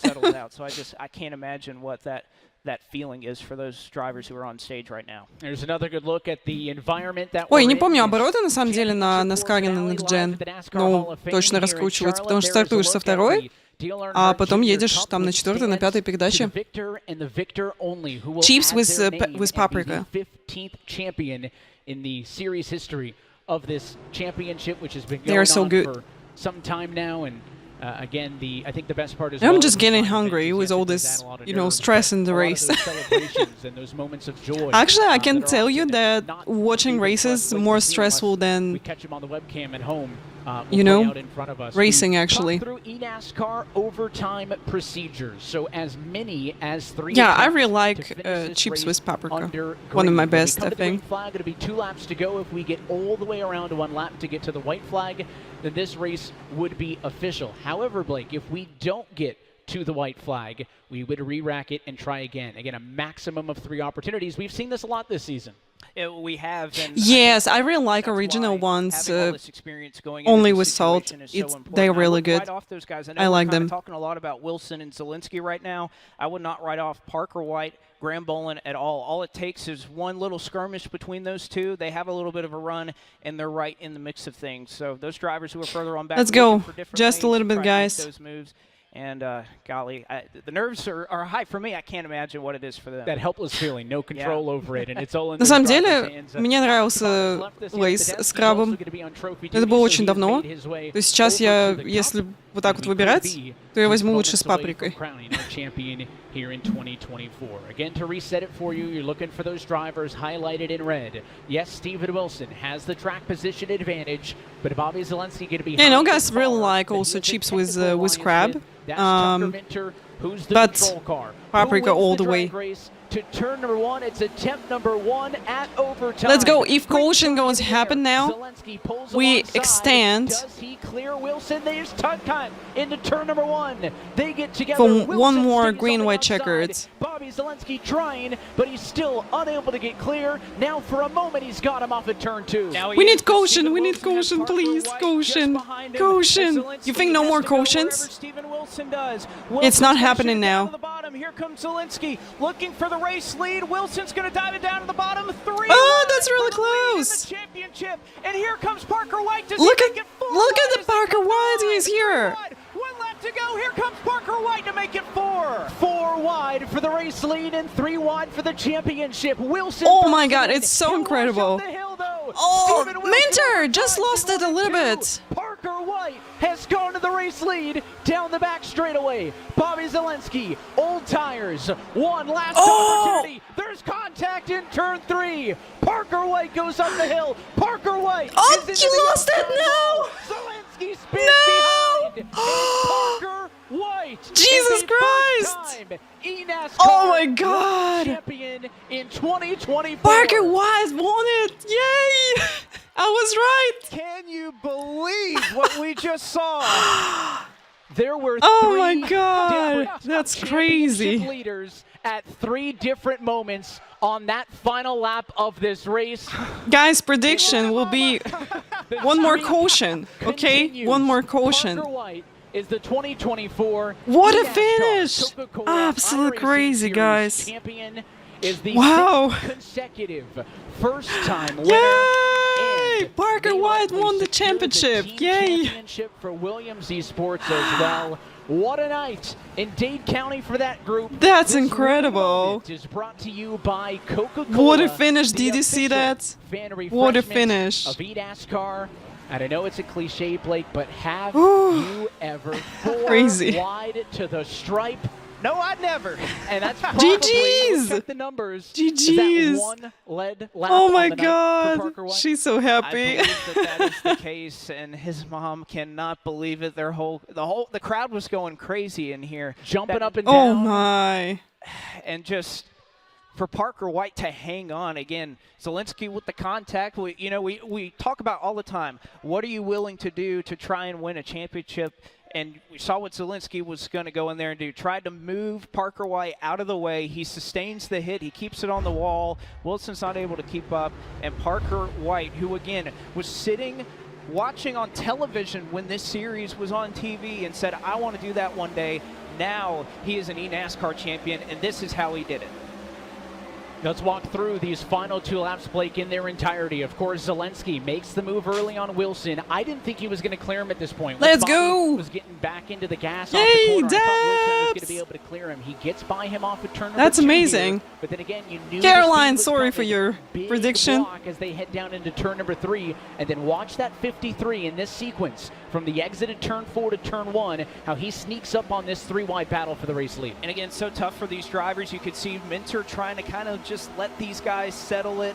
3 wide. Parker sends it down to the bottom, 4 wide. And I thought right here, again, Wyatt, or excuse me, You see Wyatt Steven is Wilson, not he in a great tried spot. to Wilson, I think, made the brake right move. He just later went a little and too far. Gets into the outside wall. yeah, it Gets a was 3 wide off really the hard corner. then He gets a little bit of on the contact there from exit. Minter as he's trying to get off the wall. And then right here, Zelensky, we talk about it all the time. What would you do to try and win a championship? He hits him square, doesn't spin him out.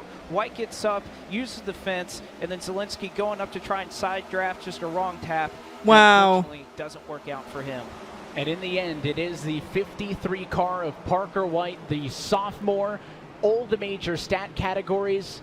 It wasn't pointing his way. And I did mention that his average finish here at Homestead was a little bit skewed because he had only started here one time. Well, he improves that average finish to a 2. So just as good as Steven Wilson has been here at Homestead, Parker White has been as well. And again, you talk about the road to get to this championship for that man right there, one of those newer faces that has burst onto the scene. GG's. One of the most Well successful done. drivers in this series. He has done it, and I think, Alan, we'll toss things over to you guys as both you and Dale are standing by to present our newest eNASCAR World Champ with some hardware. What a race. Our man Dale Earnhardt Jr. giving some friendly advice about how to take this all in. Let me ask you first, Dale, what a finish. What'd you think of that? Man, Parker did a great job, but he's racing the greatest sim racers in the service on iRacing right now. And that was intense. All those guys put it on the line, and he was in a good spot, made some good moves and good choices to take care of himself in those final few corners and was able to pull it out. But a great effort by Bobby and the rest of the drivers. They gave it all they had tonight. This guy is sweating. He's soaking wet. I mean, they really are up there. Some of it's nerves, but some of it's a little bit of work. They're up there working their guts out. So This is amazing. I hope This he is has amazing. the strength. Let's present the trophy, Parker White, the Dale Earnhardt Jr. Championship Trophy goes to the champion for 2024. Your eNASCAR Coca-Cola iRacing Series Absolutely worth champion. it. Yeah. Look at this big trophy. Parker White. Look at this.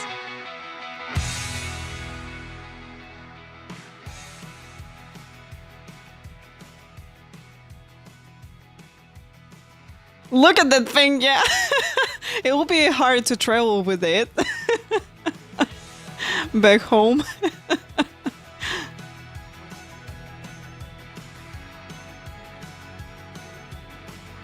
Yeah, indeed.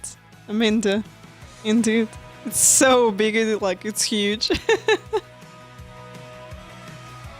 Oh my god, what a finish, guys. Absolutely incredible.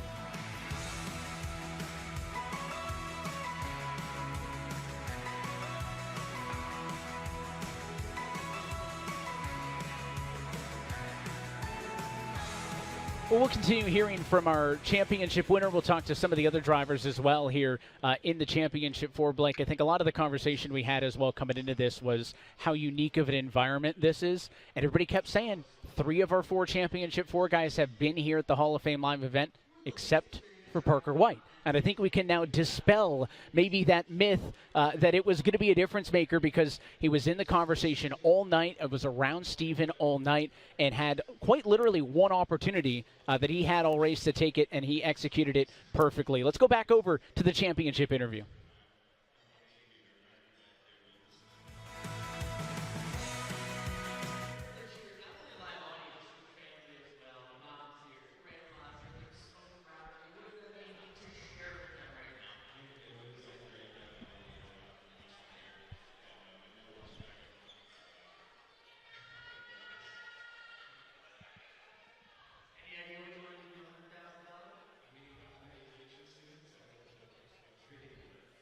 I don't know what else I'm going to do. Parker White's flying high right now. Your 2024 eNASCAR iRacing Coca-Cola Series champion.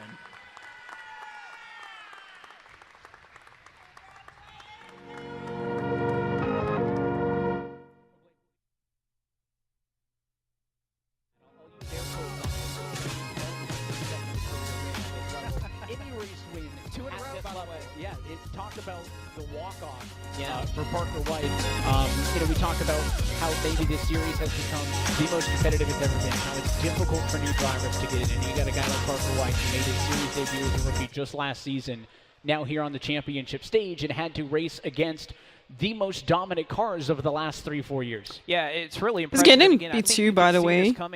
His trajectory reminds I me think so that much of what we saw out of Steven Wilson. That's probably just a couple Steven years Wilson. ago. Comes onto the scene, has a top 10 run in his rookie campaign, is really As I'm solid. pretty You can sure start they're to really see close the with growing points. signs of a very mature and very fast driver, and I think you see that all play out.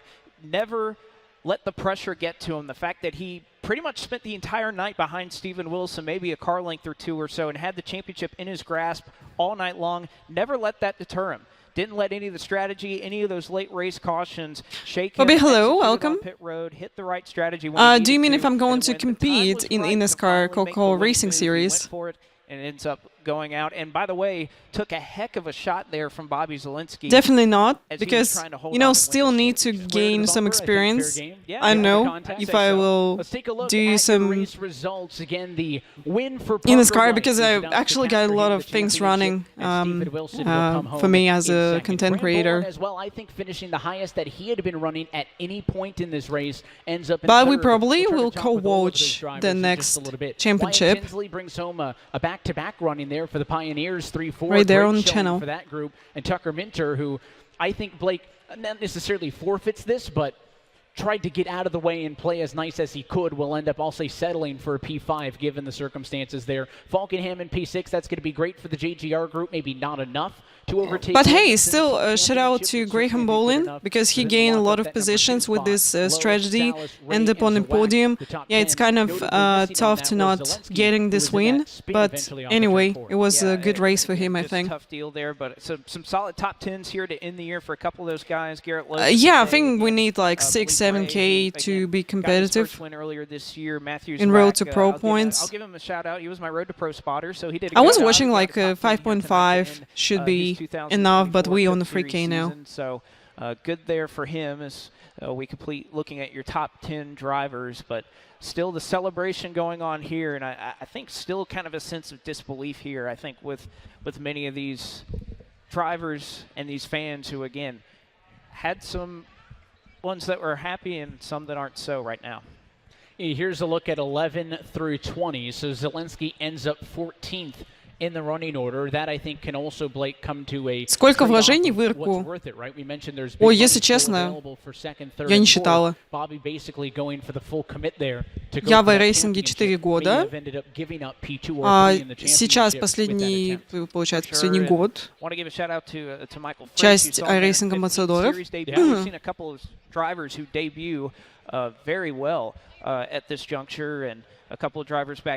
Я хочу сказать, что выгодно будет, если ты что-то покупаешь, то покупай где-то 6 штучек, у тебя будет хороший дискаунт на это. И подписку, если ты покупаешь через Steam, то там хорошая, в принципе, цена. Я покупаю через Black Friday, то есть это где-то ноябрь, конец ноября для рейсинга. И подписка стоит, получается, $100 на весь год. То есть очень такое хорошее вложение получается. Получается дешевле. Tell us about this one. We kind of knew that you would be good going into this. The favorite for many and at least for much of this race had been in control. Yeah, it was really good. You know, we started up front, hit the Q lap. That was a good start, and then we just had control. We had good speed. Parker was right behind me that whole race, though. Man, I have to give props to him. He was great all week in testing. Like he's just been lights out the whole year, matching me and making me work harder. So I'm seeing here Graham got third, so that's top three for the North Force. 3 out of the 4 guys who were here. So that's good for us, and it's good as a team, setup team, that we can bring that speed and get those finishes. Looking at the end of this race, I know a lot of. Да, это даже получше цена. Я почему перешла со Steam на iRacing подписку, потому что были проблемы иногда с тем, чтобы купить подписку в Steam, и мне это очень сильно надоело, поэтому я перевела свою подписку на iRacing. Да, Black Friday, по-моему, только через сайт. Не уверена, делают ли они через Steam Black Friday, потому что там уже региональная цена присутствует на iRacing. По трассам я рекомендую, если ты вылезешь из MX-5, сосредоточиться на одной серии, на одной машине, по крайней мере, на целый сезон, то есть на 3 месяца. В принципе, если тебе интересно ездить GT-машины, это может быть GT3, либо Porsche Cup. Почему я рекомендую Porsche Cup? Потому что машина без трекшена, без ABS, можно очень много скиллов приобрести и опыта, что дальше поможет и ехать лучше в GT3 тоже. Но в целом, если у тебя хорошо с GT3, то ты можешь ехать на GT3. Вот. И, соответственно, можно сфокусироваться на одной машине, посмотреть, какие трассы в календаре, ну и спланировать свой бюджет просто. Обычно у нас бывает то, что там несколько трасс бесплатных в календаре, остальные все платные. Ну и советую вот покупать хотя бы от 6 штучек и больше, потому что там будет хороший дискаунт. We'll be back for that next year, and I'm sure that if we bring this speed, I'm confident myself to be able to come back here again. What was different about this experience this year, having done it before? Were there less jitters? Was there more confidence? I mean, having returned to this stage as a defending champ is one thing, but also without the question marks that surround this live event, which you had to deal with before. Yeah, I'll be honest. I was very nervous. Да, если купить nerves are going, the excitement. Больше 40 штучек всего, то есть это трассы и машины, тоже считаются, то будет, по-моему, 20% скидка. То есть у меня сейчас на аккаунте 20% скидка, и она как бы на всю жизнь. Это очень хорошо.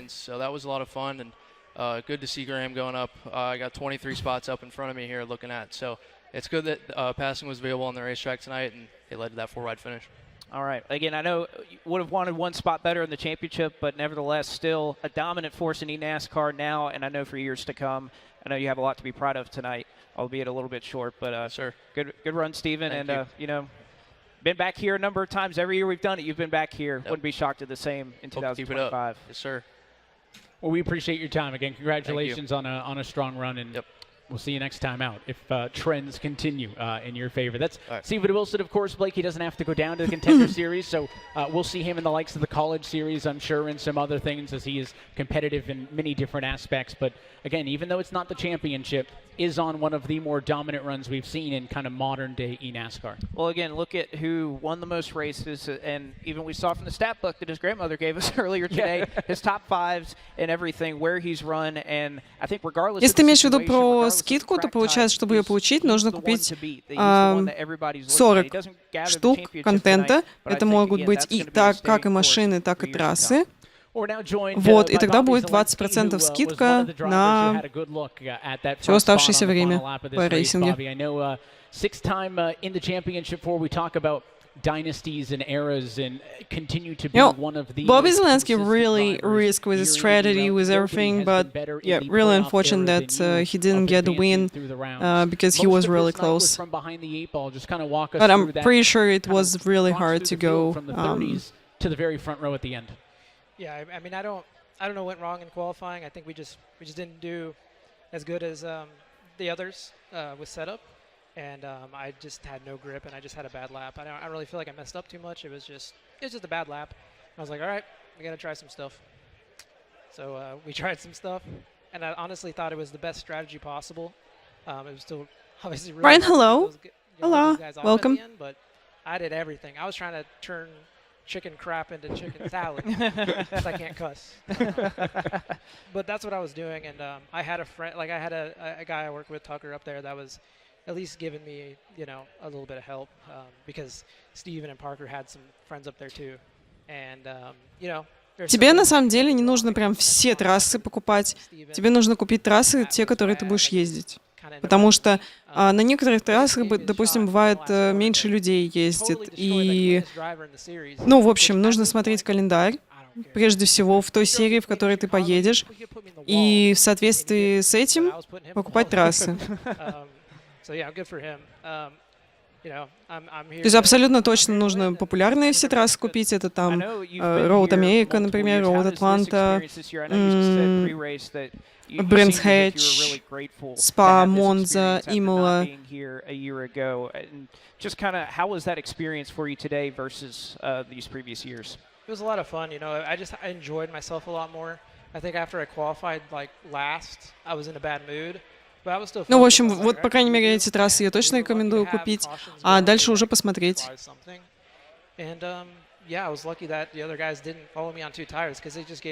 Еще Уоткинс Глен, тоже очень классная трасса. Дайтона, суперская. Everything is fine about the rig. Like I was up to speed, but those little instances where you're instinctually saving, I just overcorrected after I ran into him there. So I wish Да, как на мятых накатаешь, ты потом можешь в D-лицензии пойти на Toyota GR86, GR86, сори, и ездить там. То есть это D-лицензия, машина бесплатная, некоторые трассы в чемпионате попадаются бесплатные, так что можно это посмотреть. Ребята, если вы хотите посмотреть стрим гоночный, то он будет либо в пятницу, либо в субботу. What's up? We're doing well. We just watched the eNASCAR Coca-Cola Racing Series. Before that, we did some Porsche Cup and, finished P7 ahead of Matt Malone. I'm so happy. There was a stressful race, and there was a stressful race which we watched. It was absolutely incredible finish of this eNASCAR Coca-Cola Racing Championship. I was here cheering for Parker White, and Parker White won this championship just on the last lap of the race. It was incredible. Everybody been fighting so hard through this race, and Bobby Zalenski also gained a lot of positions, risked it. Yeah, that didn't work, but, at least he tried, and that's absolutely huge respect to him to risk like this. Getting him to the show. Keep getting him here 6 times now, and we're going to keep trying to make it over and over. All right. We appreciate your time. Again, I know it can only mean so much in this moment. We've had this conversation before, but congratulations on another really strong year. I think in retrospect, there's 36 other drivers that would have loved to lost it in turn 4, right? There's going to be 20 drivers. A certain percentage of them won't be back here next year with the relegation. And we know that when you come back in 2025, you'll be competitive. So we appreciate the time, and we'll see you next season. For sure. So Bobby Zalenski, who was in the conversation, Blake, for much of this night as the driver on the offensive coming from the rear. And in the end, all you can ask for is to have a shot, and he did. Well, and I think, again, I don't want to say it takes pressure off because, again, you want to have good track position to start, but the path forward is pretty clear once that happens to you that you have to try to do something different. You have to run different lanes. You have to try different strategy and all those things. And we saw how that played out. And I think as far as executing a night, he did a fantastic job. And even with what he tried to do at the end, with Where did you win, Brian? Back of Parker White, executed that flawlessly. Just went a little too hard, overcorrected a little bit, as he would say. 0.3. For him, Congrats. I think, That's well again, done. Another flawless. It's really good. Night, just not good enough to beat Parker White tonight. We've got another driver Me out of with us Virginia. at the stage. Graham Boland, Well done. Congratulations on making it to this. Welcome back, championship Steve. four, Welcome back. And being in a position. I want to start with how it ended. A little bit of damage, it looked like, for you with a yellow, around 20 laps to go, and I was leaning on Blake's expertise on how much we thought that damage may have been affecting. It was but hard you stayed in the race top for 10. him. Just kind of tell Definitely. us about the end of that race. After that damage, it took a lot of the speed out of the car. Like, I had to do everything to even keep up on the straightaway. I had to burn a lot of fuel. So, but like that first run, I was really good. I went from like 26th to like almost 6th. So, the second run, I was kind of just chilling, saving a little bit. And Well, then, that's good that you're able to recover and get this first position. That's well done. And then, for you. yeah, I started being a menace. Definitely. And then, yeah, just sent it and hope for the best. And then I finished third. You know, I kind of mess up the qualifying, so I didn't do the second lap and first lap I did off track on Sebring with Porsche Cup.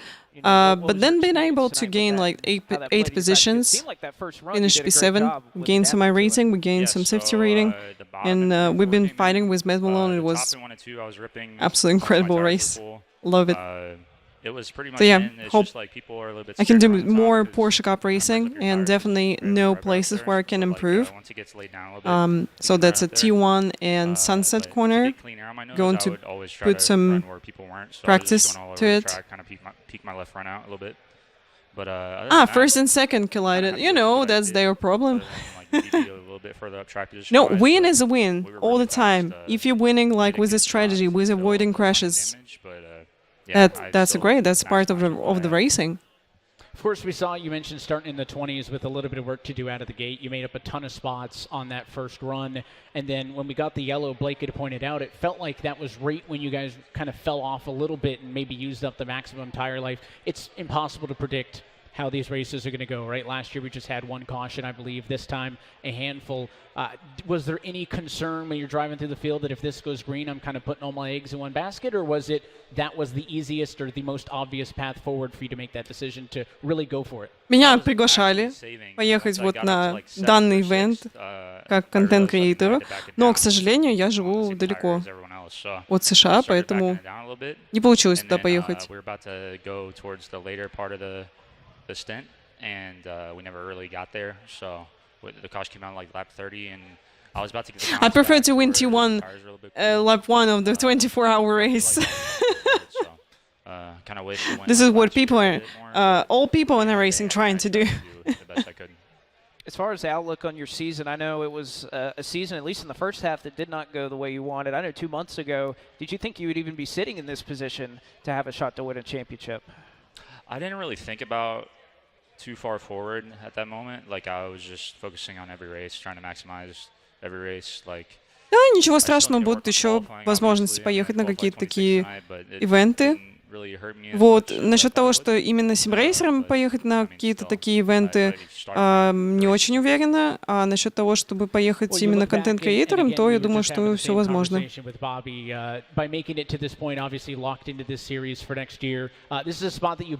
what I call a pro gamer move. Having these experiences, and we've kind of asked everybody this, how would you compare this trip here to the NASCAR Hall of Fame compared to the first time you did it? Was anything different, more comfortable, and what's it like being in such a unique environment? Coping with the pressure was a big step for me. Like, I just focused on it being another race. I was performing really well, and I mean, I was there at the end. Unlike last time I was here, we made a bad adjustment, and then we went backwards. So I was actually going forward, even though we had front end damage. So I'm pretty happy with that. But I mean, it still stings a little bit because could be 75K out there that I don't have. But Parker's a deserving champion. I mean, we finished 1, 2, 3. And Steven just made a little bit of bobble on the last lap. На такие ивенты точно не поеду. То есть, если ивент какой-то будет, то это либо Европа, либо Америка, либо какой-то ивент в Казахстане, потому что у нас очень много тоже симрейсинг-клубов и так далее. Вот, но в целом интересно поехать именно туда. Тем более, что большая часть аудитории, она все равно из Америки, из Европы. Вот, и будет возможность встретиться с людьми с канала, которые смотрят. Поэтому это было бы здорово.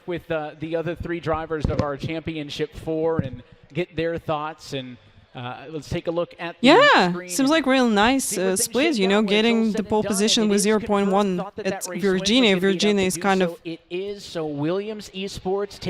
of long track, definitely. Off the top of my head, if we've ever seen a driver-team championship duo in the same year, but that's about as good as you could ask for the Williams group. Well, and again, I think credit to Parker White. He obviously helps them get that with the win, and the unfortunate issues for Zielinski kind of dropping back there late kind of worked that into fruition. But yeah, Parker White. Brian, are you doing any other series, or you just focus on Mix 5? To these team standings, so you could really say the same for both Williams Esports and JGR. Zielinski. My first iRacing race was the Caddy touring car at Nürburgring. That's but had some solid finishes in the points to put him in this position. Really cool combo. And William Byron Esports were really tied. cool M80 combo. edges out for that. Again, the top My first race will walk away in the money. Was so Williams, Gibbs, M80, William Byron, MX5 Those are the top at Summit Point, I think. But it's always interesting to see on a year-by-year basis how do these teams change. Right again, back to the contract. So Brian, do you do any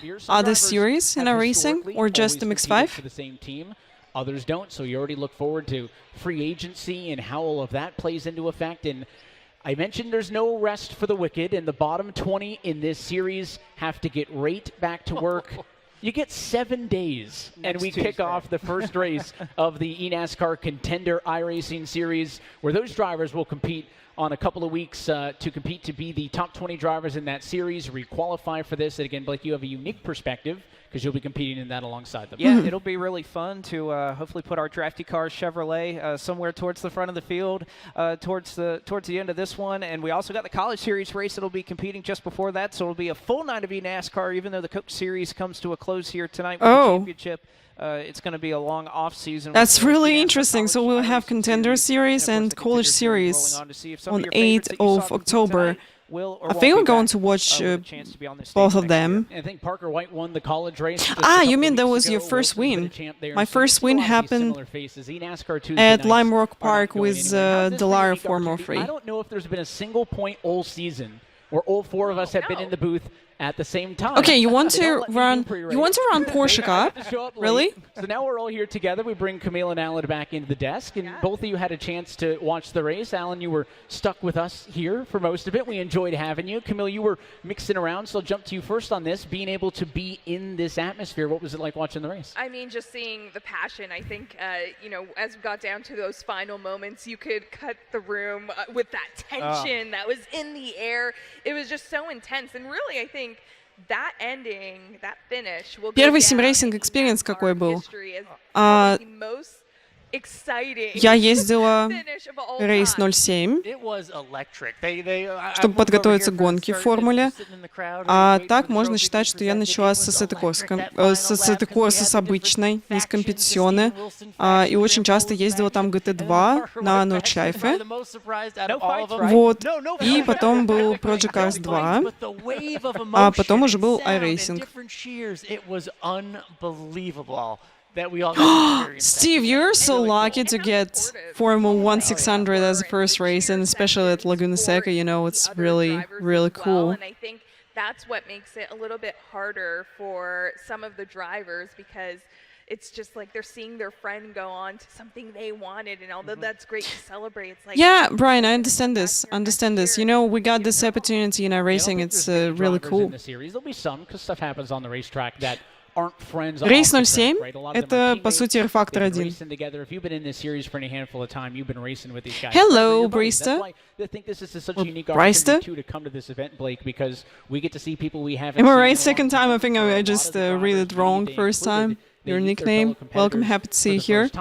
It is unique if things get dicey on the racetrack. that they're 5 Мне feet Project apart. Cars 2 Sometimes it's понравился better that they're очень in сильно their после separate Ассета sim rigs, Корсы. but, you know, Я from считаю, like что a там sports очень классный concept, I've дождь always felt that going с to a sporting аквапланированием, event, со I'd всеми rather go делами. if there's 50% fans for one Вот, team было and очень 50% весело. the other, 'cause И, кстати, вместе с atmosphere is great, Ассетой Корсы as я еще opposed to ездила just a Dirt complete Rally. washout. And I think there were a lot of nerves in the crowd for much of this, but Вот, но really сейчас я you know what езжу I только mean. iRacing. And Если Alan, у you were нас there in есть the end too, какие-то waiting on the trophy. I ивенты mean, в R-Factor we 2, were например, watching as the action Virtual was Le going on in Mans, those final 2 с laps. удовольствием People jumping up and присоединюсь. Мне down, очень нравится whole R-Factor 4 2. different К sections сожалению, of fans, Ассета if you Корса will. Компетиtion для меня You can't get that очень anywhere else странная. besides this live event. То есть мне требуется очень много времени, чтобы привыкнуть и ехать там быстро. Вот. Ну, как бы iRacing мне нравится очень сильно, потому что он покрывает на самом деле все, да. То есть я могу ездить роуды, я могу ездить овалы, я могу ездить, ну, вообще все что угодно. Это прям классно.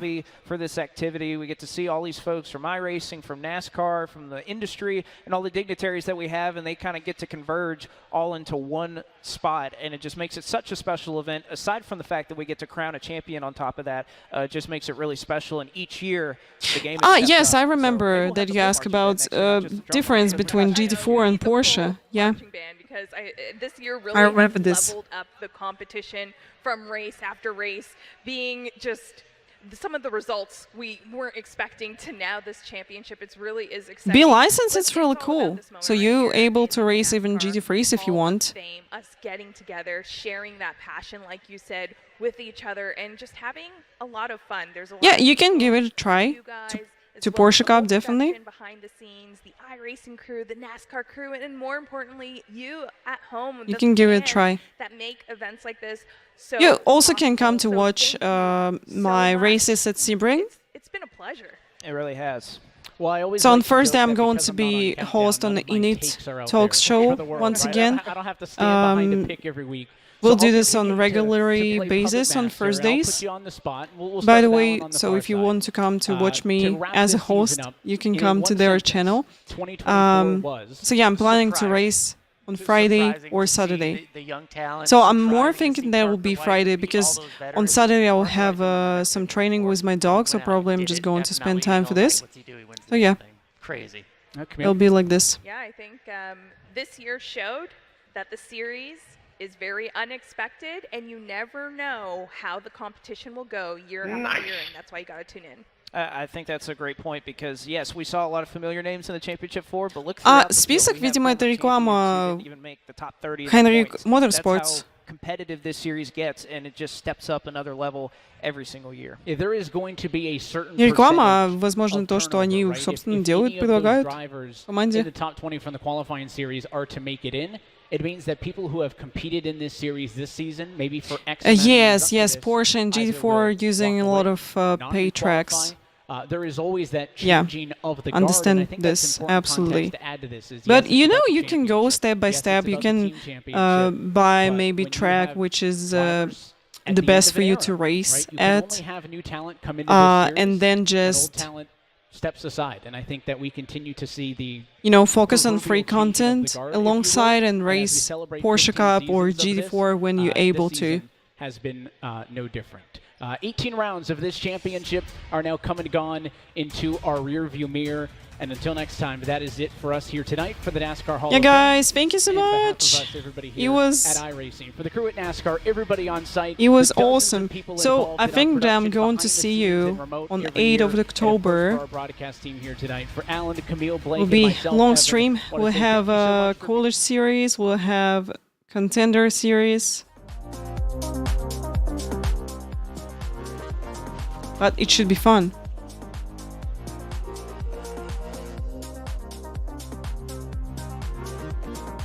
Yeah, I was buying when I need.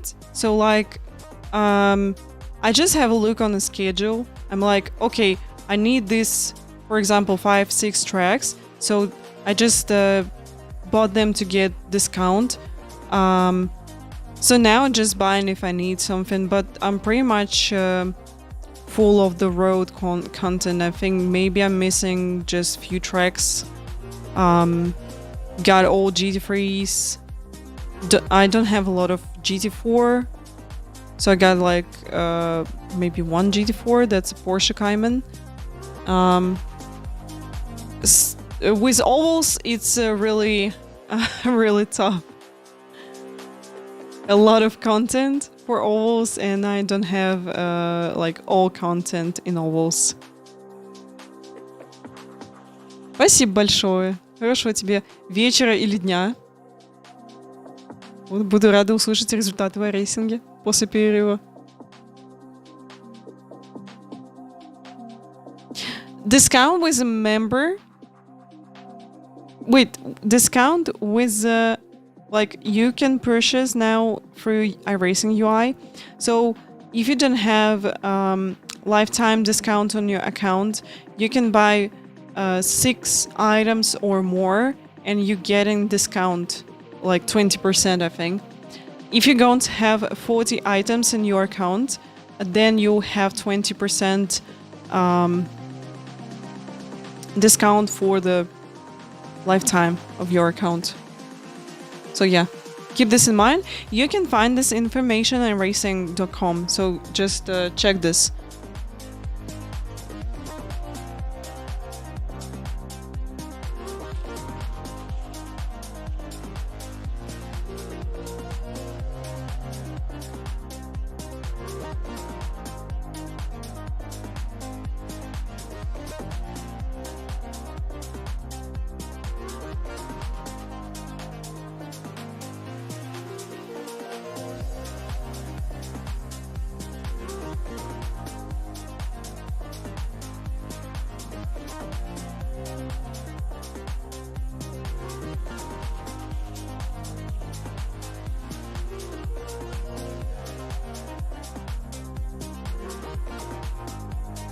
Unfortunately, I can't check this on my own account as I already got lifetime 20% discount on my account because I got more than 40 items.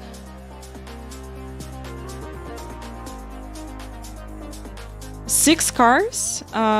So we got like 12 doors per car, yeah. So 6 cars will be 72, and this minus 20%. So you can get this for 57 and 6 instead of 72. And the same stuff for tracks.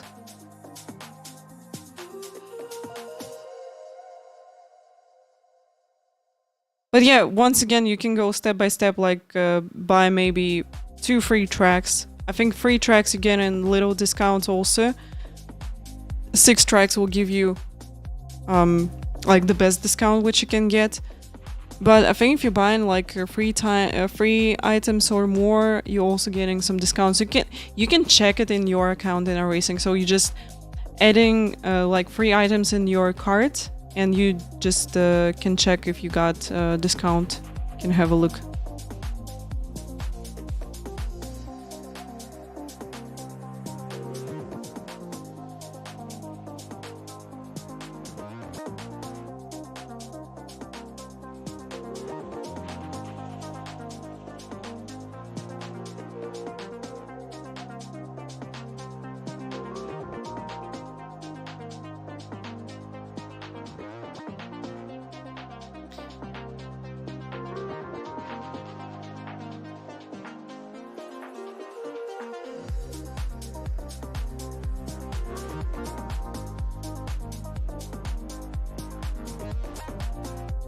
If you enjoy to just, just having the free content and you enjoy racing it, why not?